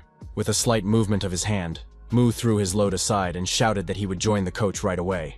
The guy ran to the stairs to go upstairs and experience the much-desired taste of battle. Yong and his backpack didn't feel too comfortable running, but he was much more interested in something else. The dragon got out and informed his master that he could sense mana, and he could guarantee it. So they had to be extremely careful, as Lucifer might have already broken through the barrier, or something else of the same kind might have happened. Meanwhile, Kwak Dugan was fighting two opponents at once, both of whom were skilled. The boxer easily dodged the blows, his reactions were quick, and his skills had long been honed in training. He quickly realized that his opponent's only advantage was brute force. There was no technique involved. In addition, Heejin chose his moments perfectly, taking advantage of the element of surprise and helping the champion when his speed was not enough. He even managed to bring the thug to his knees, which provoked a wave of foul language from him. Kang Chol took advantage of the situation and immediately poked his fingers into the enemy's eyes, now that he could reach them. Heijun repeated his friend's gesture and reminded the villain that no matter how strong the body was, there would always be weak spots. With 4 hands, the guys began to shower Kwak Dugan with blows, not giving him a chance to respond in kind. The big guy realized that he didn't have enough strength to deal with 2 excellent fighters at once, and he cursed again. Behind the boxer, he suddenly noticed a bald student, and for some reason the thug became very interested in him. He left his opponents in confusion and ran towards the door and the same guy. The students rushed out of the classroom in horror, and the bald guy stared in fear and pressed himself against the door. Kwak Dugan put his hand on his shoulder and roared that he wanted another pill immediately, otherwise he would not be able to complete the task. The bald man pretended not to understand, so Godori began to shake him and yell that if he wanted to continue his business, he should give him the drug immediately. Otherwise, he wouldn't be able to teach Heijun a lesson, and he would have to forget about continuing to extort money from the school children. Only now did Heijun figure out what was going on. He took a closer look at his classmate and immediately recognized him. The bald schoolboy was the guy in the purple hoodie who ran the office that issued cash loans against collateral, and now he was muttering something incoherently. Now everything fell into place, and the young man became completely enraged. He couldn't believe that he was studying with such a scumbag. It seemed that Brother Dajun would rush at the enemy with a loud growl and tear him to pieces, but it was unclear who would be first. The bald man sighed and put the pill in Godori's mouth, who had to complete the task at any cost. He hesitated for a moment before swallowing, while Choi Sangil's nephew urged him on in every way possible. He said that he had used too much of the drug on the first task, so if he didn't want to get into trouble, he had to do everything in the best possible way. The big guy felt a new wave of strength fill his body, and now his whole body, not just his hair, turned purple. Meanwhile, Heejun muttered to Kang Cho-ryul that he didn't need his help, and that he should stay away from their family, as if he were jealous of his sister. The boxer did not respond, only shrugged his shoulders, and finally his classmate asked him once again not to interfere. But in the next second, he flew past at terrifying speed, and it became clear that the request could be forgotten. This time, the bully's strength had increased so much that he could break through walls with his little finger. But he started with Heijun. Next was Kang Chol himself, and now the guys had nothing to oppose the bully. He turned into a huge purple lump. Even the meaningful expression on his face was completely gone. Dajun was terrified because this monster was heading straight for her, and her brother was now unable to defend her. Kwakdugun tried to grab her, but the beauty dodged him. She wanted to run to Heijun. Nothing else mattered to the schoolgirl. A huge hand hovered over her, intending to grab her and send her flying across the room as well. This did not happen because someone dared to resist, and he was far from being a weakling. The teacher asked menacingly which of the students had gotten so cocky that they would allow themselves to break the rules. His grip was quite strong, and the man declared that it was time to teach the insolent boy a lesson. An impromptu arm wrestling match began, with the coach using a technique of forced physical suppression. Unfortunately, Kwakdugun was stronger, and the homeroom teacher's fingers could not withstand such a load. He ran out of the classroom in horror and ran to call the police, while the battle continued, with the bully showing no sign of letting up. Li Ho entered the room and began to carefully observe what was happening, eager to join the fight. Yeonyeon pointed his finger at the wild strongman and said that this was the guy from whom he felt mana. The master looked in the direction the dragon was pointing and immediately saw the glow. The secretary was right. The bald, or rather young man in a purple hoodie immediately recognized the green lizard he had kept as collateral. Now the animal could well return to the hands of the bandits and bring them a considerable profit. The main thing was to get it off that jerk's head. The bald man reached out to Yeonyeon, saying that the schoolboy simply had to give back what belonged to him, and the sooner the better. Instead of answering, our hero held his enemy's head with one hand and immediately brought his elbow to his face with the other. That was enough to knock the bald guy out for good, but Kwakdugun was standing behind him. The boss yelled that he had to deal with all three of the jerks who were getting in the way of making money, and the big guy nodded. He decided to attack Li Ho while the other two guys were trying to get up after hitting the classroom wall. A huge fist flew towards our hero at considerable speed, but he stood motionless, completely unafraid. For some reason, instead of an incredible blow, there was only a light poke, and Kwakdugen's hand returned to its normal size. The guy with purple hair wasn't expecting that. He was sure that the drug wouldn't wear off so quickly, since he had taken 2 pills. It turned out that Yeonyeon had come to his master's aid, and the dragon had used a mana absorption technique. That's why the scoundrel's blow was weak and even laughable, and Li Ho laughed. But he didn't wait long before responding to the challenge, instantly swinging his fist and charging at the enemy.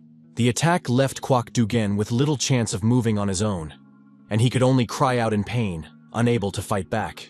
Meanwhile, the dragon held the mana ball in his hands and rejoiced that he could once again experience the forgotten sensation of magic. The guy with purple hair was lying on the floor howling, now looking like a pathetic sight. Mu looked at his opponent and decided that this would not do. He was simply bored fighting such a weakling. He asked the dragon to return the mana, but the dragon was in no hurry to obey because he was a little worried.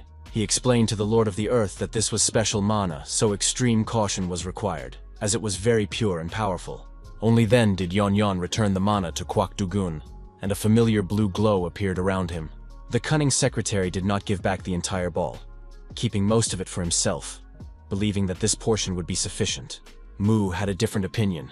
He believed that it was not worth trading for trifles, and asked to make the healthy man as powerful as he was before his arrival. There was no mana on Earth. It could only be granted by God, along with the object, which meant that someone else besides him could interfere in the affairs of Earth. Mu sighed. The dragon blushed with embarrassment, and his master immediately understood whose doing it was, so he asked when Yeonyeon had managed to do it. Instead of answering, the secretary returned all the mana to the bully, who was now approaching again with an extremely ferocious look. It was clear from his face that this time he intended to do everything in his power to ensure that Li Ho would no longer get in the way. About 1,000 years ago, an incident occurred in the Cyclops domain, located in the Divine Abode. Our hero, the Lord of the Earth, had the imprudence to enter into a confrontation with this god, and a rather serious one at that. The enemy was huge, super strong, and the wooden clubs in all 4 of his hands definitely didn't look good. In the first seconds of the fight, Mu did nothing but dodge blows and jump back and to the side, his speed being his main advantage. The Ultra Cyclops took on a gigantic form for greater effect, and constantly shouted for the god to stop flitting before his eyes. He struck with his club right where our hero was standing. Any other creature would have been left with nothing but a wet spot. But Mu jumped back, so the Cyclops struck again, finding it difficult to wield such a heavy weapon himself. He continued to strike with his club again and again, but was unable to reach his opponent, and this went on for many hours. Finally, the Lord of the Earth simply lost his temper and with a single movement, broke the club into pieces. It was a signature spinning punch that Mu had been wanting to practice in this battle. The Cyclops' patience ran out, and he returned to his usual size, asking the god to stop mocking him. Mu turned and headed for the portal, telling the monster not to come back until it got stronger, as he was bored fighting it now. The Lord of the Earth complained to the dragon that there was no point in wasting time on such weaklings, but he couldn't develop his skills without worthy opponents. Yongyang began to wonder if there was anything he could do to help his master in this situation. Suddenly, an idea struck him that seemed simply brilliant, but Yongyang did not dare to voice it right away. The monster was absent from Mu's domain for some time, and then simply placed a rather impressive piece of rock in front of him. His master asked what it was, why he had brought it, and where he had gotten it, and the dragon replied that it was from Earth. He used a crushing magic spell to demonstrate a special technique he had recently invented. This resulted in the stone being crushed into powder, the grains of which were even smaller than industrial sand. Then Yongyang took and swallowed some of the resulting substance, which required some effort on his part. After that, he burped the mass back up, and in the dragon's stomach it mixed with some kind of special liquid, the type of which Mu could not determine. For the next few minutes, the monster mixed all the ingredients until it formed a homogeneous mass resembling clay. He decided to concentrate magical power in the resulting dough, filling it with the maximum amount of mana. The final touch was Yongyang's personal signature. He proudly looked at the fruit of his labor. It was an experiment, and a successful one at that. Mu asked what it was, and the dragon replied that it was a special means of increasing strength with the help of mana. If given to an opponent before a fight, it would make it much more interesting for the god to fight them. The monster showed an approximate single dose. The Lord of the Earth took much more than was necessary, and said that he would return soon, as he was eager to finally have a proper fight. Fortunately, he did not go to Earth, but back to the planet Cyclops. The last thing Yongyang heard from the portal was his frightened cry. A second later, there was a crash from the portal, and Yongyang became alert and was ready to go to his master's aid. But he appeared on his own. Apparently the Cyclops now had enough strength to throw the god away. Mu, with his arms crossed, noticed that the drug was definitely strong, which made him extremely happy. Immediately, the enraged Cyclops jumped out at our hero, showing a level of insolence he had never allowed himself before. His appearance had also changed considerably, and Mu enthusiastically rushed to attack the invader. Now their powers were roughly equal. The blows were very strong and fast, and the dragon could not keep track of what was happening. But he stood near the created substance to guard it. Quite by accident, in a fit of rage, Mu broke through the protective barrier, and the Cyclops rushed down at tremendous speed. He fell, and if nothing was done, it could all end in absolute destruction, which was not part of our hero's plans. But the worst thing was that along with the Cyclops, a blue ball of the amplifying substance was also flying towards Earth. It was approaching the planet's surface, and the sign drawn by Yongyang now looked like a harbinger of disaster. Fortunately, the second protective barrier worked better and pushed the blue ball back, which bounced like a ball. With a slight click, the substance hit the dragon on the snout, and he closed his eyes so as not to accidentally eat or inhale it. Bouncing off the monster's mouth, the substance flew back to Earth, and this time the barrier let it through, considering that the penetration was carried out at the will of Mu's confidant. Yongyang froze with his mouth open, hoping only that the ball would fall somewhere in the mountains or the ocean where no one would find it. Now, sitting on his master's shoulder, the dragon sighed that there had been a small misunderstanding, and a long time ago at that, to which the god replied that it was not the first time. Looking at the purple bruiser, Li Ho muttered that it was just wonderful. Now he would have a great time, and the monster grabbed his head. Kwok Dugan did not wait long and immediately attacked, but the young man easily dodged the first blow. Our hero redistributed his muscle mass, so that one arm became stronger than the other, and he would strike with it. It didn't work out too well because his opponent's arms were simply longer, but the blow still reached its target. Li Ho looked at his trembling fist and thought that his opponent was too strong, so he would have to try harder. The opponent instantly swung his fist again, the air literally whistling with terrible force. It was not easy to survive such a blow, but God was no slouch either, so he successfully dodged each of his opponent's blows and didn't let himself be grabbed. With a roar that he was about to crush this rat, the bully raised both his arms at once, which looked terrifying. The blow was so powerful that sparks blinded everyone present. It was even painful to look in that direction. The school shook as if during an earthquake. The walls literally shook, and it was strange that they did not collapse. The students in the classroom were thrown half a meter off the floor, screaming in terror, afraid of being crushed. Li Ho managed to jump back, but he couldn't stand up normally because of the vibration, and school furniture was flying around. Kwok Dugan seized the moment and managed to grab our hero by the forearm, saying that he had caught the rat. He lifted the young man into the air, and it was perfectly obvious what was about to happen. The giant swung his arm, and the nerd's body flew through the air in an incredible arc, flying across the entire classroom. The impact against the wall ended Mu's journey through the classroom. It was so powerful that it turned the guy into a steak. Even his clothes were torn by the speed. The dragon immediately ran up to his master and asked if he needed help, saying he could take mana from the enemy again. The boy replied that he didn't need help, but he wanted to know how much mana the enemy had left so he could assess the situation. Yonyun looked at Kwak Du-gun, who was slowly approaching, showing his desire to finish off the schoolboy. He replied that the substance would stop working in 5 minutes and asked if he needed to shorten it, but Mu hissed that he didn't. He looked at his opponent with mixed emotions. The fight had lasted about 5 minutes, and he had to hold out for another 5. He would never find another opponent as strong as this one, so he decided with enthusiasm that he would fight no matter what. The young man stood up and declared that he would finish it within the allotted time. The dragon had his doubts, but he did not argue. It was clear from the Lord of the Earth's face that he had accepted the villain's challenge and would be a serious threat to him.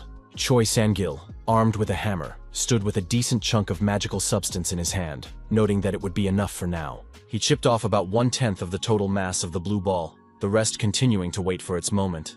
Li Ho tore his clothes, using the expansion of the muscle fibers in his upper body. Looking at what Kwak Du-gun had turned into, our hero realized that if he entered into direct confrontation with such a creature, he would destroy the nerd's body. But if he could match him in at least one aspect, the fight would take place. After 3 million years of training, the muscles of Mu's real body had become too large and began to get in the way. In order to preserve his strength and increase his mobility, the god devised a special method, which he hastened to apply. He learned to reduce the volume of his muscles while increasing their density to the maximum permissible level. Now the body of the Lord of the Earth was not so massive, and his speed and combat skills increased significantly. The guy used muscle compression in one of his arms to maximize its strength. It had to work. While he was performing this technique, the bruiser managed to get as close as possible, and the dragon warned his master at the very last moment. A huge fist flew straight at the Lord of the Earth's head, and he had to do something immediately. First, Mu dodged. He was curious to assess the enemy's strength using a solid object as an example. The wall or cabinet doors were ideal for this purpose, and the young man simply watched. At the last moment, the big guy's hand suddenly changed direction and grabbed our hero right by the face, but not to crush his skull, but to throw his opponent against the wall, which was much more effective. Li Ho flew, spreading his arms, distributing his muscles along the way so as to compact his back rather than his arms, reducing the damage from the impact. But even so, the damage was quite noticeable, and the Lord of the Earth clenched his teeth tightly to keep Li Ho's body from screaming in pain. As soon as he landed, the guy immediately began to strengthen his arm so that he could strike back. Kang Chol and Heejun were resting on either side of him. After maximizing his muscles, he needed to apply compression to increase his strength, which is exactly what Mu did. Kwak Du-gun was already flying towards him, intending to smash the annoying boy into a pancake. The boy did not wait for such a turn of events and rushed towards the danger, putting his clenched fist forward. They struck simultaneously, and the energy released from the collision was simply colossal. The glass in the school windows couldn't withstand the pressure and simply flew out, showering everything around with shards. The Hulk looked at his hand in surprise. For the first time since taking the drug, he felt real pain. The villain was so enraged that he immediately rushed at his enemy. Mu tightened the muscles in his arm even more, now in 2 layers, and ran towards him. Kwak Du-gun swung first, but missed his opponent, so he tried again several times. Li Ho also did not wait for the tide to turn and swung his fist left and right, clearly enjoying himself immensely. Several times the opponent's hands touched, but the effect was no longer as devastating. Quality had given way to quantity. Realizing that this was not working, both struck with maximum force at the same time, and again a flash blinded the students, and furniture began flying around the classroom. Kwak Du-gun was surprised to realize that this time the enemy's strength was quite comparable to his own. But he couldn't understand how this was possible. The bully's hand began to tremble, and he cursed several times. He clearly hadn't expected such a gangster. The fact was that with the same force of impact, Li Ho's fist had a smaller surface area, so his damage was greater, and the guy was confident of victory. Now, there was less than a minute left to hold out, and our hero didn't want to waste any time when such a strong opponent and the opportunity to take him down had appeared. He darted at the burly man quickly, like lightning, preparing to strike with his fist clenched 3 times. A strange dent appeared on the outer wall of the school. The glass had long since left the windows of the building, and now gaped like black holes. In the next moment, This dent became a huge hole through which Kwok Dugan flew, literally breaking through the facade wall. The Hulk collapsed to the ground, and it was clear that the fight was officially over. The young man fell right at the feet of the stunned teacher and police officer, who immediately shouted for someone to call an ambulance and the special forces. A second later, the body returned to its normal size, and there was no longer any need for special forces. But the thug had flown several floors and could not do without medical attention. Mu stood and looked through the hole in the wall, and Dajun cautiously approached him as she was also curious. Meanwhile, her bald classmate finally grabbed Yan Yan and was now holding the monster tightly against him. As soon as Li Ho turned around, the thug dropped the dragon and yelled that he wouldn't back down just like that Kwok Dugan was the weakest of their group, and that he would return with reinforcements. Yan Yan landed on the floor in a samurai stance and announced that he was also capable of something, especially proud of his teeth and claws. Of course, he could do much more with magic, but that option was temporarily unavailable, and Mu fell to his knees. The dragon approached and asked if everything was all right. He was quite agitated and worried about his master's condition. The monster repeated his question several times, but there was no answer. The Lord of the Earth remained silent. Then he suddenly smiled and began to laugh wildly, making it clear that he was at least not too badly injured. Then our hero simply asked his personal secretary to forget about it and not worry, saying there was no need to make a big deal out of it. He made such a demonic face that one could only hope that Mu had not yet lost his sanity. In order to form the pills, it was necessary to thoroughly grind the substance with Yeon Yan's mana, which had fossilized over 1,000 years. This was exactly what Choi Sung-gil was doing, forming pills of such a size that the drug would be as effective as possible without causing harm. Suddenly, a bald guy rushed into the room where he was, shouted something at his uncle, and rushed towards him with his arms outstretched. But it wasn't to hug him. The young man needed a means to increase his strength, and he braced himself against the table, demanding that he be given the drug. The schoolboy was sure that this was the only way he could get even with Li Ho, and now he wanted to do it himself. The man crumpled a piece of paper into a ball and hissed that he had given him a lot of pills. How could he have used them all up so quickly?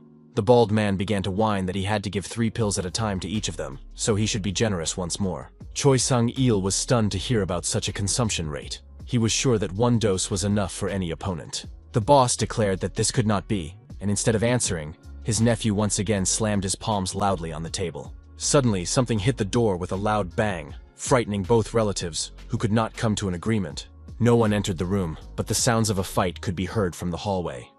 Choi Sung-gil and his nephew tried hard to figure out what had happened. Then the doors began to open slowly, but what was happening behind them remained completely unclear. Li Ho stood in the doorway, surrounded by a faint purple glow, but it was doubtful that our hero had also taken Yan Yan's drug. The boss asked fearfully who the guy was and how he got there, as the building and room were well guarded from the outside. The man did not know that his men were lying in the corridor at that moment, completely unconscious and unable to move. The Lord of the Earth made sure that no one would interfere with his plans. Ordinary guards were not interesting opponents. Mu did not explain that it no longer mattered. He only said that he was ready for battle, and that they should call the strongest one. This demand was prompted by the threat of the bald man, who promised to return and take revenge, bringing the strongest fighter with him.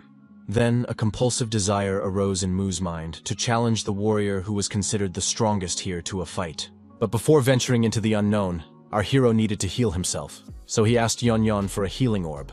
While waiting, the Lord of the Earth entertained himself with thoughts of how nobly he would fight today. While the dragon was regurgitating the stone, Li Ho repeated several times that the strongest is the one with the most power. Soon the healing orb was in his hand, and the young man was ready to bring his battered body back to proper condition.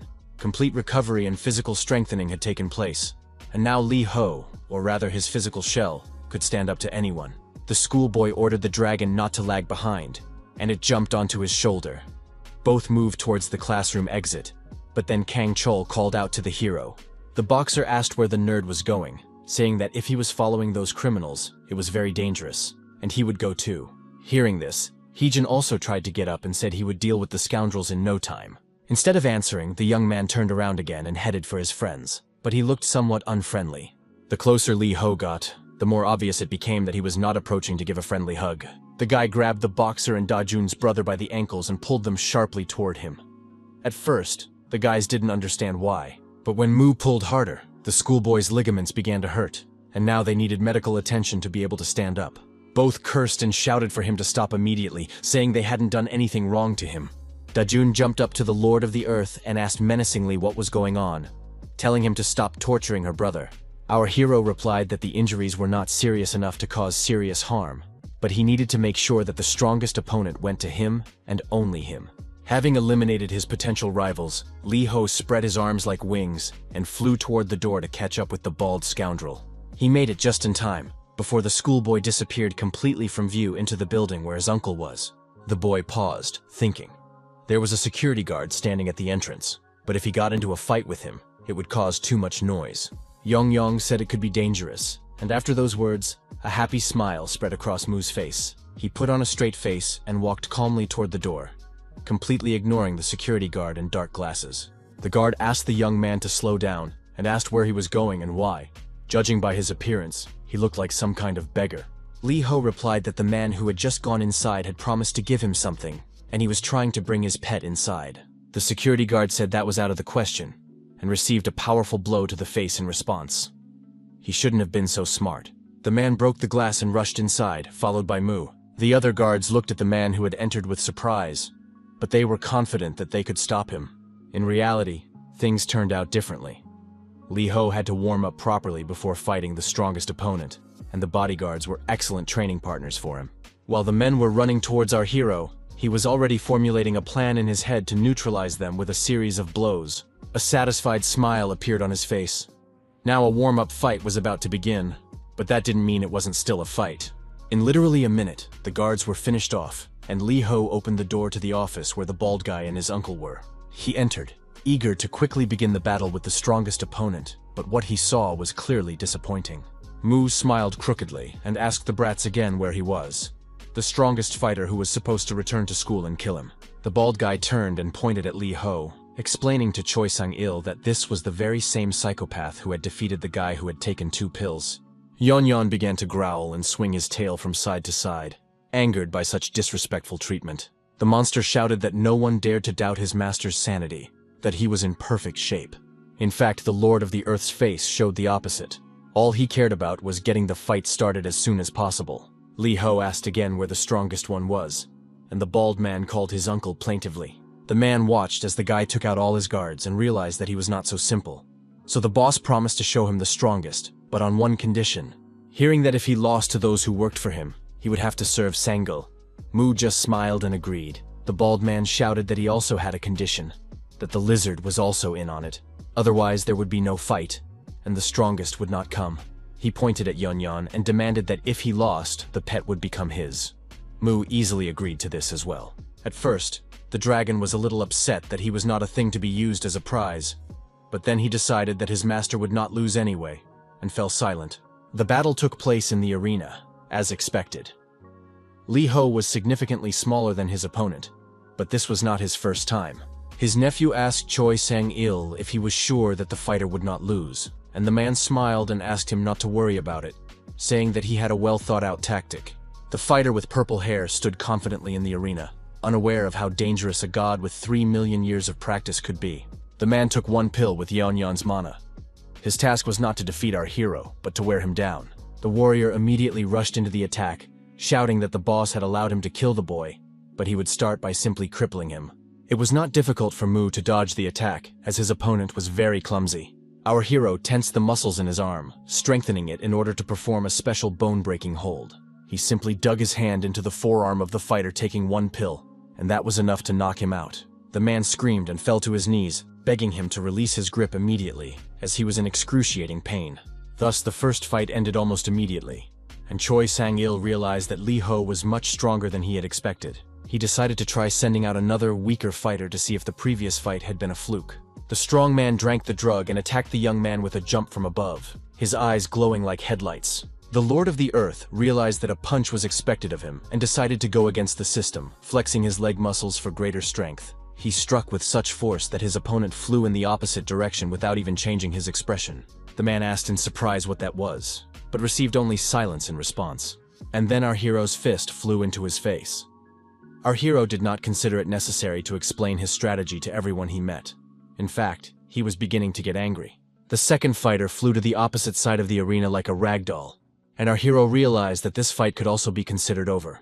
He looked straight into Cho Sung-gil's eyes and said that this was not what he had promised him, and that he should bring out his strongest fighter. Both gangsters froze in tension, and finally the boss squeezed out that he would now call the right fighter. Mu was already being watched in the arena by someone who had 2 pills ready in his hand. He had already taken that dose. The drug went into his mouth, and the rather handsome guy literally began to change his appearance before our eyes. His muscles swelled, his veins were ready to burst from the tension, and if it weren't for Mana, that would have been the end of it. It was the familiar blonde guy from the office. It seemed that now he had become a regular at the arena fights instead of working with clients. Seeing his colleague, the bald man yelled in surprise. He recognized him, and was now afraid that this mountain of muscle would decide to take revenge for past grievances. Even compared to his previous fight, the blonde guy was now about twice as big and probably stronger. When he appeared in front of Lee Ho, the guy thought that, judging by his size, his opponent had taken a double dose of the drug at once, and it was interesting to see how it worked.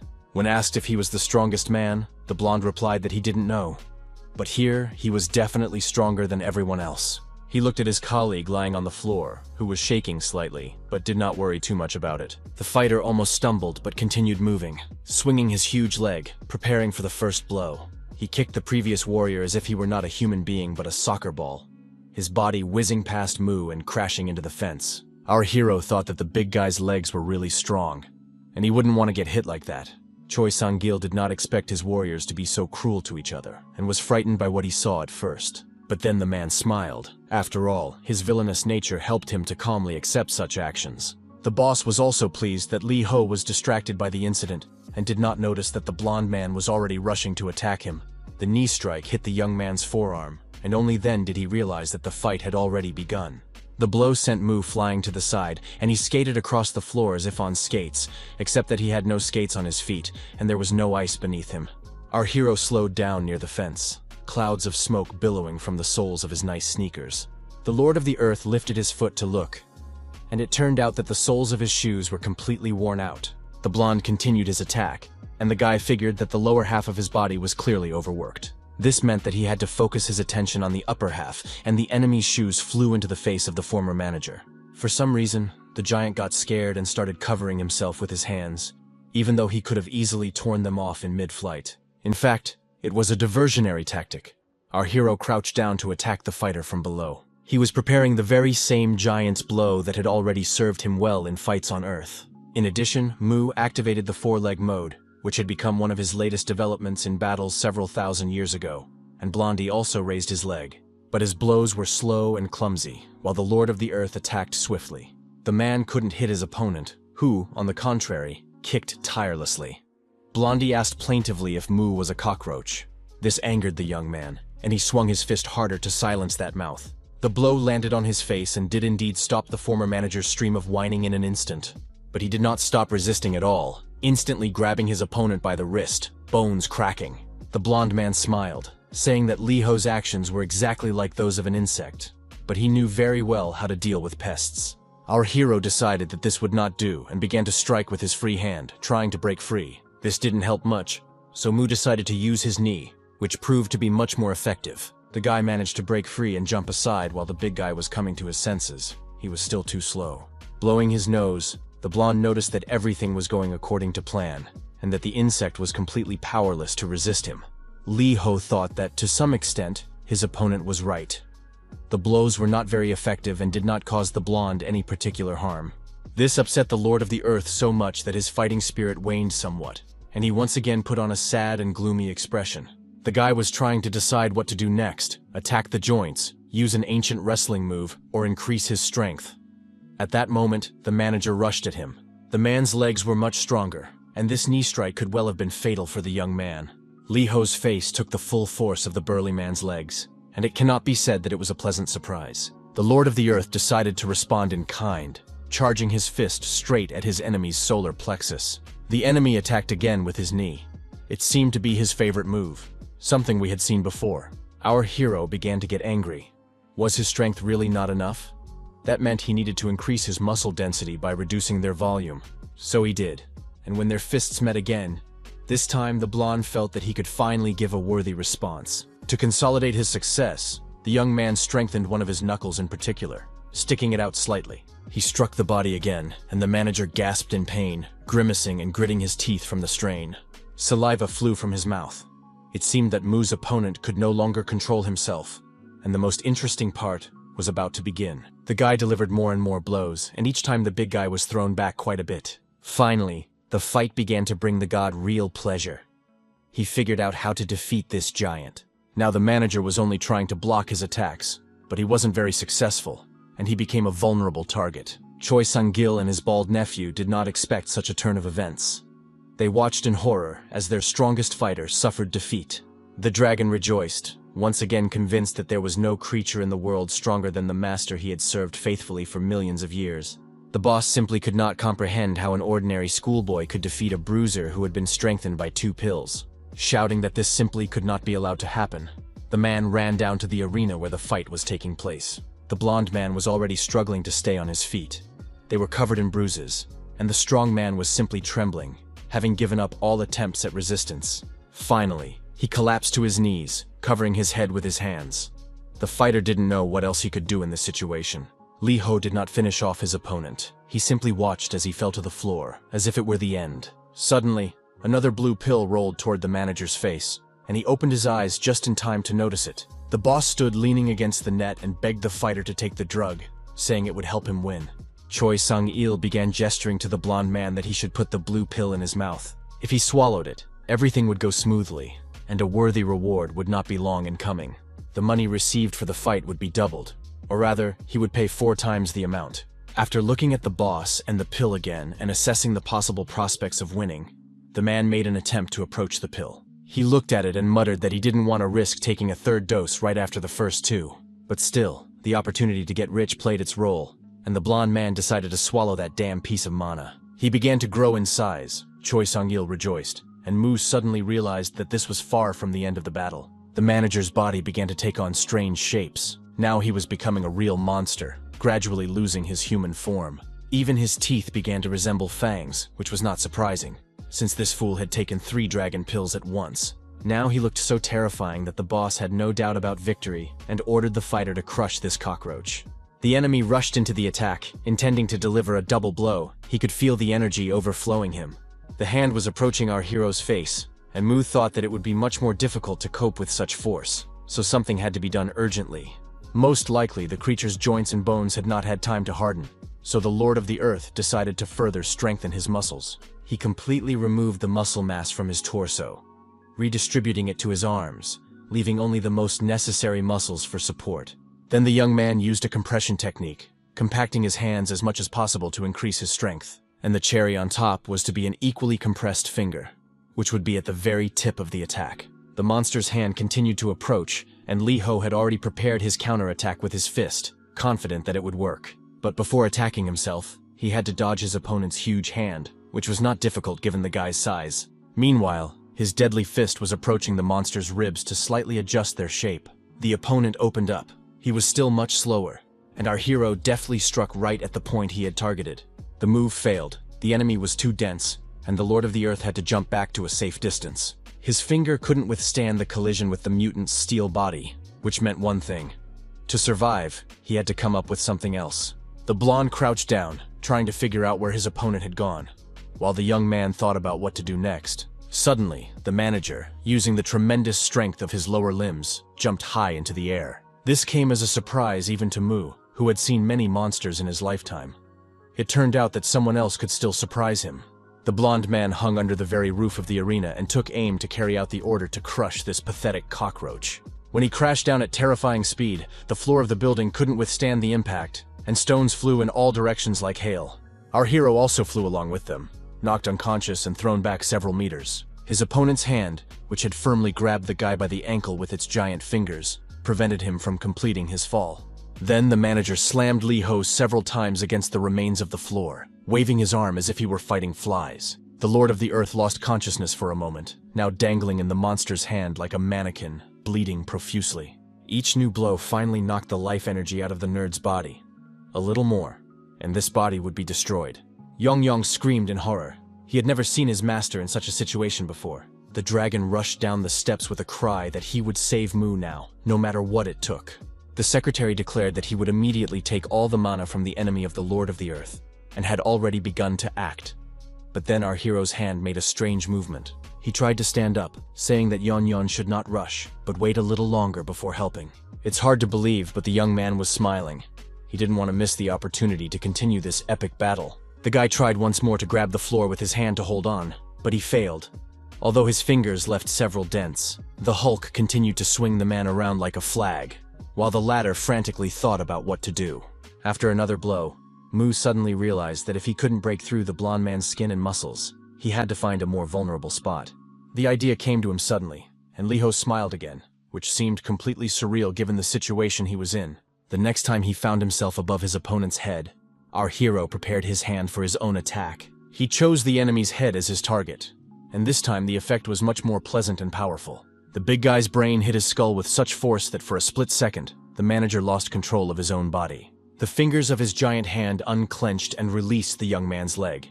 It was a small victory, but a victory nonetheless. Liho flew down and crashed onto his back right next to Choi Sang-il. The man screamed in horror. He hadn't expected this. The guy sat down, and the boss tried to explain something about how the rules did not prohibit interfering and giving the fighter a third pill. The Lord of the Earth was not going to waste time responding to this meaningless remark. He just turned around and glanced at his enemy, smiling. Choi Sang-il was stunned and asked in a trembling voice why the young man suddenly laughed. What was so funny about it? This time, Mu decided to respond and simply thanked the man for this incredible fight. A chance that comes once in a million. He rushed back to the center of the arena, leaving the gang boss confused as he had expected everything to end now. It was clear from Choi Sang-il's face that he no longer understood anything and had said goodbye to the possibility of winning. The room was almost completely destroyed, but the man was preoccupied with the thought of why this madman was laughing. The opponents continued to attack each other. Now their strength was almost equal, and their desire to fight was the same. The businessman froze, pieces of the walls and floor of the arena, on which he had spared no expense, flying around him. Only now did the man realize that the building was likely to be completely destroyed, which made him curse. Choi Sang-il had started working at the age of 13, and had dreamed of building something like this all his life, earning money for this building for many years. When the construction was completed, the gangster felt like the happiest man in the world. He loved this building with all his heart. Realizing that it would now cease to exist, the boss yelled in a voice that was not his own. This was not what he wanted at all. Now the building was being demolished right before his eyes, and so quickly that it was impossible to do anything about it. His nephew also realized that it was all over, and ran to the exit so as not to be crushed under the rubble. Liho broke through another piece of the floor, but he still intended to strike back. He just needed to get to his feet. He struggled to move, and the dark silhouette of the burly man was getting closer and closer. The Lord of the Earth looked closely at his enemy, trying to figure out how the blow to the head had affected him. If the damage was significant, he had to continue. When his palm touched the blonde man's cheek, Mu's hand felt the brain vibrating inside the skull, so there was a chance that the injury would take its toll. The young man got up and began to prepare for a new attack. He was so absorbed in the fight that he showed no mercy to himself. The opponent again used the power of his legs and soared high into the air. It was possible to guess where he intended to land with one attempt. Of course, straight at Lee, to attack once again the one who dared to doubt his strength and invincibility, although his main motivation was still money. The former manager waved his hand, and our hero flew like a comet to the opposite side of the arena. He left a trail behind him as he tried to stop, clinging to the wall with his hand, while the mutant watched with interest. The guy's braking distance was about 10 meters, and he didn't even want to think about what his hand must have turned into. Mu decided to trust his instincts and just fight, because thinking in his condition was too energy-consuming, and he struck his opponent's head again. The leg he used to do this turned into practically a stake, and the blonde skin became even thicker. It seemed that now every contact with the enemy with an unprotected area of skin could result in serious injury. Limping, the young man made another attempt to close the distance a little, which apparently surprised the blonde man. He looked at our hero and couldn't understand one thing: why he had entered into this insane confrontation in the first place. The man decided that the young man was trying to intimidate him with his appearance, which made him even angrier than before. He swung his arm again and lunged at Liho, who also prepared his fist for a counterattack. The guy increased the number of muscle fibers and density again, hoping that this way he would not be too seriously injured by the mutant's skin. Both fists moved toward each other at incredible speed, each concentrated with enormous force. When they collided, it became clear that the winner would not be determined quickly, because both opponents felt the blow. They were thrown in different directions at approximately the same distance, and the mutant's brain was injured again. The Lord of the Earth decided not to let him recover, and immediately swung his arm again at tremendous speed. He aimed at the enemy's most vulnerable spot, the eyes, and the mutant did not have time to parry the blow, or perhaps did not want to. Looking at the result of his actions, Lee Ho was encouraged, paying no attention to the fact that he had turned his own hand into a piece of meat. The guy delivered another blow to his opponent's face, and the manager flew back a little again, already staggering. The Lord of the Earth realized that he had found the right strategy and was about to attack again in the same way. He was satisfied. Realizing that he was now more vulnerable, the blonde decided to increase the distance and climbed up to the upper stands in a few jumps, first kicking the guy into the fence. His arm was unresponsive and sore. Mu ordered his joints and ligaments to return to their proper place, but without a healing stone, it was impossible. Meanwhile, his opponent was calculating the trajectory he needed to jump to simply crush this insect. The blonde suddenly thought that Lee Ho would throw off his damaged arm like a lizard's tail. But then he felt the effect of the drug begin to wear off. There was no time to hesitate. He had to finish this quickly, so the mutant jumped onto the upper ceiling supports with virtually no preparation. He didn't fall only by a lucky chance, but the metal began to bend under his weight. He had to rush down quickly, which is what the former manager of the cash loan office did. He flew toward our hero, baring his teeth and clenching his fists. The landing was definitely not going to be soft. All Mu could think of at the last moment was to move slightly to the side, and the purple mass rushed past and slammed into the floor, scratching only his cheek and side. The fist dug deep into the floor, and the force of the blow shook our hero again, sending him flying even further. But not to flee, but to tense his leg muscles as much as possible for the attack. The guy raised his foot to strike, and only then realized that without shoes, the chance of seriously injuring himself was very high. And yet the young man made his attack. The force was simply colossal, and now the blonde had much more serious problems with his head. He opened his mouth in a silent scream, realizing that he would not be able to respond in kind, his body already beginning to shrink slightly in size, and his muscles weakening. Realizing that the skin was no longer as tough as it used to be, Lee Ho began to deliver more and more kicks. In the end, he simply began jumping on his defeated enemy, trampling his head and shoulders more and more. The leg with which the Earth Lord attacked was a bloody mess, but his enemy's head looked no better. Our hero froze for a moment, trying to decide whether to continue the attack or if it was enough. He did not want to kill his opponent. His foot froze a few inches above the man's head, but he was in no hurry to bring it down again. Suddenly, the Lord of the Earth's eyes became completely empty and white. He froze as if rooted to the spot, and then lowered his foot not onto the manager, but onto the ground. The young man began to laugh, at first not very confidently, but then louder and louder. He doubled over and continued to laugh so hard that everything around him shook as if an earthquake had begun. The laughter stopped abruptly when one of the metal supports collapsed directly onto Lee Ho, who did not have time to jump out of the way. Yon Yon screamed in horror.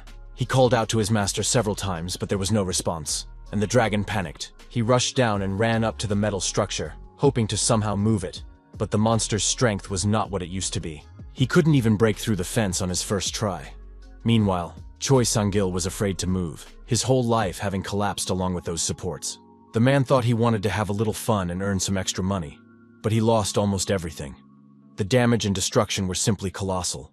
He tried to reassure himself that at least the foundation of the building had survived, but then he thought that he couldn't say that with certainty. At first, he thought that the damage could be compensated for by the income from the arena, but now there was simply nowhere to hold these matches. Yong finally got through the fence and reached the Earth Lord.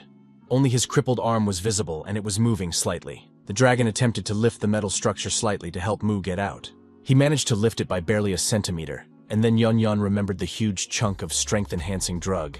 The idea struck him instantly, and the monster turned back to make sure the CEO was still there. The man with a silly smile was right behind the fence, looking as if he was completely out of his mind. The dragon rushed toward the fence at such speed that he almost broke through it with his body.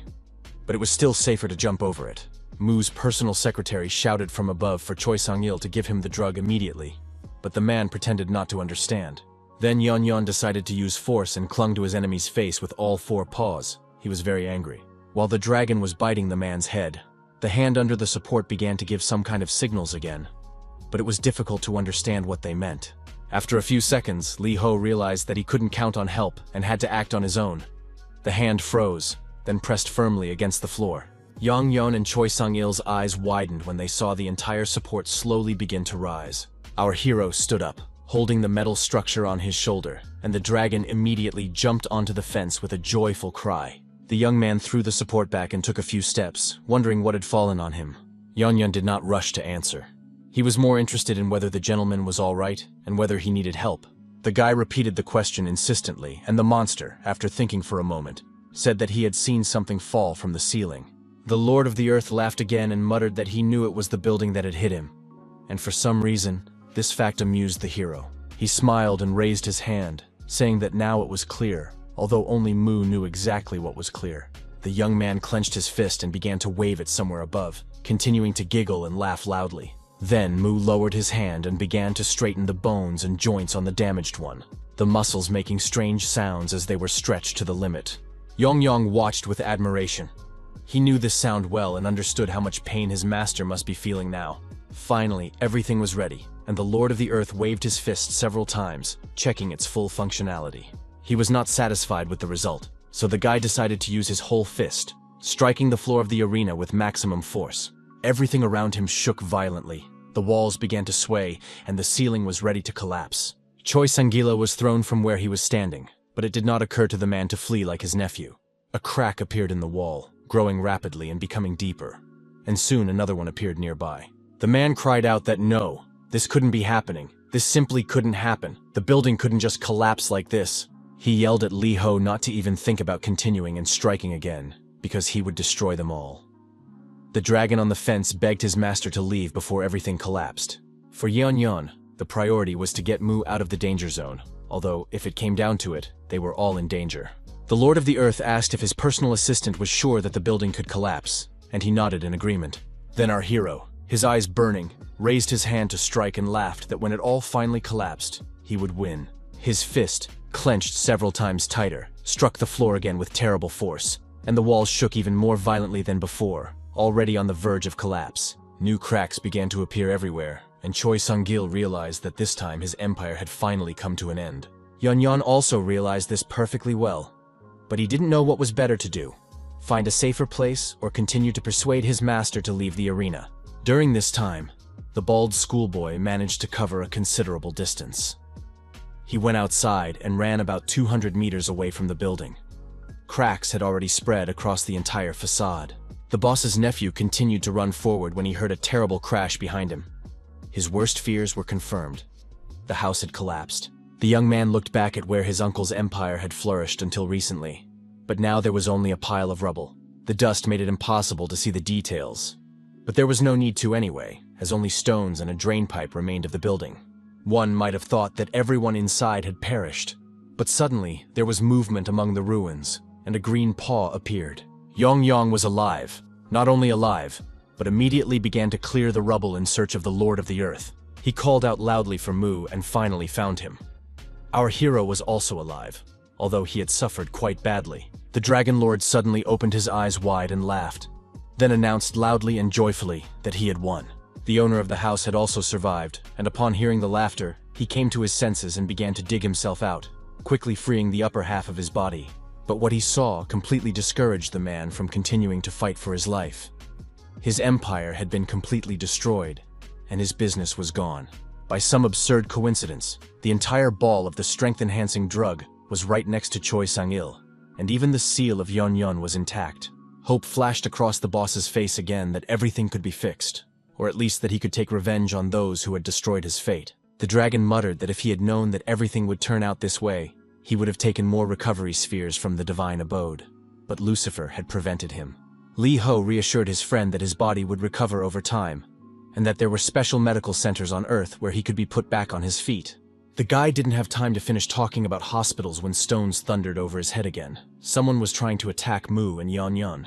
It was Choi Sang-il, who, in a fit of rage, had consumed so much of the substance that he had turned into a huge monster. Shouting that they would now pay for destroying his building, the man rushed towards our heroes. The dragon tried to explain to the gentleman that he was unable to fight, but Mu got up and said that he would not give up the fight that he himself had started. After that, the guy laughed his signature laugh, as if the opportunity to defeat a strong enemy again motivated the Lord of the Earth to do the impossible. Unfortunately, his opponent was in much better shape and landed a series of blows on the smiling Li Ho. The young man flew backward and crashed right onto the pile of rubble. Now he was really not sure he could fight, and the dragon continued to wail. The giant loomed over Mu, raising his huge hand to strike, repeating that the scoundrel would pay for everything now. The blow was incredibly powerful, and stones flew up again. If this continued, only sand would remain instead of debris. By some miracle, Li Ho managed to dodge, only the shockwave hitting him. But even so, the jolt was quite severe. It turned out that the miracle was performed by Yeon Yeon, who simply pulled his master back a little at the very last moment. The dragon continued to persuade Mu to end this senseless confrontation, because he could simply take his mana back. The Lord of the Earth replied that it was too early. He would finish this fight himself. There was one part of his body that had not been damaged. Our hero's eyes once again filled with confidence that he could defeat the mutant, which was very important to him.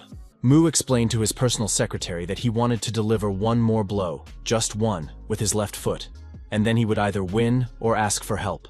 The young man stood up and began to tighten and strengthen his leg with all the other muscles in his body, while a huge fist was already flying towards him from above. The appearance of the Lord of the Earth's lower limb already had very little in common with that of a leg, but there were special reasons for this. The guy managed to dodge his opponent's attack and was now preparing to deliver his final blow, into which he put all his strength and power. He did not use his foot, as he needed it to push off from the rocks. To Choi Sang-il's surprise, his opponent attacked him with his head.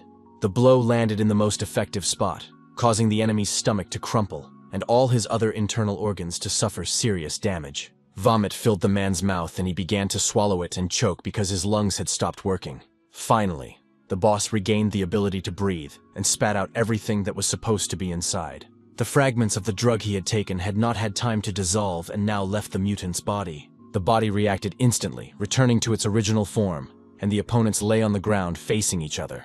The Lord of the Earth laughed again. He was simply happy and shouted loudly that he had won again. Meanwhile, the dragon found the remains of his drug and shouted that now everything would be fine. He would extract the mana from it and be able to heal his master. Suddenly, a gust of wind tore the fragments of the blue ball from its creator's paws. Something strange was happening. Yong Yong rushed to Mu to warn him, and, if necessary, to protect him as well. But the hurricane did not subside. The dragon continued to move toward our hero, now noticing that there was quite a lot of mana in the wind. At first, the monster was skeptical, but gradually the amount of this magical energy grew larger and larger. Yong Yong was happy because now he could take on his true form and fight with magic. But he didn't understand where the mana in Earth's atmosphere came from. Thinking that it wasn't that important, the dragon simply decided to take advantage of the opportunities that had opened up. He did not see that someone's purple paw had torn through the planet's protective barrier and was continuing to widen the breach. The huge purple dragon intended to penetrate Earth, and now he had a very real opportunity to do so. He created them himself by attacking the protective barrier of Mu's domain with those very mana spears, and Lucifer did not give up hope of breaking through it. The Demon King had already used every possible method, but none of them worked as he would have liked. The Lord of Earth had made sure that the planet was protected from all possible attacks by Elmer or anyone else. But, unfortunately for him, Lucifer had an advisor whose brain worked in a rather original way. It was Soso, the third most influential archer in the realm of the gods, who wondered why there was so much noise. The girl couldn't relax because of the noise, even in her own domain, so she ordered it to stop immediately. Lucifer ignored the archer. He was completely focused on his goal, even though he had not achieved any visible success. Out of anger, the Demon King muttered curses. He did not understand how it was possible to create a barrier of such power. Soso noticed that there were others like it in their world. This gave the villain a brilliant but completely insane idea, and he whispered that he simply had to try it. The girl, without meaning to, gave Lucifer a brilliant hint, and he immediately set about implementing this idea. When Soso saw what the Lord of the Planet Elmer was doing after a while, she couldn't believe her eyes. But when it became obvious, the archer screamed in horror and started yelling for the crazy bastard to stop immediately. Lucifer couldn't hear her. He was too far away and too busy moving his planet toward Earth. The planet Elmur had been the abode of the Demon King even longer than Mu had held the position of Lord of Earth, and he was thoroughly tired of it. Now the scoundrel was ready to sacrifice his own kingdom just to overthrow his enemy. Soso shouted again, telling him to put the planet back in its place and stop messing around, because it could disrupt the entire world order in an instant. Unfortunately, it was too late. Lucifer, putting all his strength and power into it, hurled the planet Elmer towards Earth. Each of these celestial bodies had its own protective barrier, and now it remained only to find out which one was stronger. It turned out that Earth was better protected, and Elmer's shell simply burned up upon contact with the shield of the second celestial body. But now the planet itself attacked him. Lucifer laughed. He understood that Elmer's mass would make the blow very strong. Before this epic collision took place, he managed to cast his mana spikes to further attack the barrier. At the first moment when Earth and Elmora collided, nothing happened at all, which seemed somewhat disappointing. Lucifer couldn't believe his eyes. He had expected the spectacle to be incredibly spectacular, and the result to be at least satisfactory. So couldn't take her eyes off what was unfolding right in front of her. Nothing like this had ever happened in the Divine Kingdom before. The Lord of the planet Elmer rejoiced, deciding that his plan had worked, and that Earth's barrier had succumbed to the onslaught of this incredible attack. It turned out to be much more interesting than that. The shields of the two celestial bodies suddenly merged into one, and now the mana from Lucifer's domain had entered Mu's abode. It was not only beautiful, but also very dangerous, because these two worlds were never meant to come into contact with each other. The flashes of mana dissolved the Earth's barrier, punching small holes in it, and now the Demon King had a chance to enter the enemy's world. But someone else was the first to take advantage of this opportunity, and we all remember the huge purple dragon. The sky split and shook, then a rather noticeable crack appeared in it, illuminated by mana. To widen it, the monster used its claws, and the process became much more active, and now the monster's claws were visible to humans. Then the dragon stuck its snout into the opening and looked down. The human world was quite entertaining. The city's residents froze in the middle of the street, some filming the monster in the sky on video, some screaming, but most of the Earthlings just stared. It was clear from their faces that no one took the threat too seriously, viewing what was happening more like special effects in a movie. Then people began to notice that they couldn't move or budge, and that's when real panic set in. The magic was so powerful that many found it difficult to breathe. Something terrible was happening, a real catastrophe. A young man in a red hoodie looked up. For some reason, he had become the object of the dragon's increased attention, and the guy was shaking. Meanwhile, the monster looked straight at him and asked why he was so pathetic. It seemed that the dragon was looking for someone and suspected this guy. Tears welled up in the man's eyes. He couldn't move or speak, so he had no way to answer the monster. The dragon, now we know for sure that it was Lucifer, asked Mu what this was all about. Could it be the game of emptiness? The guy didn't answer because he wasn't the Lord of the Earth. The monster poked its head out of the hole and carefully examined its enemy. Sensing something was wrong due to the lack of an adequate response, the Demon King became agitated. He decided that the enemy had set a trap for him, so he hid again in the crevice of the barrier. He needed to prepare better. Meanwhile, Yon was busy healing his master. Now there was no shortage of mana, and everything was going smoothly. Mu opened his eyes sharply and asked warily what was happening, and why he could sense magic on Earth. The dragon replied that he also did not understand where the mana was coming from, but decided to heal his master while he had the opportunity. The Lord of the Earth looked up at the sky, where the very crack through which Lucifer had peered into his world was clearly visible. This time, someone else appeared in it, his face hidden by a knight's helmet, so it was impossible to identify him. Yon had not yet finished his work when spurs clattered behind him and a knight in full armor jumped to the ground. Before he even reached the surface of the planet, he managed to half-draw his huge two-handed sword from its sheath. Now the warrior was approaching Mu and his dragon, clearly intending to attack both of them, taking advantage of the element of surprise. The knight looked at the Lord of the Earth and said that he had dreamed of this moment for a very long time, and now it had come, and everyone would get what they deserved.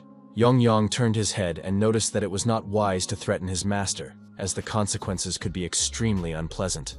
The tip of the sword stuck into the stones right next to our hero's face, and he began to peer curiously, but without fear, at the face under the helmet. The knight pressed the sword even deeper into the stones near Mu's head, and said that he was a pitiful sight.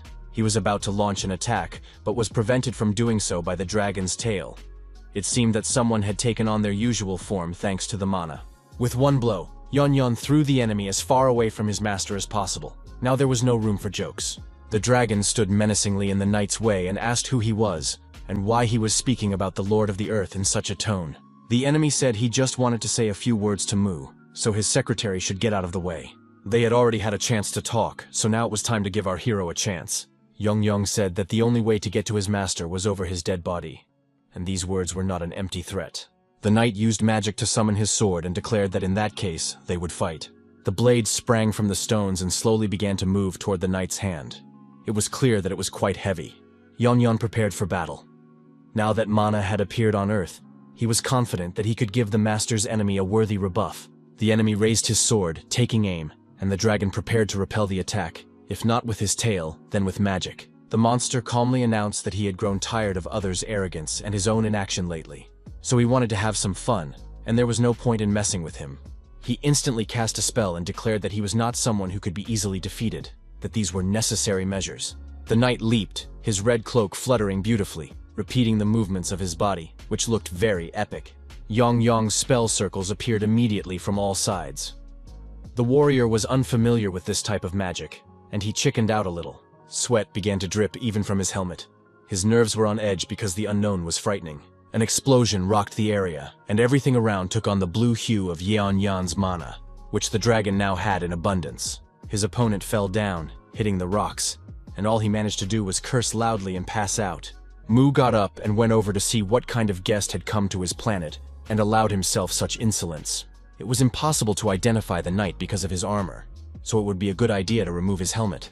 Our hero did just that, and under the armor was an unpleasant bald man who could now breathe freely and was even glad about it. But the knight did not remain calm for long. He literally roared when he saw our hero, clearly frightened by the sight of the Lord of the Earth. The man turned around and began to scream that seeing him in such a state was simply torture, that there was no place for him to hide. He continued to scream that he did not expect to find his body in such a state and that God would answer for what he had done. The unknown inhabitant of the planet Elmore turned out to be not so simple. Inside him was the soul of an Earthling, formerly an ordinary nerd schoolboy named Lee Ho.